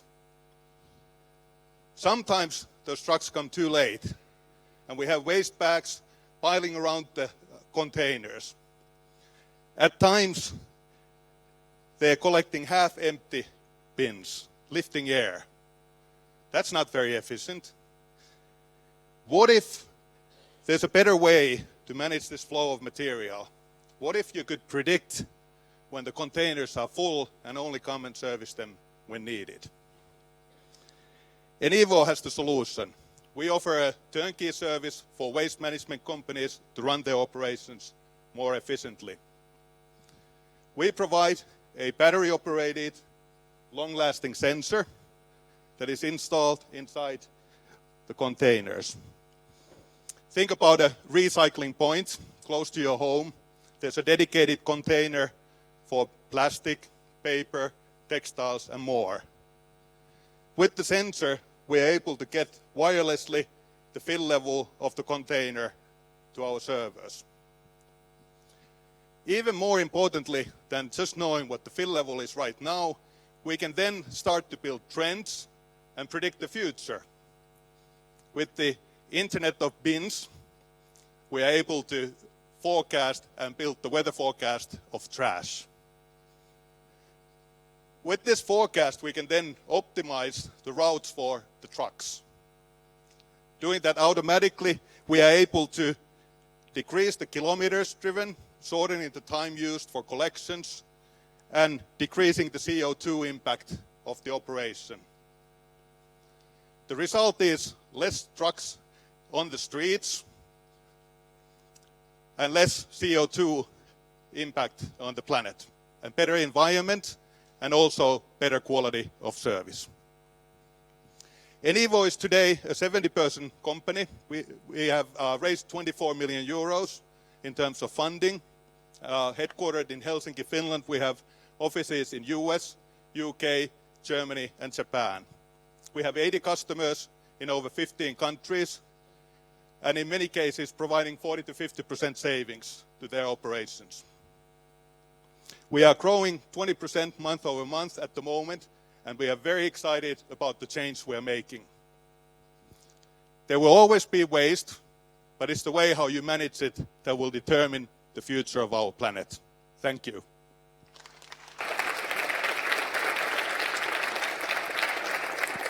Thank you, Pirkka. Let's go to Diego. So the 80 customers are all using this product, or do you have other products in the pipeline? This is basically the primary product that we have. So it's the fill level sensors, but we're providing a full stack solution. So it's all the way from the sensors to optimizing the routes to providing the work list and routes to the truck drivers. Okay, what's unique, and do you have any competition, or is it? Right now, there's some sensor companies, so there's a lot of IoT play at the moment. So we're going to see a lot of companies that will try to build similar sensors into the market, but it's by being focused on this specific vertical and understanding the needs and providing a full stack solution, and we provide it as a service. So it's a hardware and software as a service with a monthly recurring revenue Recurring business revenue. model. Yeah, Yes. so you have the relationship with the people who collect the... Exactly. Yeah. It's the waste management companies, whether they Yeah. are public or private. Yeah, so you got a first move advantage. Absolutely, absolutely. And does the product require any further sophisticated intervention when it receives a signal, or is it simply like basically it's full and then you do the optimization of the route, or is there differentiated information available? Well, basically one of the core designs is that this is battery operated. It needs to be long lasting. So we're able to get it to work with 10 years without recharging. That's a big problem to solve. So there's a lot of patented technology that we have for energy efficiency. That's the challenge of battery-operated IoT. This would be super simple if you had electricity and you had an always-on internet connection. So we're not only measuring the fill level, we're also measuring the temperature. We're able to do fire alerts. We're able to see that the container is in the right position. We also get a rough position of the container from the cellular network. So there's a lot of data that we gather. And then it's the cloud servers that we're able to further process and build the predictive models. Thank you. Kiitos. Ladies and gentlemen, Pirkka. Thank you very much. So far, we've seen a lot of med tech, but also a lot of education. And it gives me great pleasure to say that our next presenter was elected Best Teacher of the Year in 2015. He has facilitated the biggest digital educational community of his country and was in 2015 awarded Swedish Teacher of the Year. Ladies and gentlemen, please welcome Mikael Hermansson.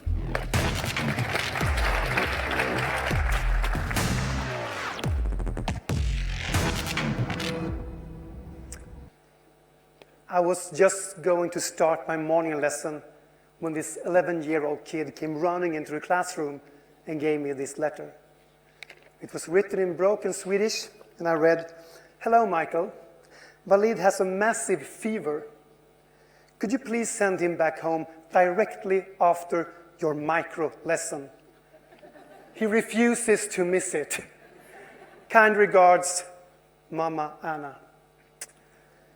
When I was a kid, I was really obsessed with all kinds of nerdy facts. I learned all the capital cities by heart.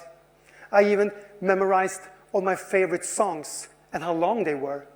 She Loves You, 217, I think. Years later, when I became a teacher, one of my main missions were to show my students that knowledge could be cool and fun. And it was like a mission impossible. You know, when parents ask their children in the afternoon, "What have you learned today?"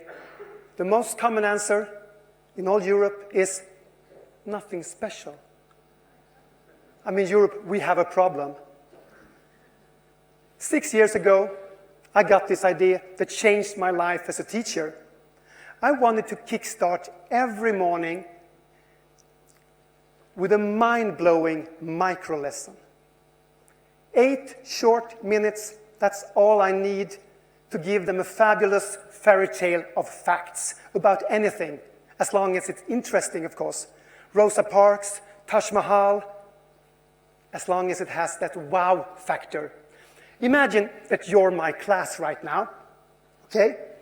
Yesterday, I gave you all a clue, a teaser, like he had a wonderful dream, and you start thinking. Then today, I have this micro lesson, 8 minutes. It's inspiring, it's short, it's fun, you loved it. Then comes part 3. We have a deal, you will all go home and retell it to your parents. 1 minute is enough. "Hey Dad, listen what I've learned today."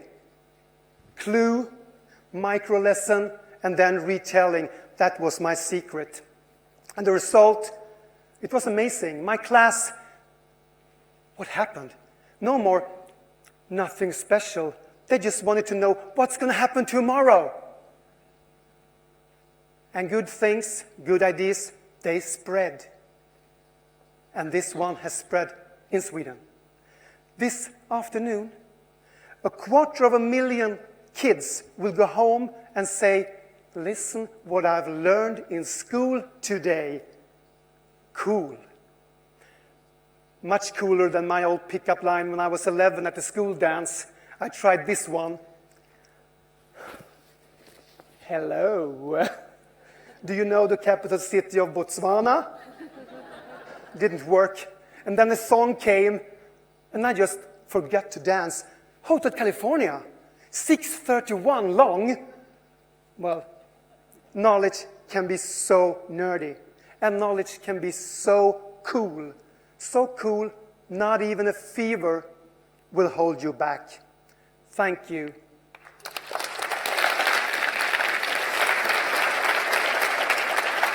Thank you, Michael. Who can I give the word to? I just wish I had you as a teacher when I was young. It would be a lot more fun. It's not too late. Bit of later. I will work a couple of more years. So I get it, and I think you're solving a huge problem. I think education, something needs to be done. How did you get all those kids? How did you scale? How did you get a lot of teachers in Sweden to apply that? I almost quit my job because I'm touring Sweden right now and teaching teachers how to make a lesson fun, how to get the energy in the classroom. Because, I mean, when kids fall asleep at age 8 in the classroom, we have a problem. I'm so impressed with all the drones and the artificial intelligence, but it starts with the 8-year-old kid. He needs to think, I want to go there tomorrow. What's going to happen? And the school leaders, they let you in, they let you talk to the teacher, the Swedish government, they seen you having an impact? I talk to them all. Yeah. Yeah, from the top until ordinary 100,000 teachers in Sweden. It's happening right now. And I know Europe has about 5 million teachers, so... You got a bit to do, yeah. Yeah, there's more traveling. Yeah, I was just curious to see if you already tried to do it in foreign countries. I've been to Norway, I'm going to Finland, and the United States called me last week and wondered what is happening in Sweden. So I said, well, I tell you, but I'm busy right now. Well, lots of entrepreneurs in Sweden, so that's a good start. And you still get paid by your original school, or because of course that takes time, Well, you can't teach back in your class? I worked there a little bit. My kids are watching me right now, so I say hello, everybody. Good. But I also work beside. Okay, so you have the story of the day for your kids. Yeah, I think. Thank you. Thank you. Thank you for this micro lesson. Michael.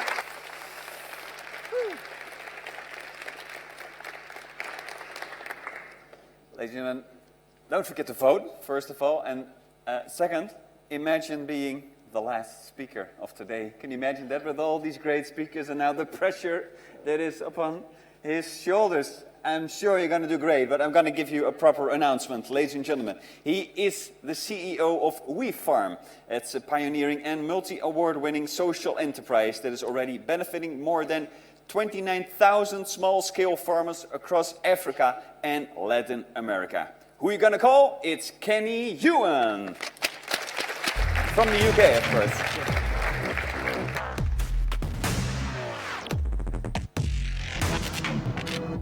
Okay, I'd like to ask everyone here to imagine for a minute that you are one of the 500 million small-scale farmers around the world that have no access to the internet. This is a big problem for you. You're isolated, 20 miles walk from the nearest village, or access to any kind of information that can improve your life or your farm. But it's also a problem for you and me and some of the biggest businesses on the planet. These same small-scale farmers produce 70% of all the food that we consume on Earth, and almost half of it, worth $33 billion every year, is lost on the ground due to simple, avoidable problems. That's why we created WeFarm. With WeFarm, a farmer can share and access peer-to-peer vital information without leaving the farm, without spending any money, and without having any access to internet. To give a quick example, let's take Victor, a tea farmer in rural Kenya whose crop is being attacked by a pest that he's never seen before, destroying his livelihood. He's able to send a simple SMS message to WeFarm, And our smart crowdsourcing technology sends it to people that have experience to share. In this example, it's Doris, a tea farmer in Uganda who's been battling this same pest for 20 years. And who better to start sharing relevant advice and knowledge? We launched WeFarm in March of this year, and we've had an amazing few months. Already, 32,000 farmers signed up and using WeFarm. That means we've shared 3.7 million interactions with people that have no access to internet already, and this is just the beginning.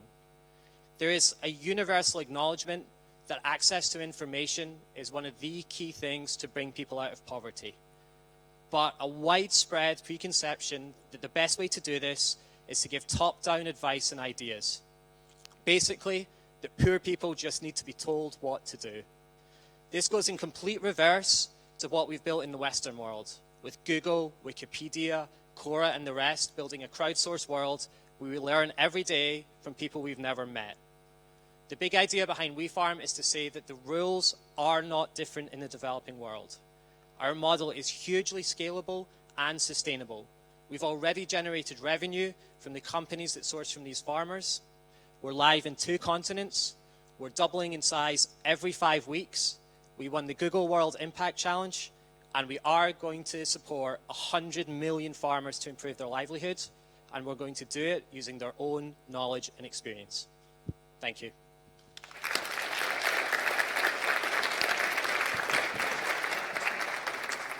All right, Diego.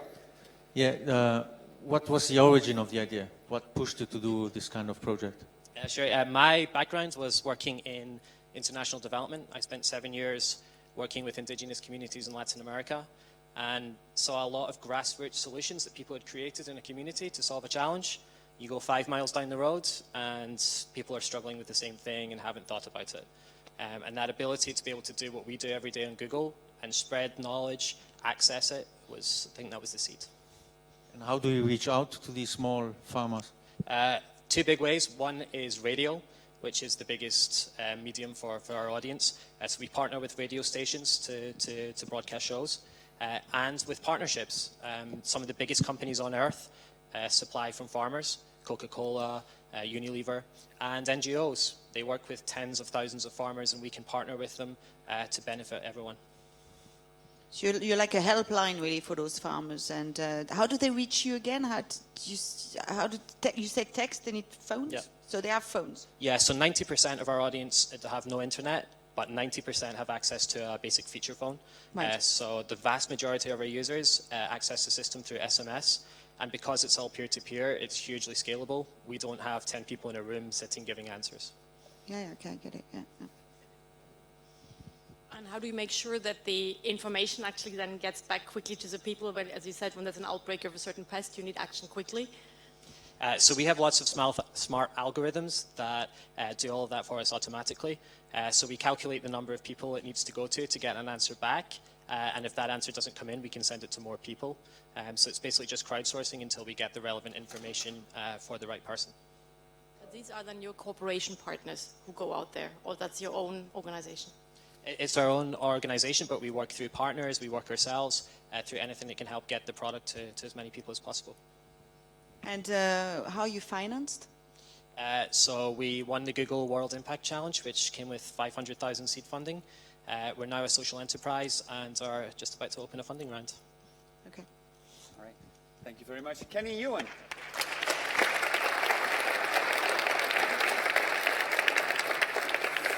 So before we go for a little lunch, there are three things that you need to know. One is that you can still vote. Also during the lunch, you can recalibrate perhaps your votes based on what you've seen right now. You want to perhaps be a bit more strategic. Let the jury know what you think.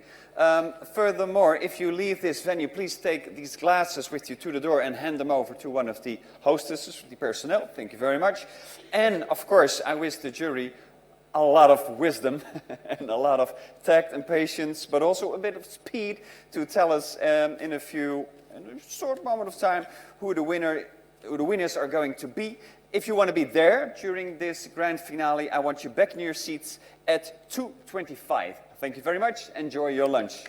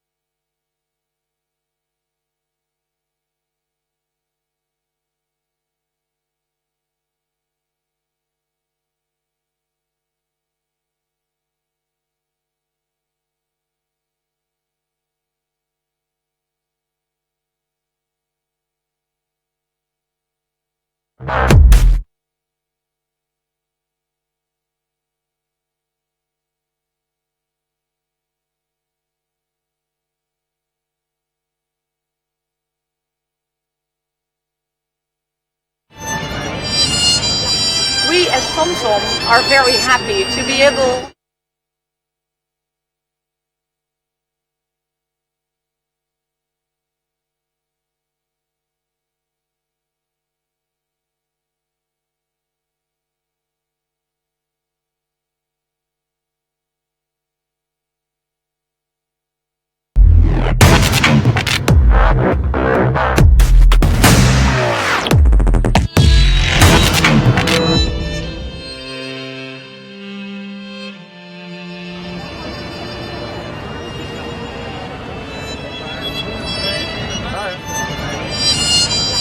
We as TomTom are very happy to be able to support the organization of TEDxBinnenhof.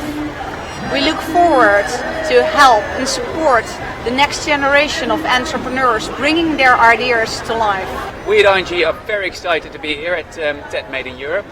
We believe that we're in a fast-moving industry ourselves that needs to reinvent itself, and we think with the real young talents, fast-moving ideas, we can learn a lot, we can probably hopefully use a lot, and we can also give a lot back, we believe, in terms of our network, and make sure that people can actually make this work in the real world, and we're happy to help and very excited to do so.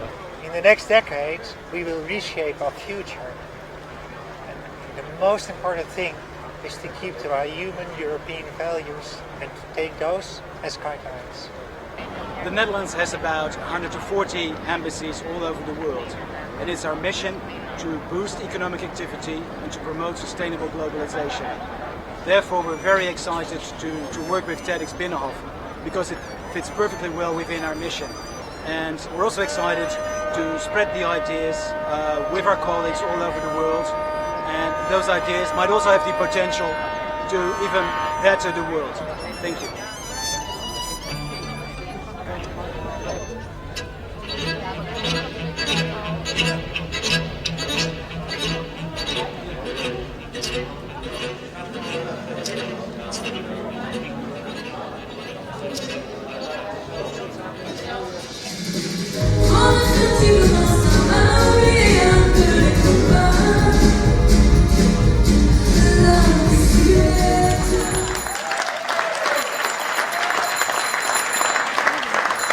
Dames en heren, welkom hier bij de aftrap van de derde TEDxBinnenhof. Dankjewel. Daar krijg je een hand voor. Dankjewel. Bertolt Hefting.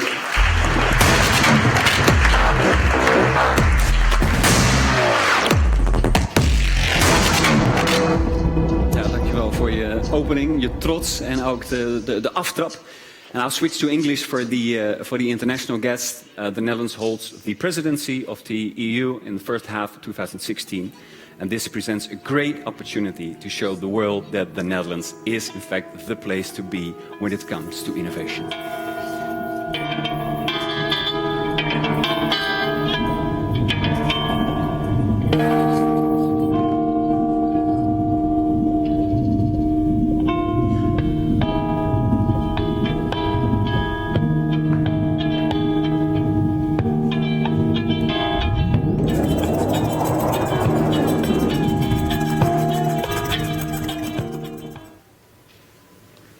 These animals didn't have the responsibility. They weren't members of a criminal organization. They didn't have the wrong friends. It were just two rhinos. The wrong time, the wrong place.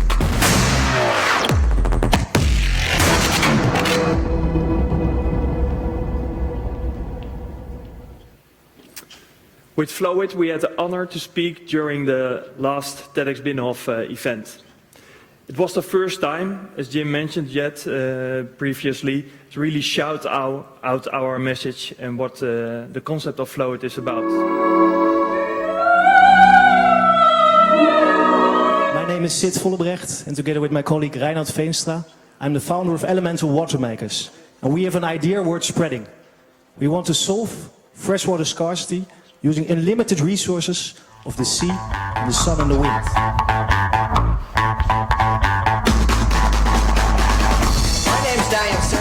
And I'm not a salamander. If I was a salamander, I would not have this problem. Salamanders can heal their legs. Strakke lijnen drijven over drukke steden. waar lange rijen groen volhardend natuur aangeven.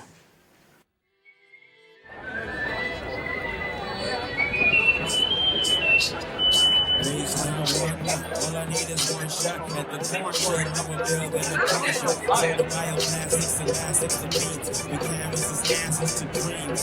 The chief precarious balance is nature. We have is preserving other words in God hand. Reach out, touch one down to the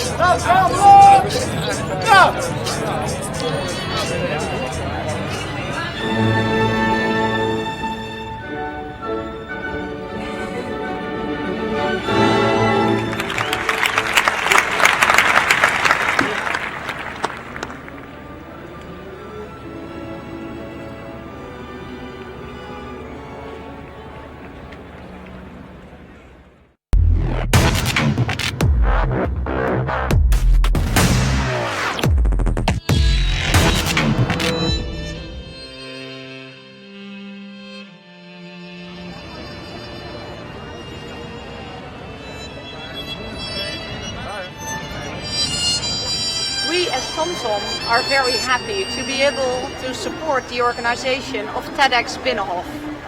We look forward to help and support the next generation of entrepreneurs bringing their ideas to life. We at ING are very excited to be here at TED Made in Europe. We believe that we're in a fast-moving industry ourselves that needs to reinvent itself, and we think with the real young talents, fast-moving ideas, we can learn a lot, we can probably hopefully use a lot, and we can also give a lot back, we believe, in terms of our network, and make sure that people can actually make this work in the real world, and we're happy to help and very excited to do so. In the next decade, we will reshape our future. And the most important thing is to keep to our human European values and to take those as guidelines. The Netherlands has about 140 embassies all over the world. And it's our mission to boost economic activity and to promote sustainable globalization. Therefore, we're very excited to work with TEDxBinnenhof because it fits perfectly well within our mission. And we're also excited to spread the ideas with our colleagues all over the world. And those ideas might also have the potential to even better the world. Thank you.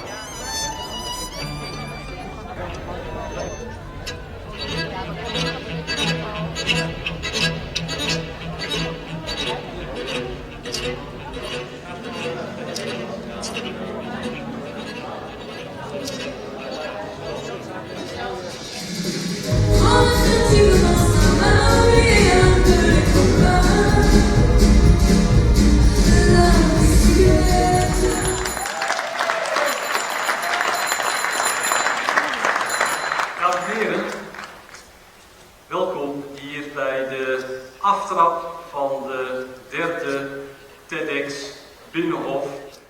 Dankjewel. Daar krijg je een hand voor. Dankjewel. Bertolt Hefting.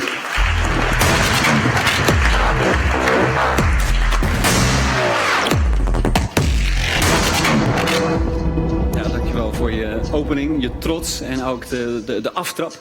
And I'll switch to English for the international guests. The Netherlands holds the presidency of the EU in the first half of 2016. And this presents a great opportunity to show the world that the Netherlands is in fact the place to be when it comes to innovation.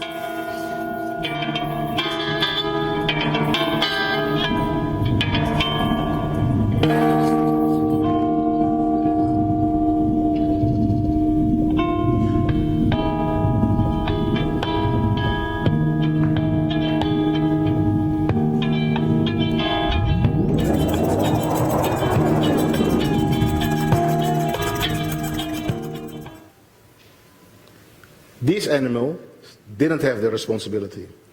They weren't members of a criminal organization. They didn't have the wrong friends.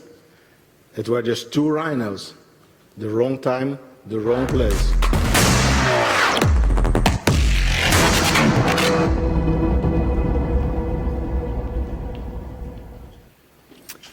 With Flowit, we had the honor to speak during the last TEDxBinnenhof event. It was the first time, as Jim mentioned previously, to really shout out our message and what the concept of Flowit is about. name is Sid Vollebrecht, and together with my colleague Reinhard Veenstra, I'm the founder of Elemental Water Makers. And we have an idea worth spreading. We want to solve freshwater scarcity using unlimited resources of the sea and the sun and the wind.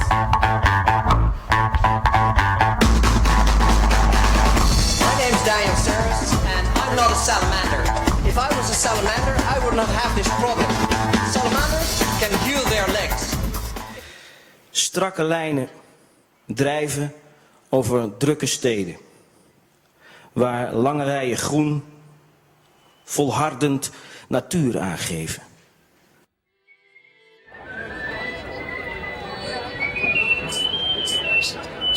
All I need is one shot at the corn shirt. Never build in a picture. So the bioplastics and plastics to meat. We canvases answers to dreams. The chief precarious balance is nature. We have is preserved. I think earth in God's hands. Reach out, touch one down to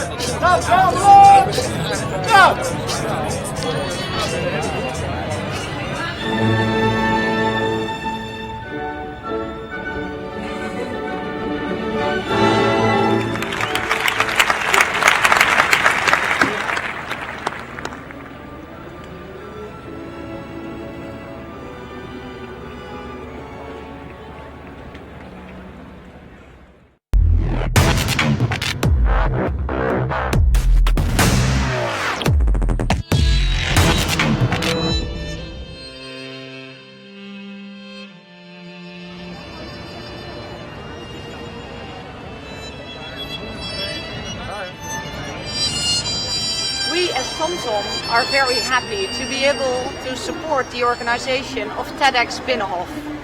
We look forward to help and support the next generation of entrepreneurs bringing their ideas to life.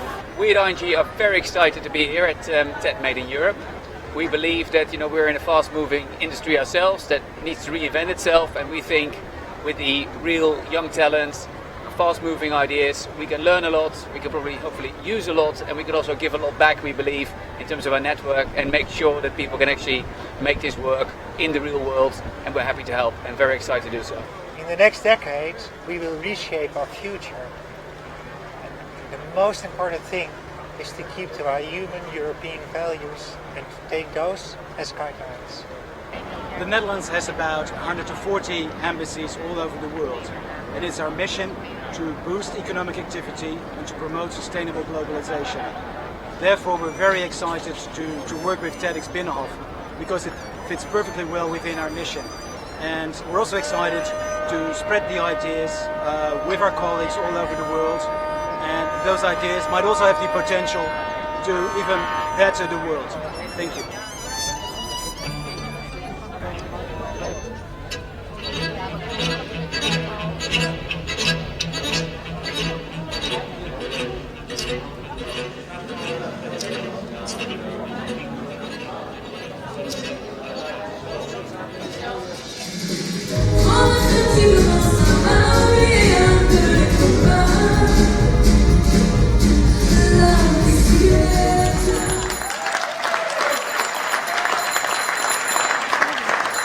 Dames en heren, welkom hier bij de aftrap van de derde TEDxBinnenhof. Dankjewel. Daar krijg je een hand voor. Dankjewel. Bertolt Hefting.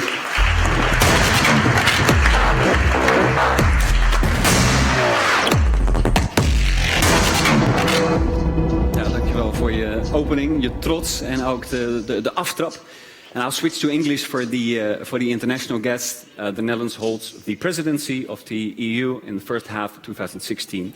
And this presents a great opportunity to show the world that the Netherlands is in fact the place to be when it comes to innovation.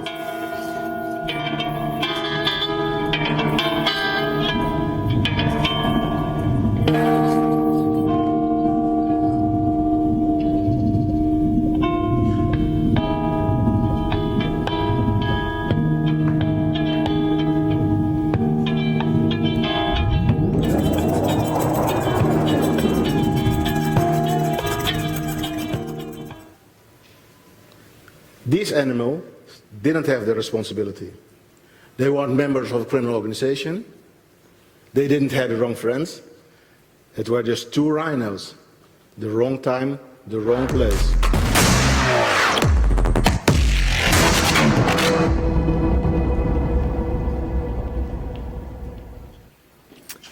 With Flowit, we had the honor to speak during the last TEDxBinnenhof event. It was the first time, as Jim mentioned previously, to really shout out our message and what the concept of Flowit is about. My name is Sid Vollebrecht, and together with my colleague Reinhard Veenstra, I'm the founder of Elemental Water Makers. And we have an idea worth spreading. We want to solve freshwater scarcity using unlimited resources of the sea, the sun and the wind. My name's Daniel Saris, and I'm not a salamander. If I was a salamander, I would not have this problem. Salamanders can heal their legs. Strakke lijnen drijven over drukke steden, waar lange rijen groen volhardend natuur aangeven.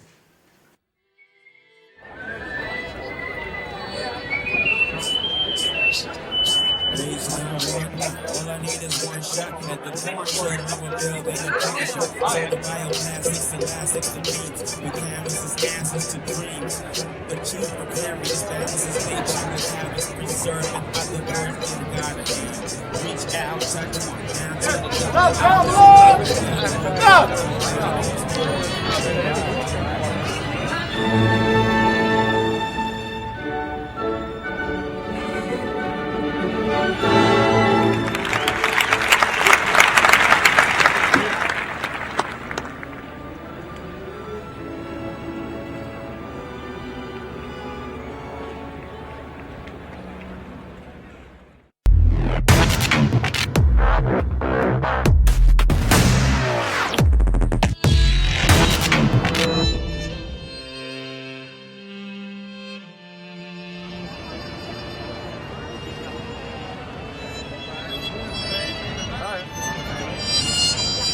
We as TomTom are very happy to be able to support the organization of TEDxBinnenhof. We look forward to help and support the next generation of entrepreneurs bringing their ideas to life. We at ING are very excited to be here at TED Made in Europe. We believe that we're in a fast-moving industry ourselves that needs to reinvent itself, and we think with the real young talents, fast-moving ideas, we can learn a lot, we can probably hopefully use a lot, and we can also give a lot back, we believe, in terms of our network, and make sure that people can actually make this work in the real world, and we're happy to help and very excited to do so. In the next decade, we will reshape our future. And the most important thing is to keep to our human European values and to take those as guidelines. The Netherlands has about 140 embassies all over the world, and it's our mission to boost economic activity and to promote sustainable globalization. Therefore, we're very excited to work with TEDxBinnenhof because it fits perfectly well within our mission. And we're also excited to spread the ideas with our colleagues all over the world. And those ideas might also have the potential to even better the world. Thank you.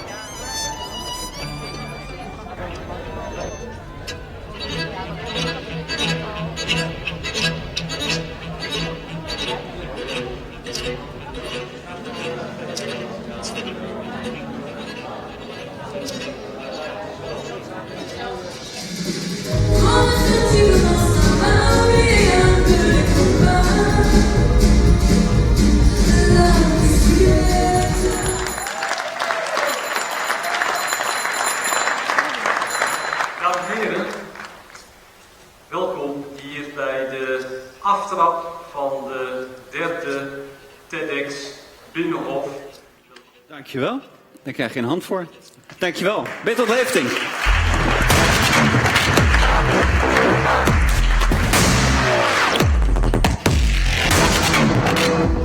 Ja, dankjewel voor je opening, je trots en ook de aftrap. And I'll switch to English for the international guests. The Netherlands holds the presidency of the EU in the first half of 2016. And this presents a great opportunity to show the world that the Netherlands is in fact the place to be when it comes to innovation.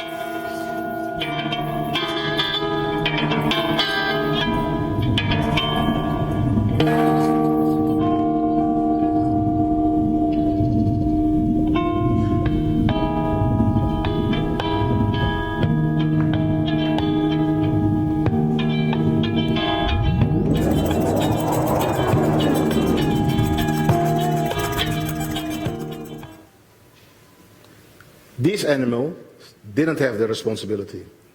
They weren't members of a criminal organization. They didn't have the wrong friends. It were just two rhinos. The wrong time, the wrong place.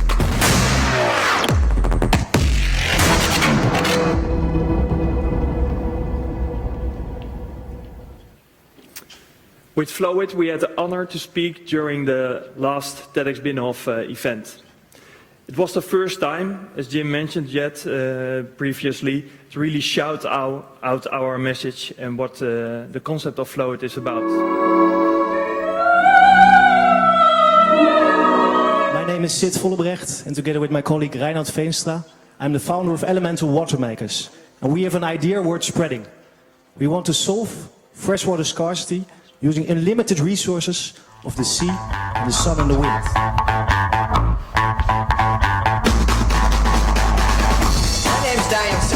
And I'm not a salamander.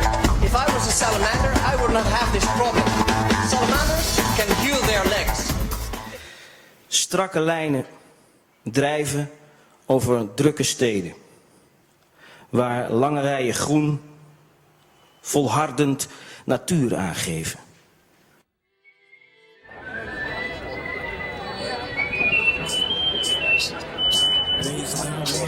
All I need is one shot at the cornerstone of a building and a picture. So the bioplastics and plastics to meet. We canvases answers to dreams.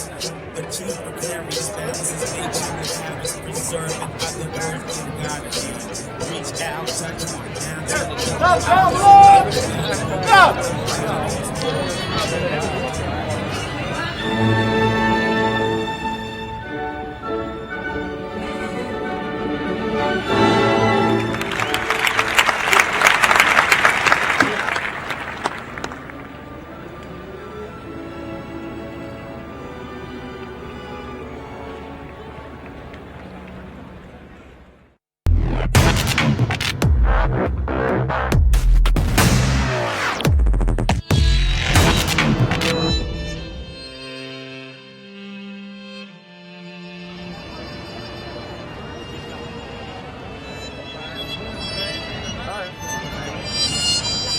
We as TomTom are very happy to be able to support the organization of TEDxBinnenhof.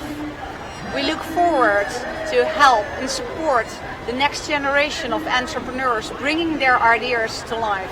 We at ING are very excited to be here at TED Made in Europe.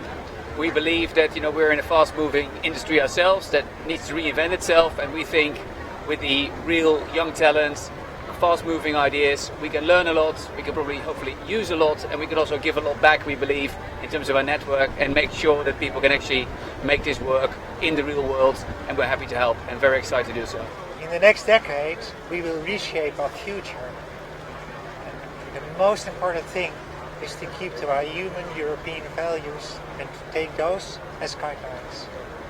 The Netherlands has about 140 embassies all over the world.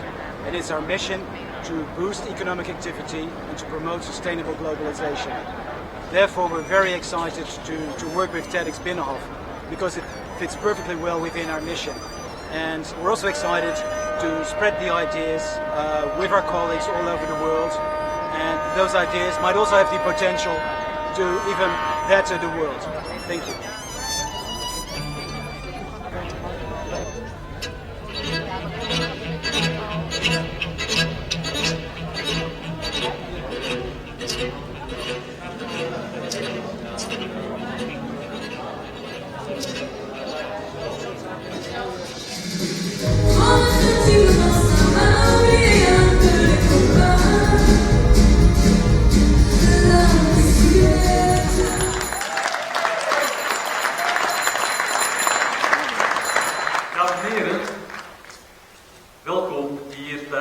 de aftrap van de derde TEDxBinnenhof. Dankjewel. Daar krijg je een hand voor. Dankjewel. Bertolt Lefting.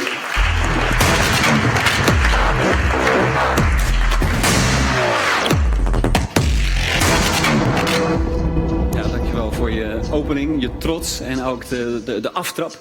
And I'll switch to English for the international guest. The Netherlands holds the presidency of the EU in the first half of 2016. And this presents a great opportunity to show the world that the Netherlands is in fact the place to be when it comes to innovation.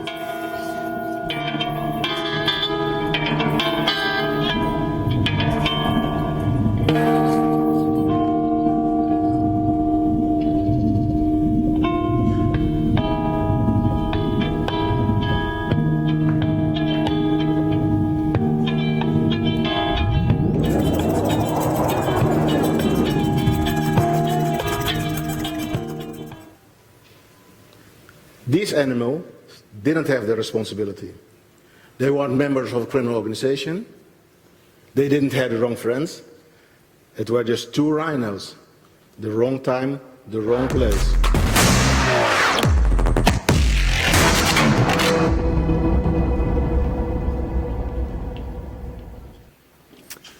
With Flowit, we had the honor to speak during the last TEDxBinnenhof event. It was the first time, as Jim mentioned previously, to really shout out our message and what the concept of Flowit is about. My name is Sid Vollebrecht, and together with my colleague Reinoud Veenstra, I'm the founder of Elemental Water Makers. And we have an idea worth spreading. We want to solve freshwater scarcity using unlimited resources of the sea, and the sun and the wind.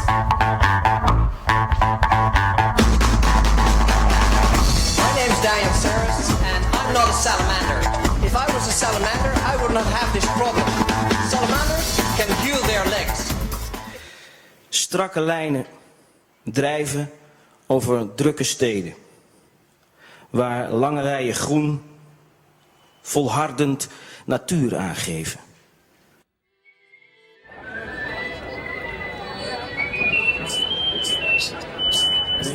All I need is one shot at the portrait of a building a picture. So the bioplastics and plastics to meet. We canvases answers to dreams. The chief precarious balances nature with habits preserving other words in God's hands. Reach out, touch it down to the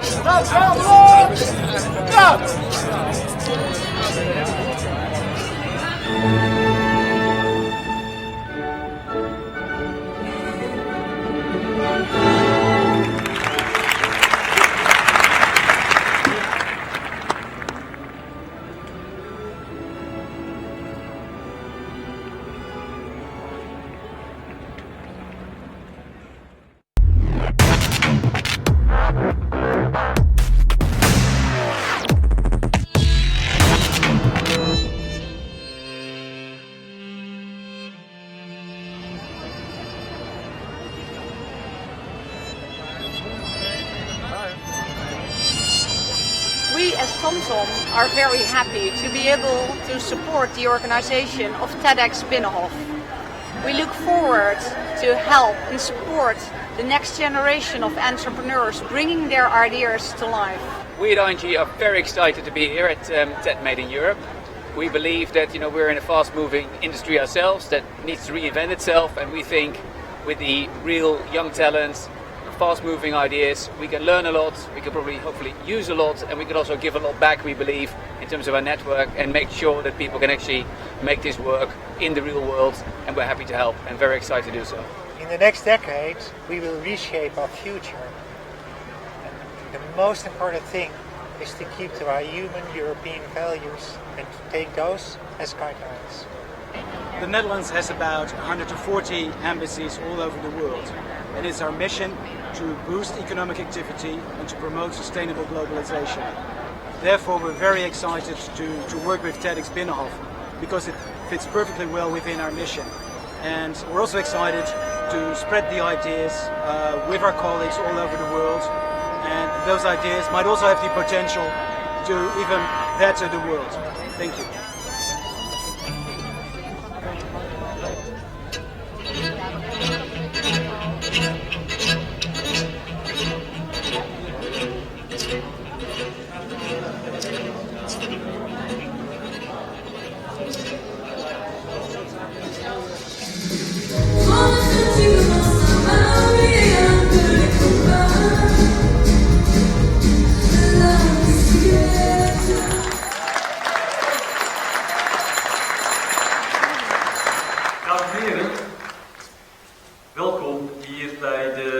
aftrap van de derde TEDxBinnenhof. Dankjewel. Daar krijg je een hand voor. Dankjewel. Bertolt Hefting.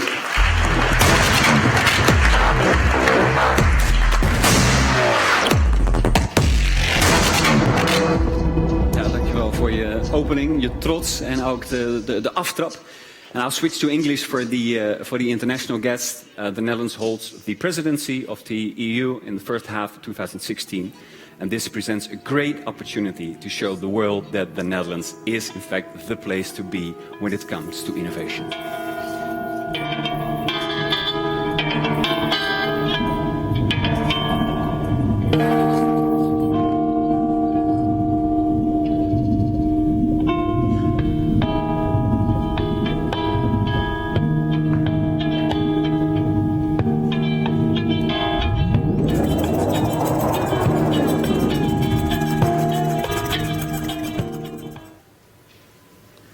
These animals didn't have the responsibility. They weren't members of a criminal organization. They didn't have the wrong friends. It were just two rhinos. The wrong time, the wrong place.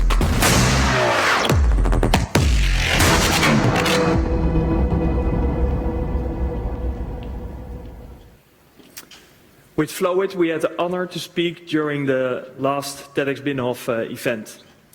It was the first time, as Jim mentioned previously, to really shout out our message and what the concept of Flowit is about.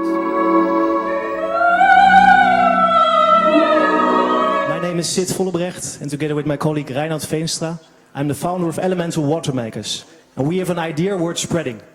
We want to solve freshwater scarcity using unlimited resources of the sea, and the sun and the wind.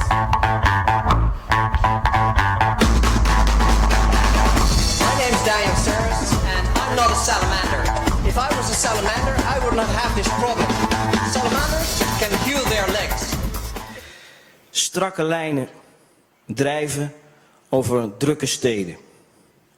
Waar lange rijen groen volhardend natuur aangeven.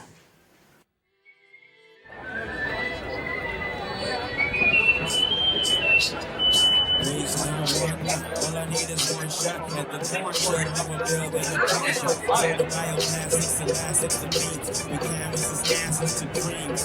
The chief precarious balances nature with habits preserving by the earth and God hands.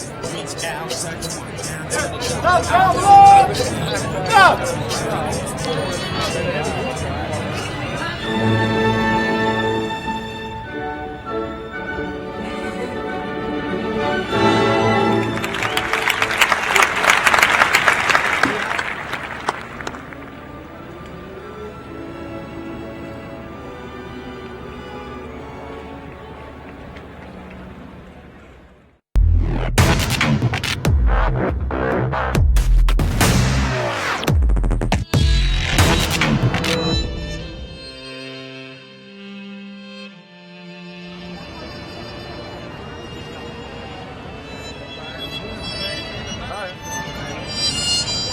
We as TomTom are very happy to be able to support the organization of TEDxBinnenhof.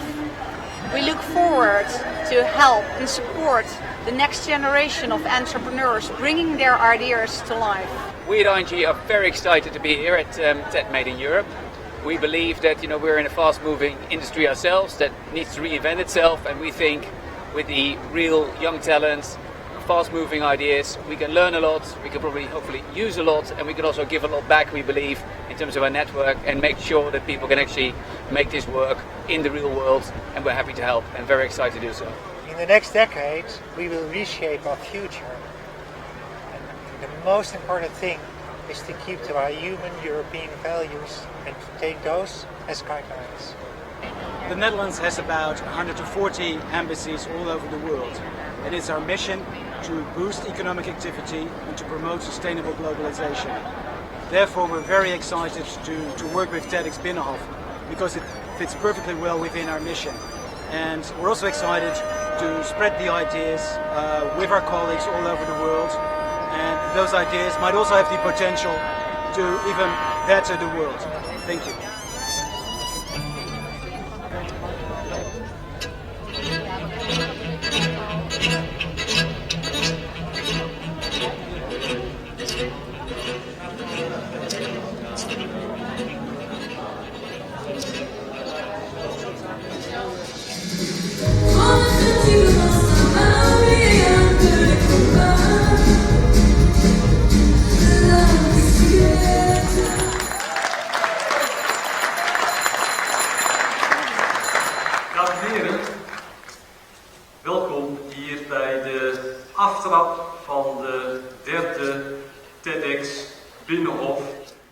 Dankjewel. Daar krijg je een hand voor. Dankjewel. Bertolt Hefting.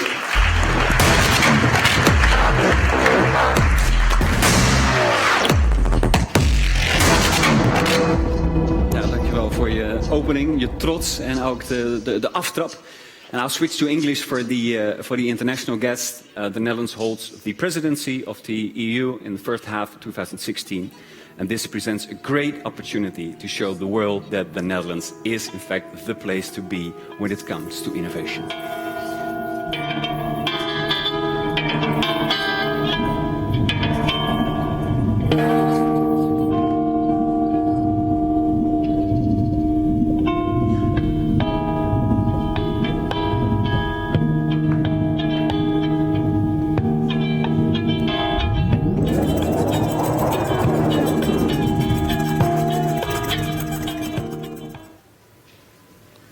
These animals didn't have the responsibility. They weren't members of a criminal organization. They didn't have the wrong friends. It were just two rhinos. The wrong time, the wrong place.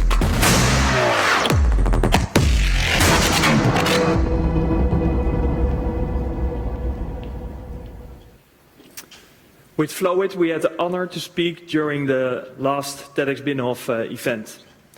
It was the first time, as Jim mentioned previously, to really shout out our message and what the concept of Flowit is about.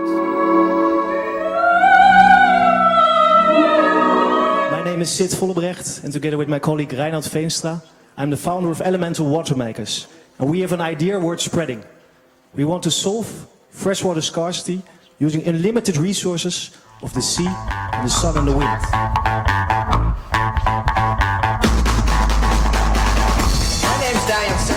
And I'm not a salamander.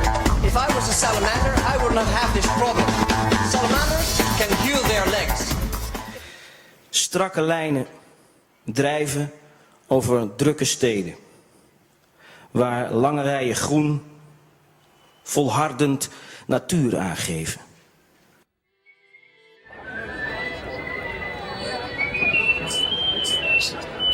All I need is one shot at the corner of a building, a picture. All the bioplastics and plastics to meat. We canvases answers to dreams. The chief precarious balance is nature. The canvas preserving other earth in God's hands. Reach out, touch one down to the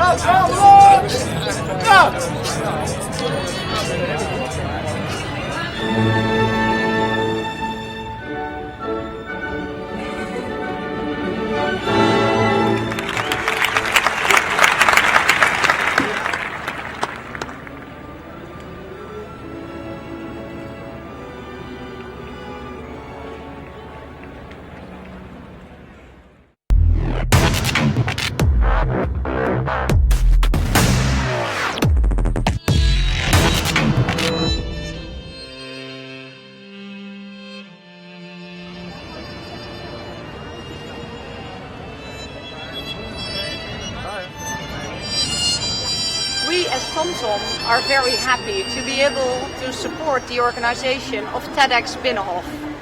We look forward to help and support the next generation of entrepreneurs bringing their ideas to life. We at ING are very excited to be here at TED Made in Europe. We believe that we're in a fast-moving industry ourselves that needs to reinvent itself, and we think with the real young talents, fast-moving ideas, we can learn a lot, we can probably hopefully use a lot, and we can also give a lot back, we believe, in terms of our network, and make sure that people can actually make this work in the real world, and we're happy to help and very excited to do so. In the next decade, we will reshape our future. And the most important thing is to keep to our human European values and to take those as guidelines. The Netherlands has about 140 embassies all over the world. And it's our mission to boost economic activity and to promote sustainable globalization. Therefore, we're very excited to work with TEDxBinnenhof because it fits perfectly well within our mission. And we're also excited to spread the ideas with our colleagues all over the world. And those ideas might also have the potential to even better the world. Thank you.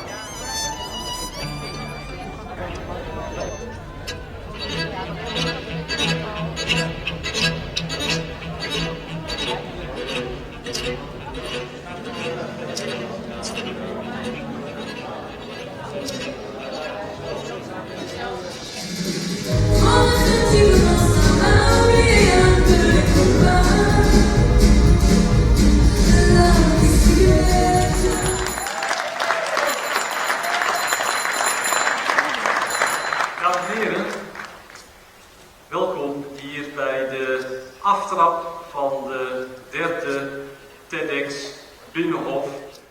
Dankjewel. Daar krijg je een hand voor. Dankjewel. Bertolt Hefting.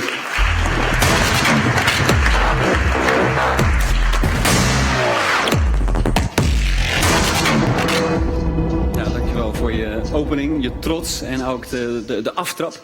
And I'll switch to English for the international guest. The Netherlands holds the presidency of the EU in the first half of 2016. And this presents a great opportunity to show the world that the Netherlands is in fact the place to be when it comes to innovation.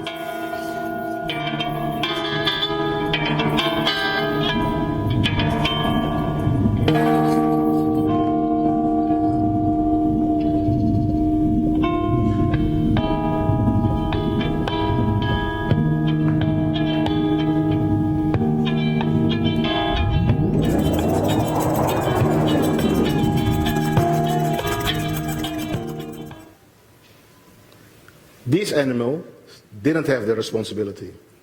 They weren't members of a criminal organization. They didn't have the wrong friends. It were just two rhinos. The wrong time, the wrong place.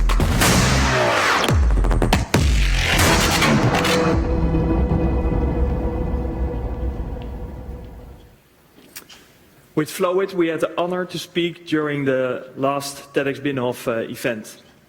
It was the first time, as Jim mentioned previously, to really shout out our message and what the concept of Flowit is about. My name is Sid Vollebrecht, and together with my colleague Reinhard Veenstra, I'm the founder of Elemental Water Makers. And we have an idea worth spreading. We want to solve freshwater scarcity using unlimited resources of the sea and the sun and the wind.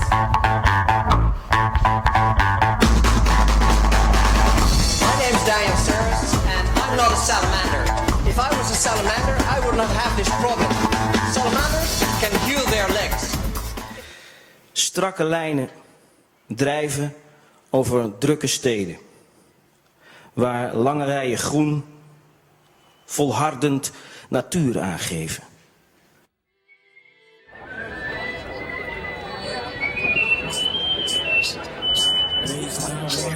All I need is one shot at the corner. Never build in a partial. So the bioplastics and plastics to meet. We canvases answers to dreams. But choose precarious balances nature. We have us preserved by the word of God again. Reach out, touch one down to the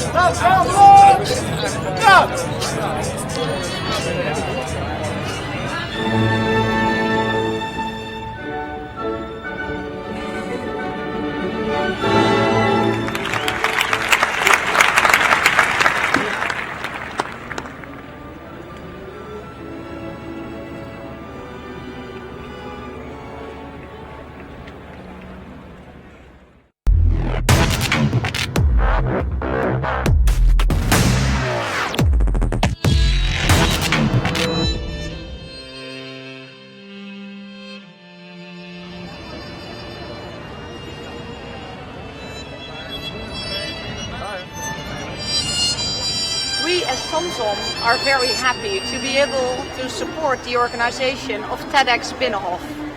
We look forward to help and support the next generation of entrepreneurs bringing their ideas to life.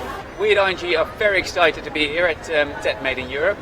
We believe that we're in a fast-moving industry ourselves that needs to reinvent itself, and we think with the real young talents, fast-moving ideas, we can learn a lot, we can probably hopefully use a lot, and we can also give a lot back, we believe, in terms of our network, and make sure that people can actually make this work in the real world, and we're happy to help and very excited to do so. In the next decade, we will reshape our future. And the most important thing is to keep to our human European values and to take those as guidelines.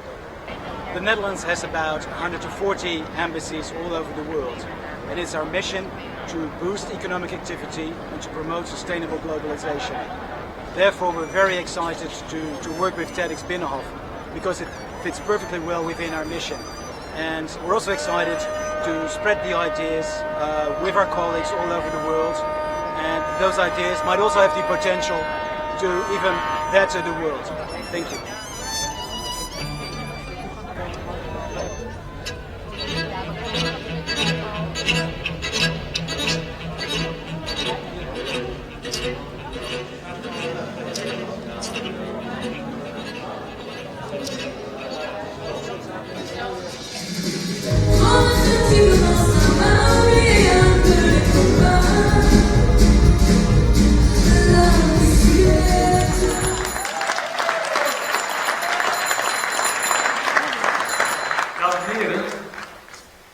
Welkom hier bij de aftrap van de derde TEDxBinnenhof. Dankjewel. Daar krijg je een hand voor. Dankjewel. Bertolt Hefting.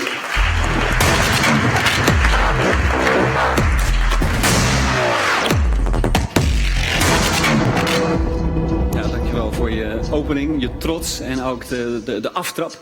And I'll switch to English for the international guest. The Netherlands holds the presidency of the EU in the first half of 2016.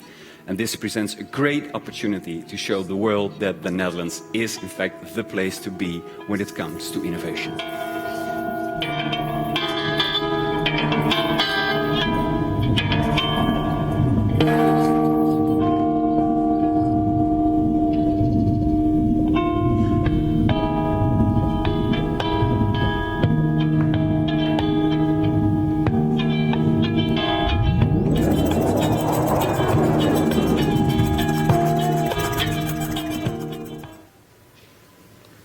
These animals didn't have the responsibility.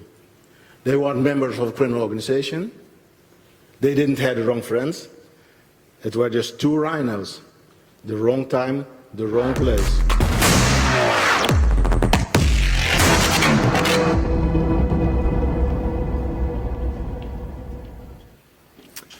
With Flowit, we had the honor to speak during the last TEDxBinnenhof event. It was the first time, as Jim mentioned previously, to really shout out our message and what the concept of Flowit is about.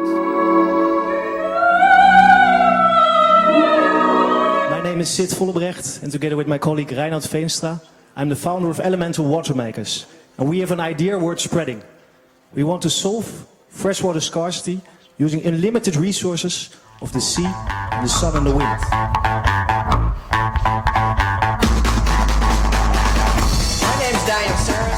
I'm not a salamander. If I was a salamander, I would not have this problem. Salamanders can heal their legs. Strakke lijnen drijven over drukke steden. Waar lange rijen groen volhardend natuur aangeven.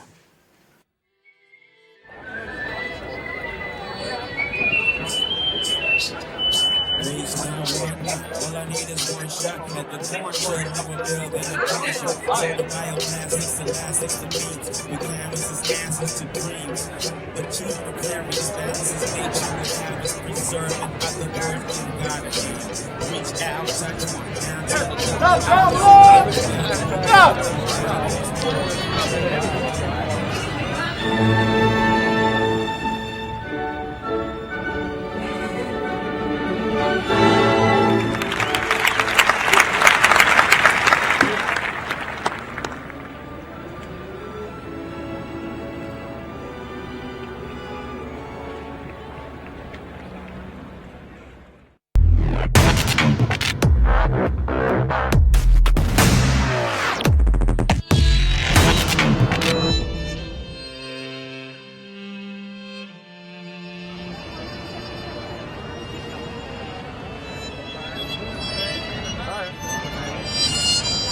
We as TomTom are very happy to be able to support the organization of TEDxBinnenhof. We look forward to help and support the next generation of entrepreneurs bringing their ideas to life. We at ING are very excited to be here at TED Made in Europe. We believe that we're in a fast-moving industry ourselves that needs to reinvent itself, and we think with the real young talents, fast-moving ideas, we can learn a lot, we can probably hopefully use a lot, and we can also give a lot back, we believe, in terms of our network, and make sure that people can actually make this work in the real world, and we're happy to help and very excited to do so. In the next decade, we will reshape our future. And the most important thing is to keep to our human European values and to take those as guidelines. The Netherlands has about 140 embassies all over the world. It is our mission to boost economic activity and to promote sustainable globalization. Therefore, we're very excited to work with TEDxBinnenhof because it fits perfectly well within our mission. And we're also excited to spread the ideas with our colleagues all over the world. And those ideas might also have the potential to even better the world. Thank you.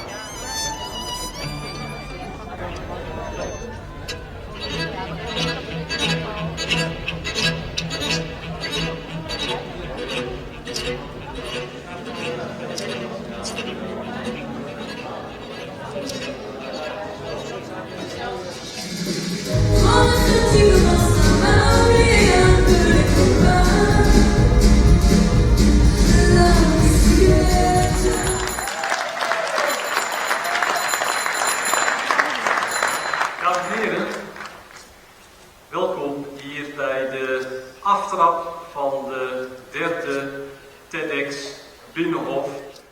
Dankjewel. Daar krijg je een hand voor. Dankjewel. Beter tot hefting.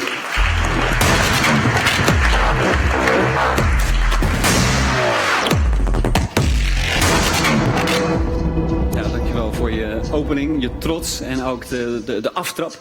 And I'll switch to English for the international guest. The Netherlands holds the presidency of the EU in the first half of 2016. And this presents a great opportunity to show the world that the Netherlands is in fact the place to be when it comes to innovation.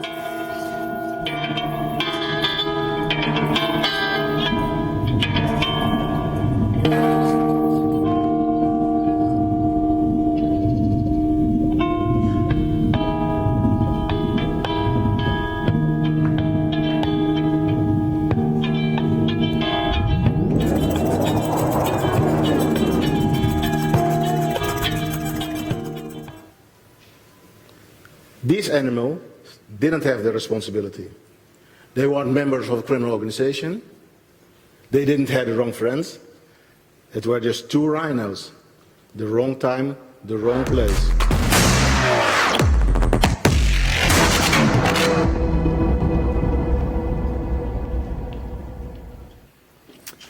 With Flowit, we had the honor to speak during the last TEDxBinnenhof event. It was the first time, as Jim mentioned previously, to really shout out our message and what the concept of Flowit is about. My name is Sid Vollebrecht, and together with my colleague Reinhard Veenstra, I'm the founder of Elemental Water Makers. And we have an idea worth spreading. We want to solve freshwater scarcity using unlimited resources of the sea, and the sun and the wind.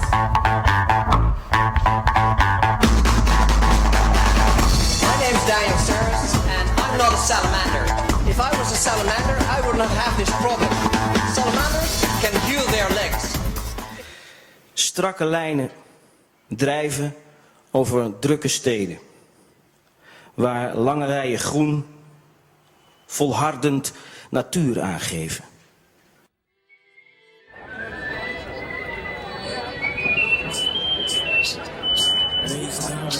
All I need is one shot at the corner of a building, a passion. So the bioplastics and plastics to means we canvases answers to dreams.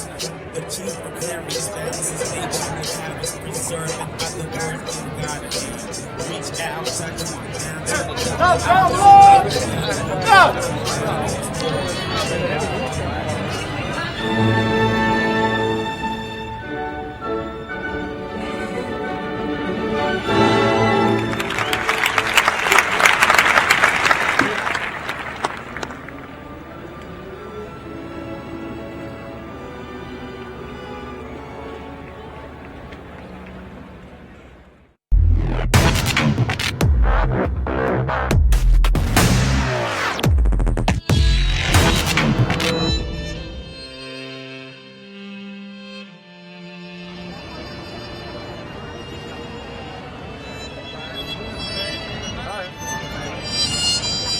We as TomTom are very happy to be able to support the organization of TEDxBinnenhof. We look forward to help and support the next generation of entrepreneurs bringing their ideas to life. We at ING are very excited to be here at TED Made in Europe. We believe that we're in a fast-moving industry ourselves that needs to reinvent itself, and we think with the real young talents, fast-moving ideas, we can learn a lot, we can probably hopefully use a lot, and we can also give a lot back, we believe, in terms of our network, and make sure that people can actually make this work in the real world, and we're happy to help and very excited to do so. In the next decade, we will reshape our future. And the most important thing is to keep to our human European values and to take those as guidelines. The Netherlands has about 140 embassies all over the world. It is our mission to boost economic activity and to promote sustainable globalization. Therefore, we're very excited to work with TEDxBinnenhof because it fits perfectly well within our mission. And we're also excited to spread the ideas with our colleagues all over the world. And those ideas might also have the potential to even better the world. Thank you.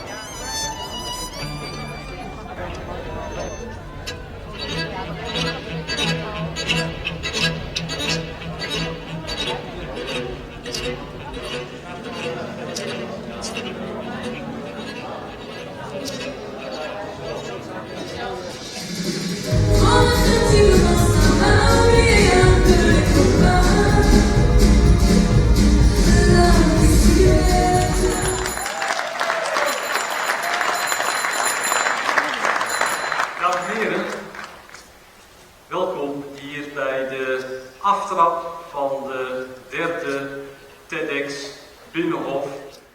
Dankjewel. Daar krijg je een hand voor. Dankjewel. Bertolt Hefting.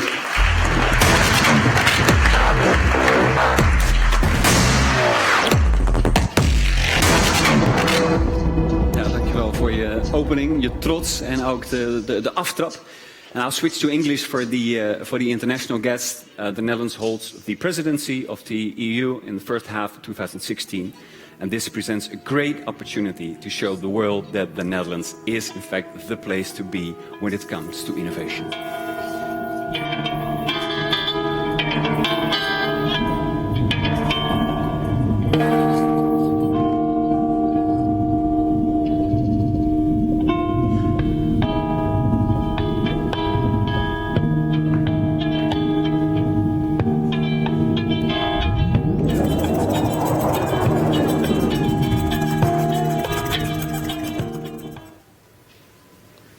These animals didn't have the responsibility.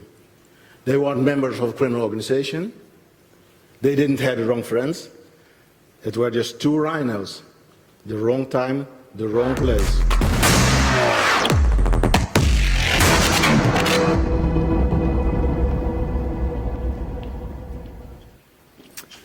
With Flowit, we had the honor to speak during the last TEDxBinnenhof event. It was the first time, as Jim mentioned previously, to really shout out our message and what the concept of Flowit is about. My name is Sid Vollebrecht, and together with my colleague Reinhard Veenstra, I'm the founder of Elemental Water Makers. And we have an idea worth spreading. We want to solve freshwater scarcity using unlimited resources of the sea, and the sun and the wind.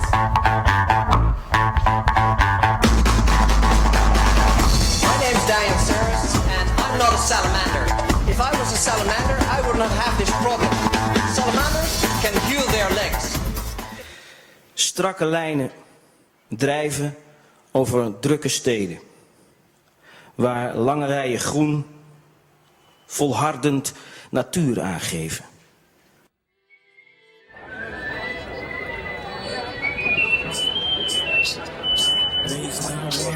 All I need is one shot, and at the core, sure, never build in a picture. So the bioplastics and plastics to meet, we canvases answers to dreams. The chief precarious balance is nature, with habits preserved by the earth and God at hand. Reach out, touch it, down to the top.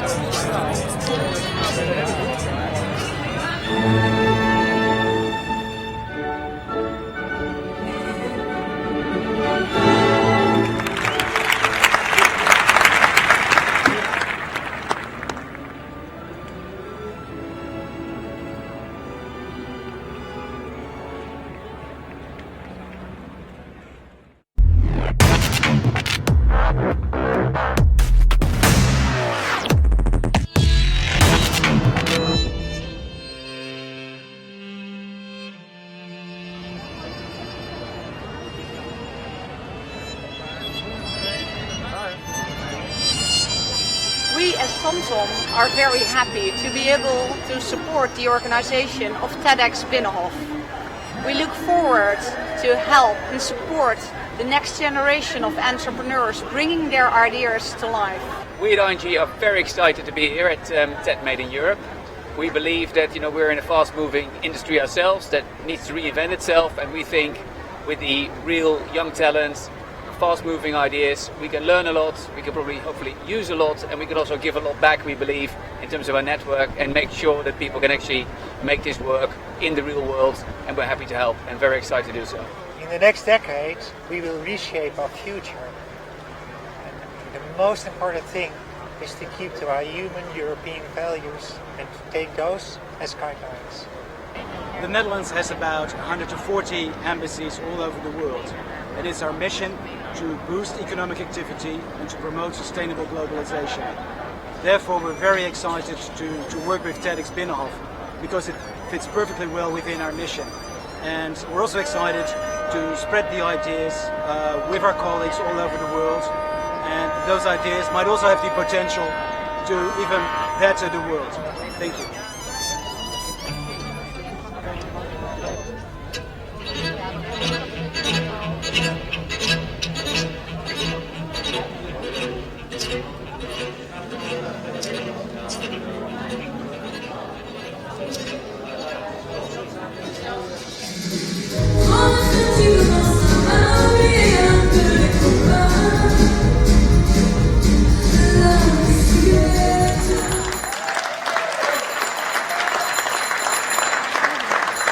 Dames en heren, welkom hier bij de aftrap van de derde TEDxBinnenhof.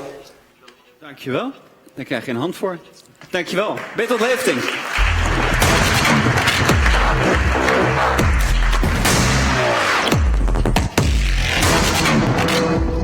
Ja, dankjewel voor je opening, je trots en ook de aftrap. And I'll switch to English for the international guests. The Netherlands holds the presidency of the EU in the first half of 2016. And this presents a great opportunity to show the world that the Netherlands is in fact the place to be when it comes to innovation.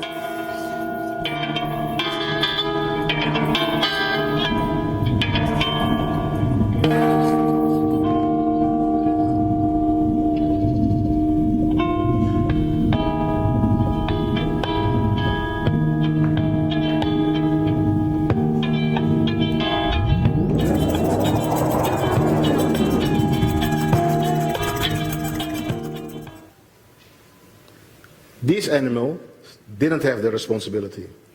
They weren't members of a criminal organization. They didn't have the wrong friends. It were just two rhinos. The wrong time, the wrong place.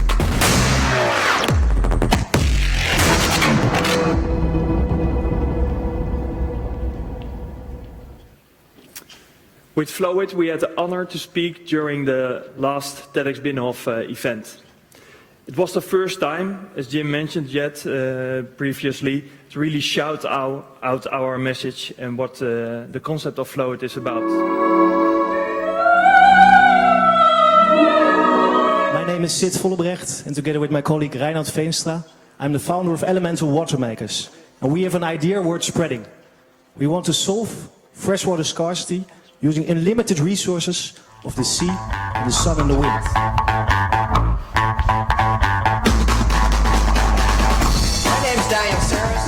I'm not a salamander. If I was a salamander, I would not have this problem. Salamanders can heal their legs.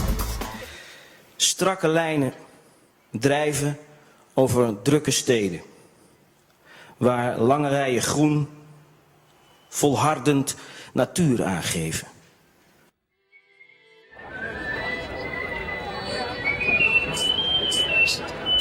All I need is one shot at the corner of a building.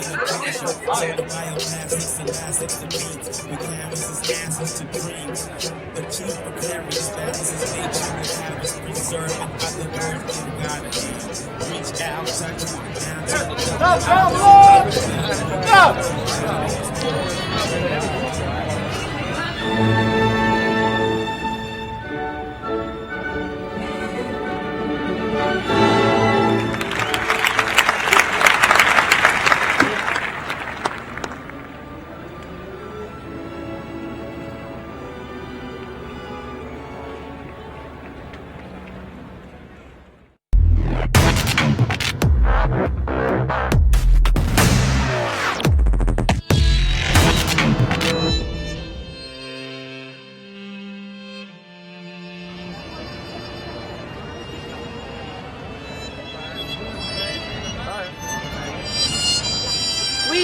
TomTom are very happy to be able to support the organization of TEDxBinnenhof. We look forward to help and support the next generation of entrepreneurs bringing their ideas to life. We at ING are very excited to be here at TED Made in Europe.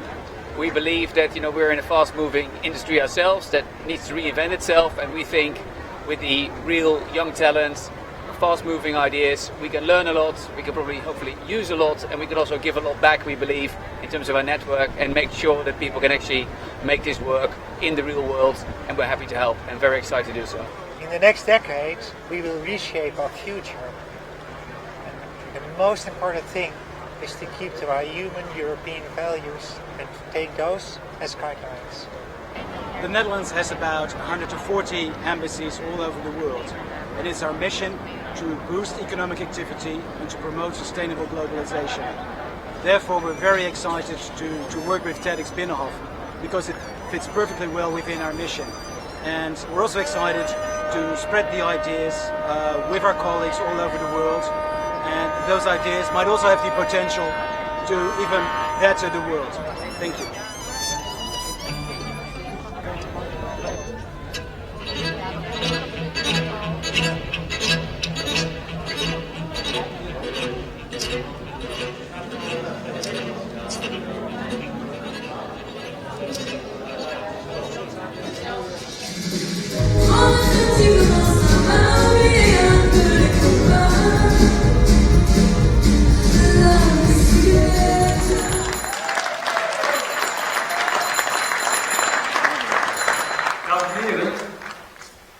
Welkom hier bij de aftrap van de derde TEDxBinnenhof.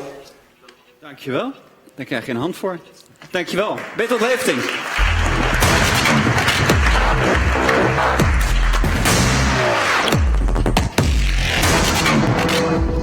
Ja, dankjewel voor je opening, je trots en ook de aftrap. And I'll switch to English for the international guest. The Netherlands holds the presidency of the EU in the first half of 2016. And this presents a great opportunity to show the world that the Netherlands is in fact the place to be when it comes to innovation.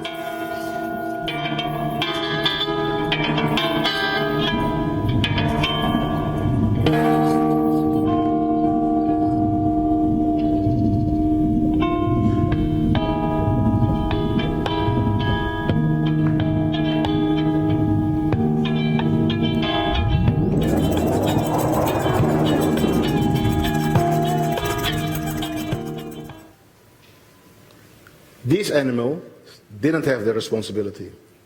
They weren't members of a criminal organization. They didn't have the wrong friends. It were just two rhinos. The wrong time, the wrong place.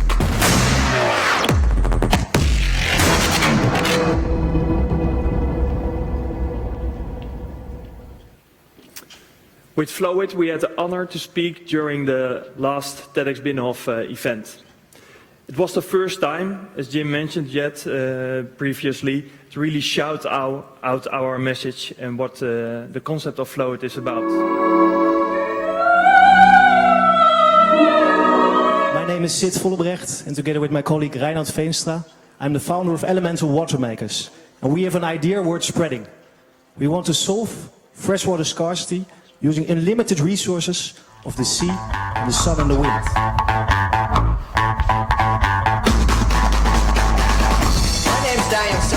And I'm not a salamander. If I was a salamander, I would not have this problem. Salamanders can heal their legs. Strakke lijnen drijven over drukke steden.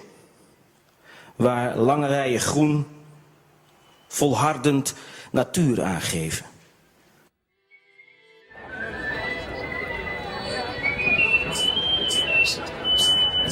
All I need is one shot at the corner. Never build in a partnership. So the bioplastics and plastics to meat. We canvases answers to dreams.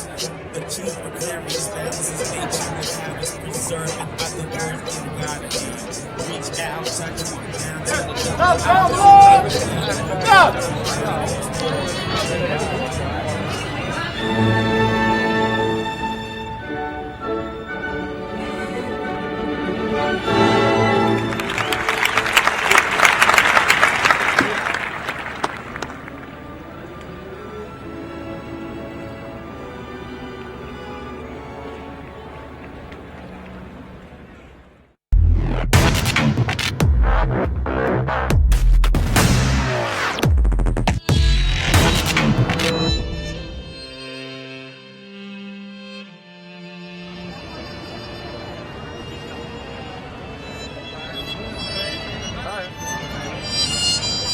We as TomTom are very happy to be able to support the organization of TEDxBinnenhof. We look forward to help and support the next generation of entrepreneurs bringing their ideas to life. We at ING are very excited to be here at TED Made in Europe. We believe that we're in a fast-moving industry ourselves that needs to reinvent itself, and we think with the real young talents, fast-moving ideas, we can learn a lot, we can probably hopefully use a lot, and we can also give a lot back, we believe, in terms of our network, and make sure that people can actually make this work in the real world, and we're happy to help and very excited to do so. In the next decade, we will reshape our future. And the most important thing is to keep to our human European values and to take those as guidelines. The Netherlands has about 140 embassies all over the world. It is our mission to boost economic activity and to promote sustainable globalization. Therefore, we're very excited to work with TEDxBinnenhof because it fits perfectly well within our mission. And we're also excited to spread the ideas with our colleagues all over the world. And those ideas might also have the potential to even better the world. Thank you.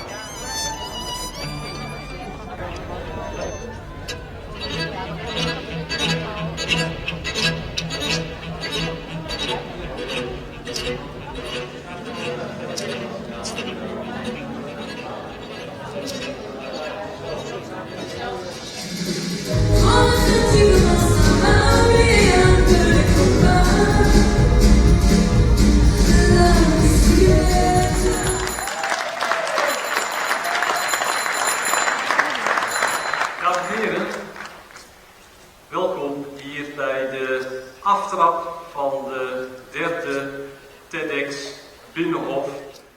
Dankjewel. Daar krijg je een hand voor. Dankjewel. Bertolt Hefting.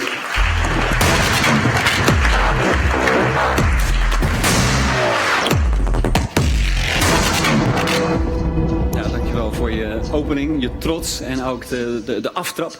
And I'll switch to English for the international guest. The Netherlands holds the presidency of the EU in the first half of 2016. And this presents a great opportunity to show the world that the Netherlands is in fact the place to be when it comes to innovation.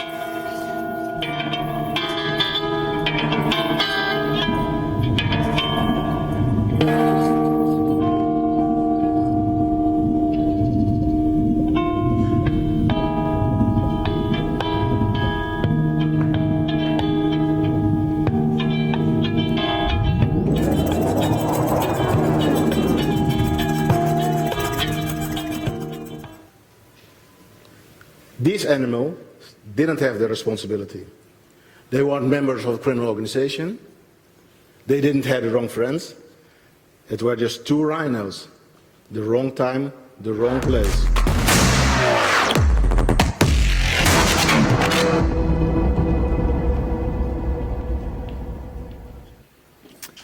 With Flowit, we had the honor to speak during the last TEDxBinnenhof event. It was the first time, as Jim mentioned previously, to really shout out our message and what the concept of Flowit is about. My name is Sid Vollebrecht, and together with my colleague Reinhard Veenstra, I'm the founder of Elemental Water Makers. And we have an idea worth spreading. We want to solve freshwater scarcity using unlimited resources of the sea and the sun and the wind.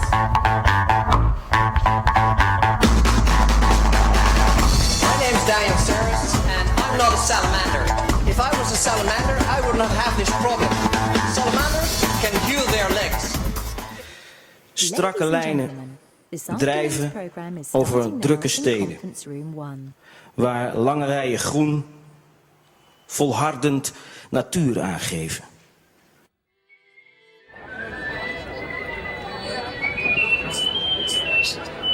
All I need is one shot at the temperature. Never build in a picture. So the bioplastics and plastics to meat. We canvases answers to dreams. The chief preparedness balances nature with habits. Preserving other words you gotta eat. Reach out, touch one down to the Stop!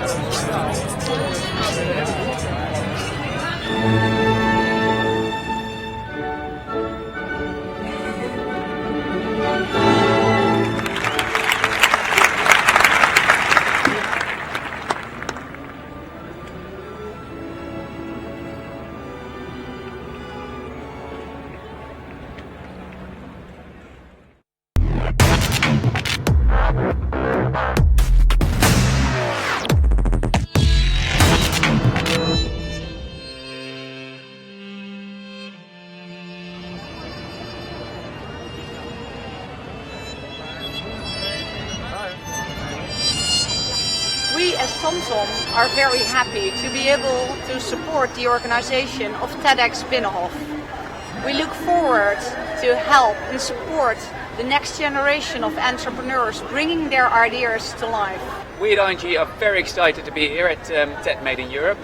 We believe that we're in a fast-moving industry ourselves that needs to reinvent itself, and we think with the real young talents, fast-moving ideas, we can learn a lot, we can probably hopefully use a lot, and we can also give a lot back, we believe, in terms of our network, and make sure that people can actually make this work in the real world, and we're happy to help and very excited to do so.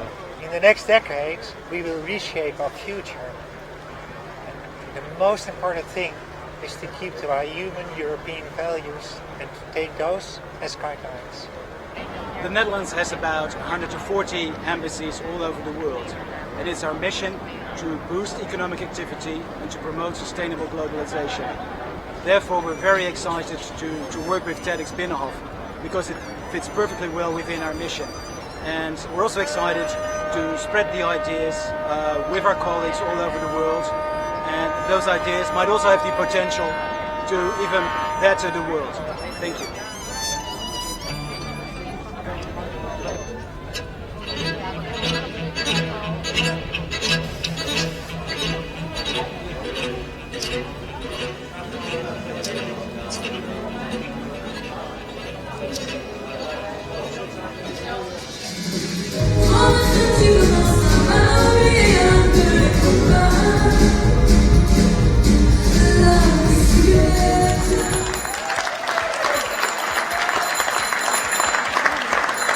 Dames en heren, welkom hier bij de aftrap van de derde TEDxBinnenhof. Dankjewel. Daar krijg je een hand voor. Dankjewel. Bertolt Hefting.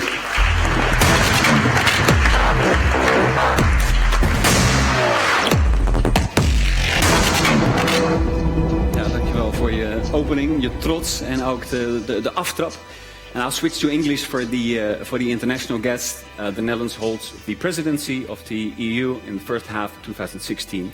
And this presents a great opportunity to show the world that the Netherlands is in fact the place to be when it comes to innovation.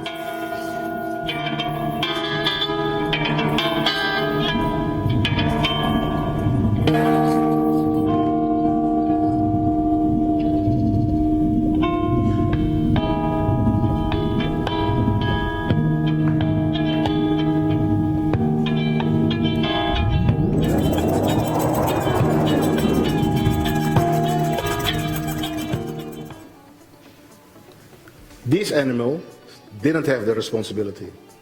They weren't members of a criminal organization. They didn't have the wrong friends. It were just two rhinos. The wrong time, the wrong place.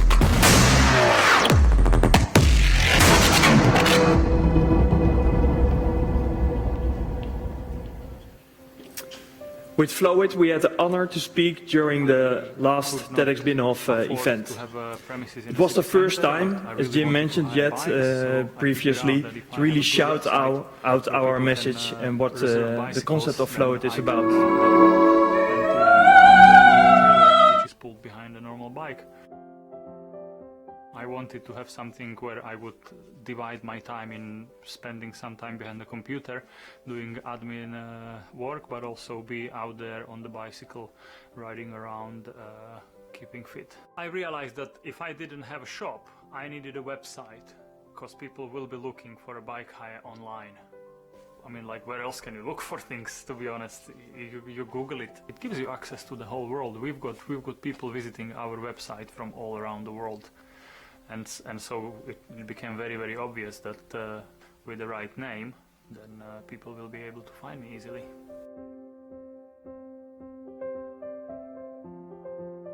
We were a traditional butcher's, that's where we started, in a fishmonger's stall. And because of customer feedback, we had to embrace modern technology. We had to change the way we thought about things and the way we did things. So we set up a website, we set up an online presence with Facebook. And I have to be honest, that's the best thing we ever did. So we put a post offering a real deal. With all the items in the deal, free delivery, with a certain area that we would deliver to, and 627,000 people said yes, please. I can't understand why anybody is not on Facebook, does not have a website, is not embracing modern technology, because if you're not, you're missing out on so much. Our turnover's gone from, as I said, a decreasing turnover, which as at last count was around about £800,000 a year. We're now touching £6 million a year turnover in 18 months.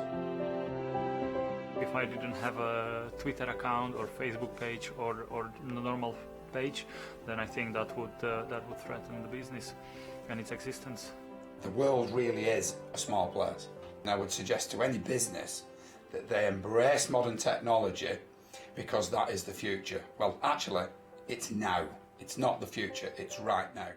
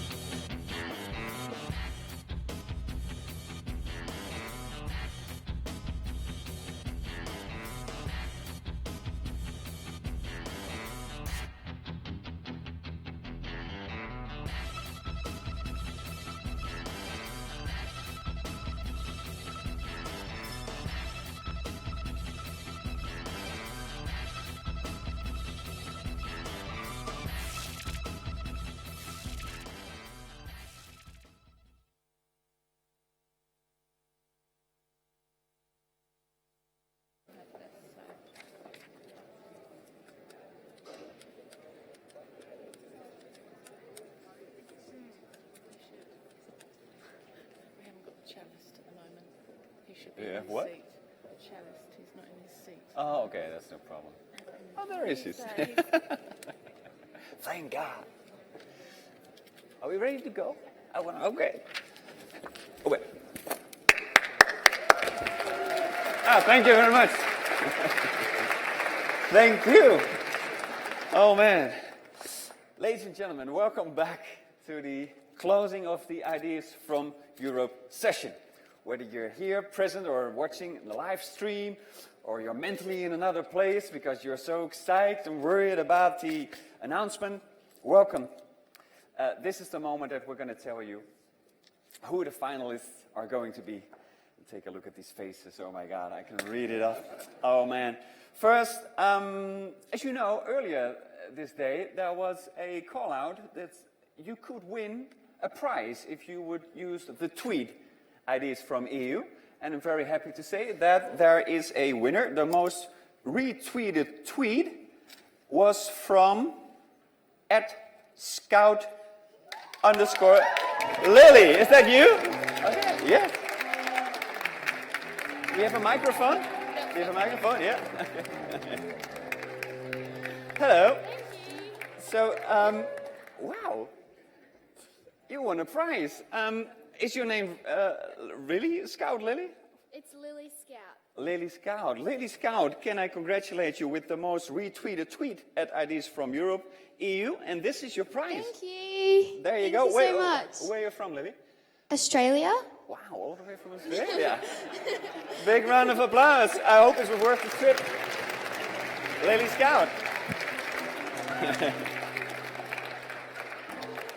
Excellent. I'm sure you get a lot of followers today. Right, so when earlier this year, two powerhouses joined forces. I'm talking about the European Commission, of course, the SME Envoys on the one side and the TEDx community on the other side. It was a bold plan. The plan was to look for the best ideas for Europe, from Europe. It was a talent search, a big talent search in 28 member states. There were pre-rounds, auditions, people pitched, they got presentation coaches, etc. And this whole search from earlier this year up until now resulted in those 28 pitches that you heard here on the stage. What do you think? What is it worth to be one of those 28? Is that pretty cool or not? Absolutely.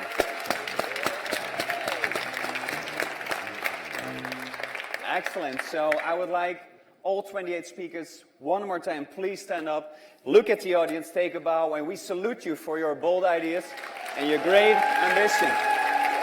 Woo!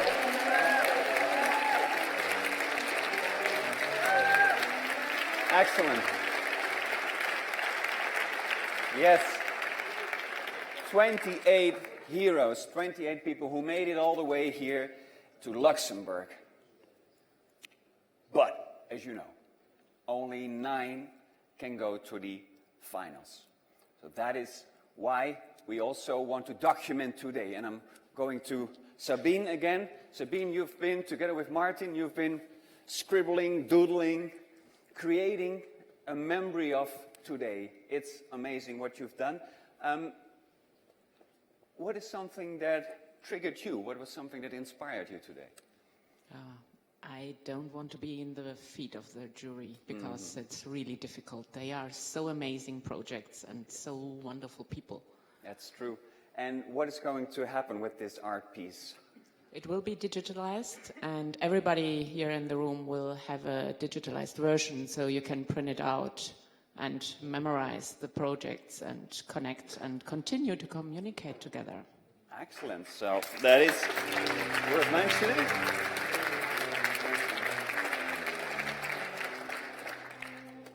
All right. So anyone who wants to have a memory can go to the website, I think tomorrow, hopefully, if we can digitize it in time, Ideas from Europe, and download the visual memories. Right. As I said, from 28 to 9, but there is also a wild card involved. we decided that we also think that the online community in Europe should have a vote. So, for example, if your favorite presenter didn't make it to those 9, then the coming months you can vote online, and the speaker, the person, the idea with the most votes gets the wild card and shall be, just like the other 9, in The Hague on March 31st in The Hague. Having said that, I think it's time to invite the jury to the stage. Please welcome back Kristen and Corinne.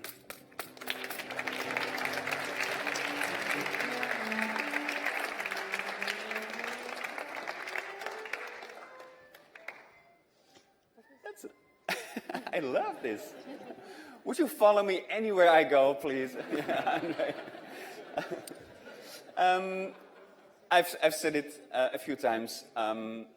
Being on a jury isn't easy, especially if you have these great ideas. Kristen, can you say something about the process? Well, I think the process was great because we enjoyed so much listening to all these wonderful projects. And I have to say it was amazing how much common approach was between us three who come from very different backgrounds, work in very different contexts. Right. But we were actually very much in agreement. You were unanimous in the whole... Yeah, pretty much. Okay. And yeah. Diego, where did you... Diego is going to, is launching a startup thing this had a afternoon. startup He weekend. had a startup weekend, he had to go. But he was part of the process from... Oh, yeah. Okay. Oh, of course. Just checking. Corinne, your thoughts on the jury process? Well, first of all 28, as far as I'm concerned, have won because you already were selected by your country, so you won the first big hurdle. I think you had the most difficult job today. I was extremely impressed about all candidates, the way you express yourself, the ideas, and as an entrepreneur, I feel very confident that the future of Europe is there. Really nice to see a young girl as well, a young digital, social girl winning the tweet of today. So, unfortunately, we have to make a decision. But because we're entrepreneurs, actually, we don't like rules. Going to make your life difficult. We've chosen 9 + 1. Yeah, otherwise, you know, if we were doing things by the book, we wouldn't be where we are. Yeah. So we have 9 winners and then 1 winner of the audience. So we will. Sorry to spoil your party. Yes, thank you very much for that. So from 28 we go to 9 + 1. And there's going to be a wild card. I said it. So That's right. yes, you're making my life complicated now. But it's all about so numbers. we have 11 speakers. Then I'm looking at my team. Okay. Sorry about that. Thank you very much. So yeah, why not? So and far once you have announced names, we also have a special mention, but that comes later. Okay. So far for inviting rebels in the jury. Okay, thanks so much. We won't get invited again, I know. But anyway, we've at least we got here, and thank you. Well, thank you for everyone, by the way. Okay, I think let's get to the good stuff. Ladies and gentlemen, big round of applause for Yvonne, my lovely assistant today.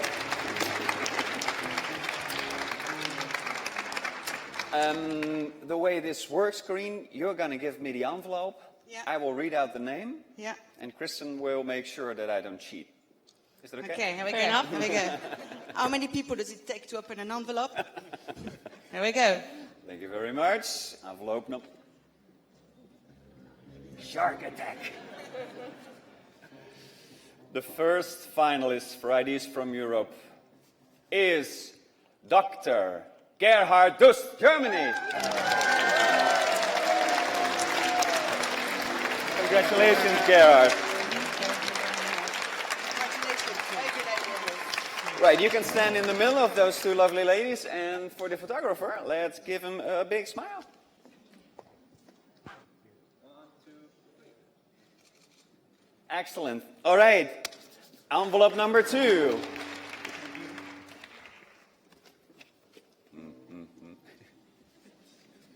The second finalist for Ideas from Europe is also a doctor from Ireland, Nora Colby.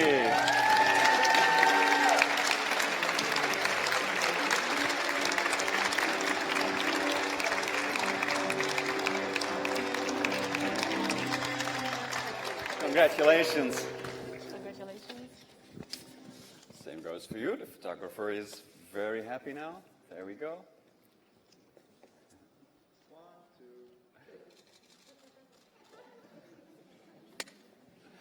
Envelope number 3. Third finalist for Ideas from Europe is from France, Cécile Réal.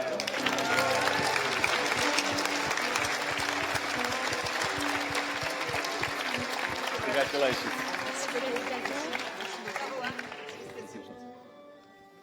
There you go.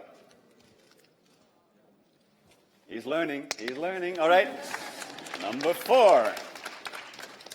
The 4th finalist for Ideas from Europe is from Italy, Lorenzo Pradella. Woo. Lorenzo, congratulations, buddy. Not a nice picture. We got it. Just one question, Lorenzo. You were hugging that lady in the middle. Is that who is that? She's Barbara Rogowski, and she coached us in making the best performance we could have done today. And I think our winner is, thanks for her, for a big chunk of this. Our presentation coach, Barbara Rogowski. Thank you. Number 5. Number 5. The 5th finalist. Not shaken from Malta, Nathan Ferrugia.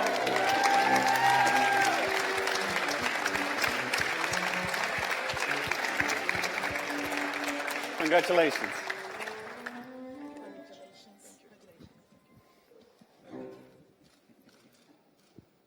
Excellent. 6. We're getting there. I can feel the tension.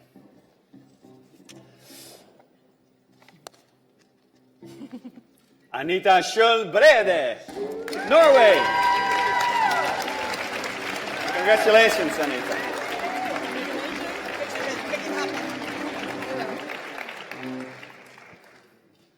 Excellent. Number 7, oh my God. The 7th finalist for Ideas from Europe is from Romania, Stefania Druga. Congratulations.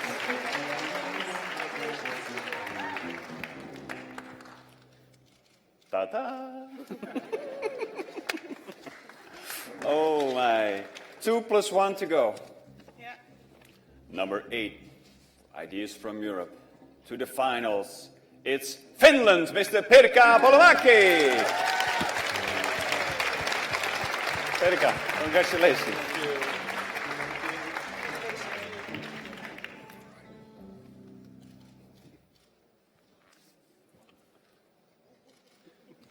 Excellent. Number 9. The 9th winner for Ideas from Europe. He's going to The Hague, March 31st. And he comes all the way from the UK, Kenny Ewan.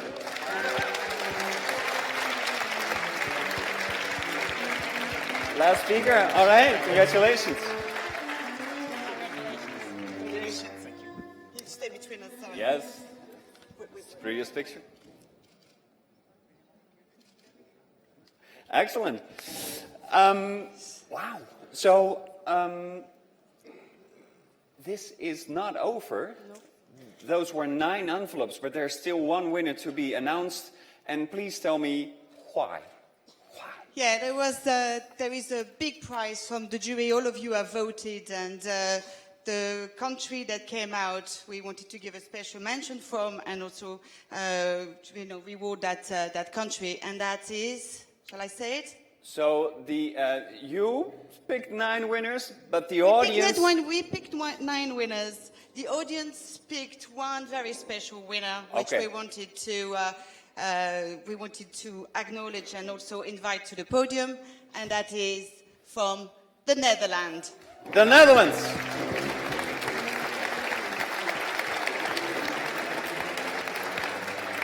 Congratulations. We're running out of envelopes, but you have a product yourself.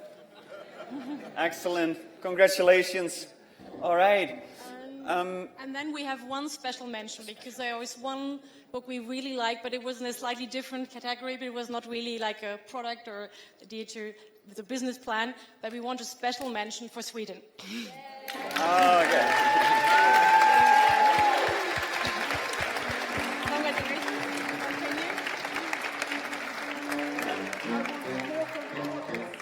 Smoke on the water. How many minutes? How many minutes? 5:41. 5:41.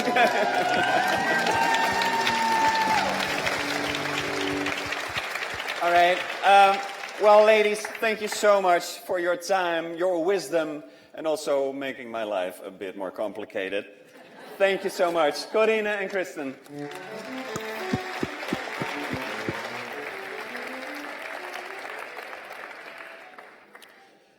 Right.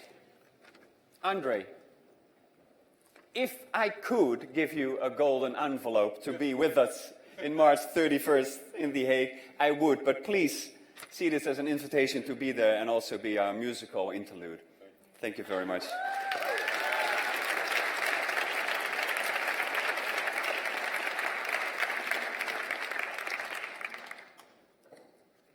Let's do a group picture. No? Tell me what.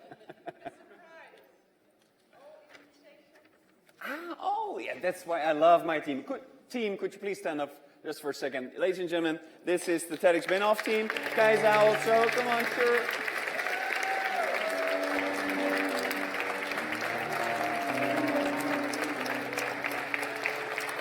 Excellent. Cuz, dear presenters, 28 of you. 9 plus 1 will be a speaker at TEDxBinnenhof in March 2016. And I have good news for you. The other guests, the other presenters are our guests of honor that day. They'll be in the Royal Knights Hall in The Hague as our guests. And I hope this is sort of a prize also for you. It still is a great place for people like you to connect to people who can help you further. Right. Am I forgetting anything else? The wild card, yeah, I think I explained it. Yeah.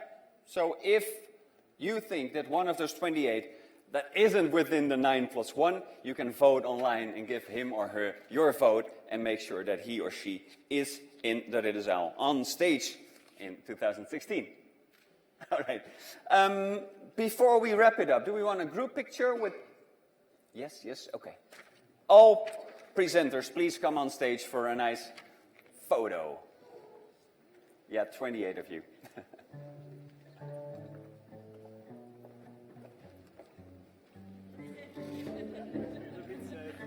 Yeah, it's a different energy than just a few minutes ago.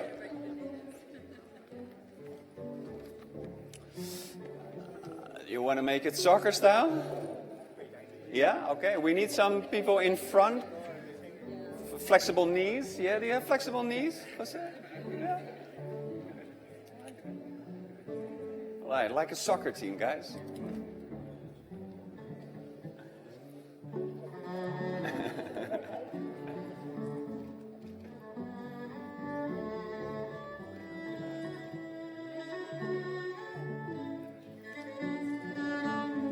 Ladies and gentlemen, the class of 2015 of Ideas from Europe.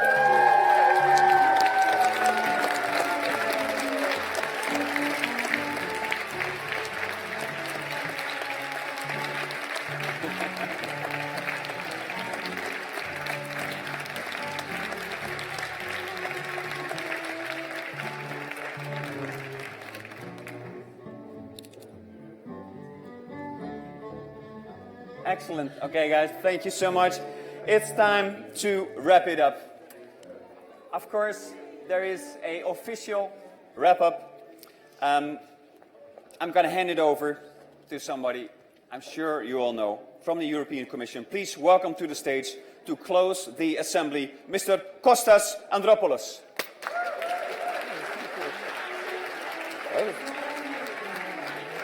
Kostas. Hi, thank you. Thank you so much. There you go.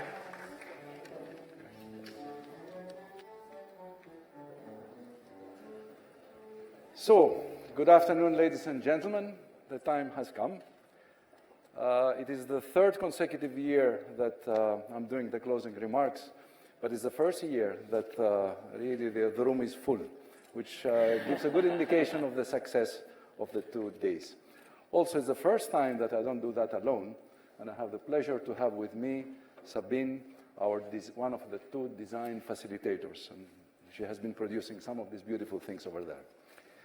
Before we start, I just want to share with you one piece of housekeeping news, that those of you that are attending the boot camp and the startup weekend, please make sure that you catch up the buses which are waiting outside right after the event is closed. Okay? Sabine? So we have been together for 3 days, talking, sharing, listening, and learning. Each of us hopefully has now gained some new insights, some new contacts, inspirations, feeling that we have been heard and that we have contributed. So now, before we all go back to our home countries, we would like to take a moment to reflect back on everything that took place over these past 3 days. And we start with the SME Envoys, the meeting chaired by Commissioner Biankowska.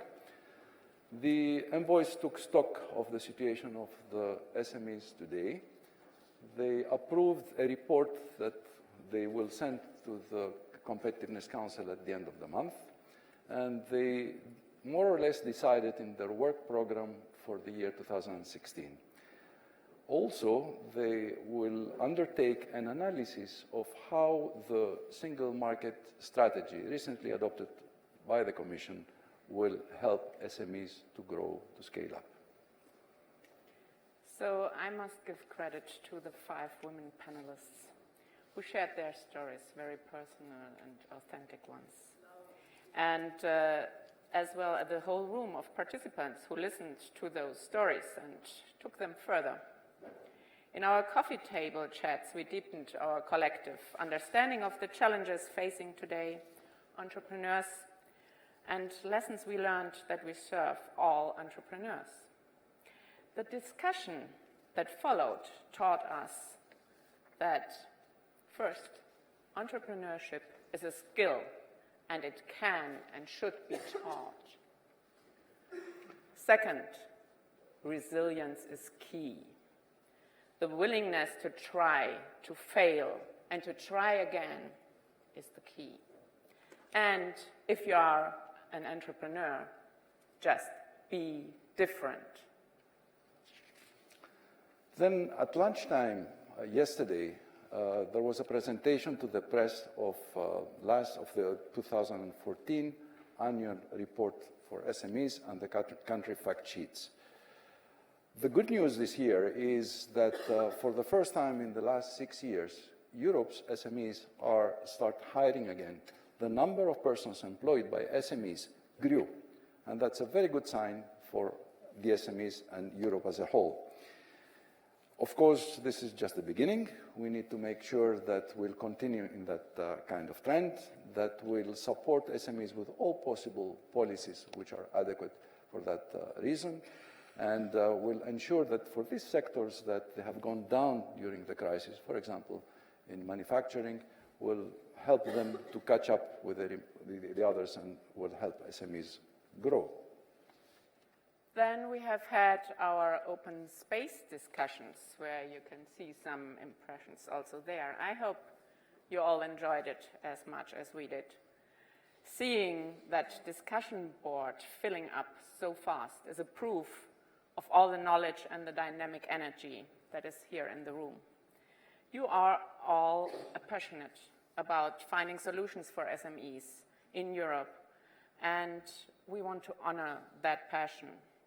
Together we discussed challenges and proposed solutions on topics ranging from educating young people to be entrepreneurs to early warning systems for SMEs at the end of their lives, from integrating refugees in our economy to encouraging women entrepreneurs to grow their businesses.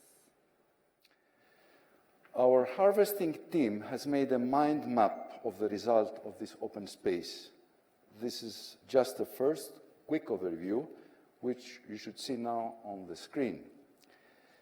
I hope that many of you will take up the suggestion to further deepen your discussions in the LinkedIn groups that were set up for each topic. We need collective intelligence like this to inform our policy making.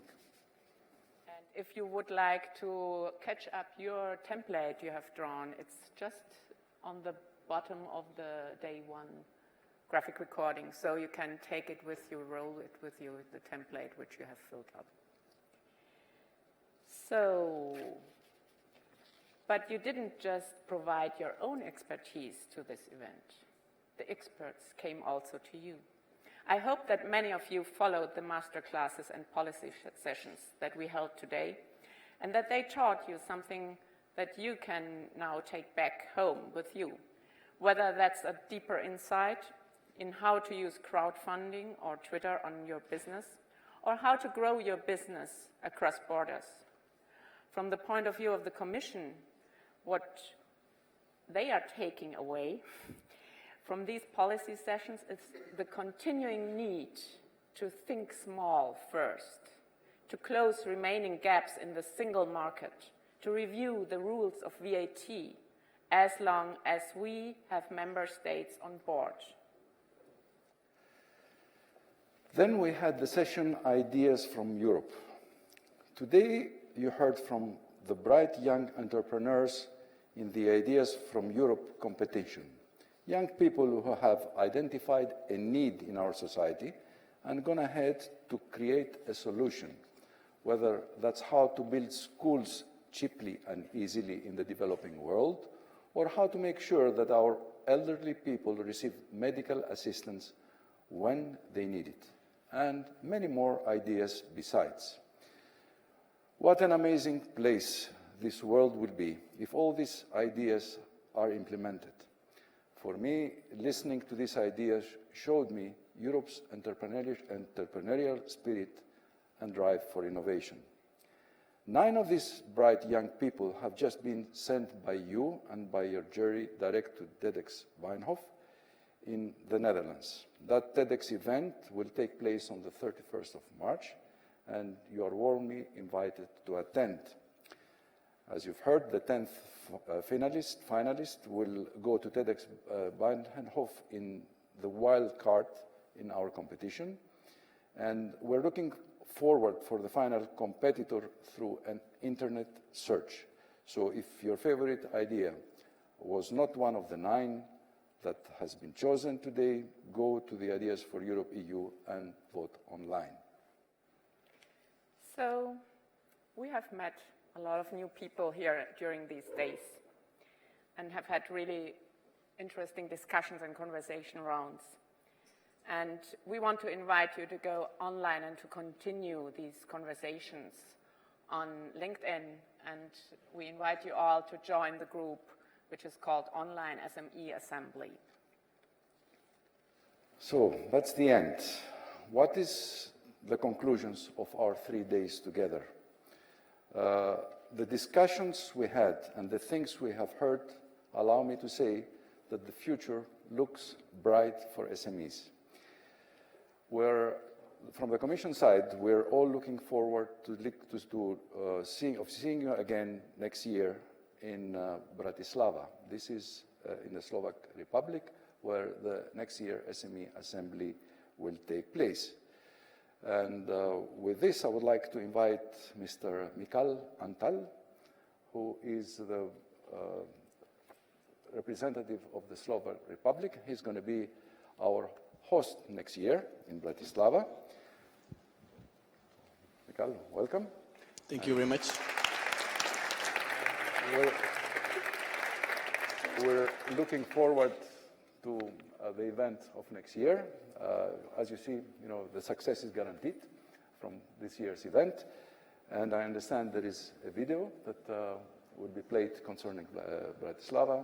And from our side, before I give you the floor, thank you very much all for participating. Have a safe trip back home, and see you all next year. Thank you very much.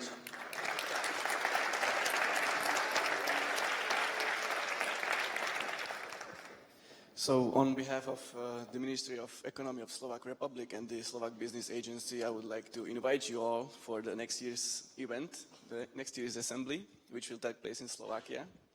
And we are really looking forward to see you all in Bratislava next year. Thank you.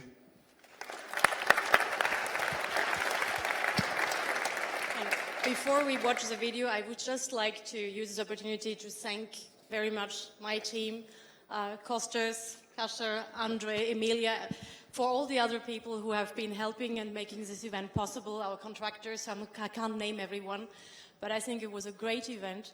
And the second thing I want to say is I'm looking at some sad faces among those who didn't make it, and I just want to say your projects were great, and they're wonderful ideas for us, and we will get in touch with you, because I think some of the ideas will find another prominent place in our work to be promoted forward. So please take this as a great beginning, and as a chance you will have further possibilities to promote these ideas. So thank you very much. Bye-bye.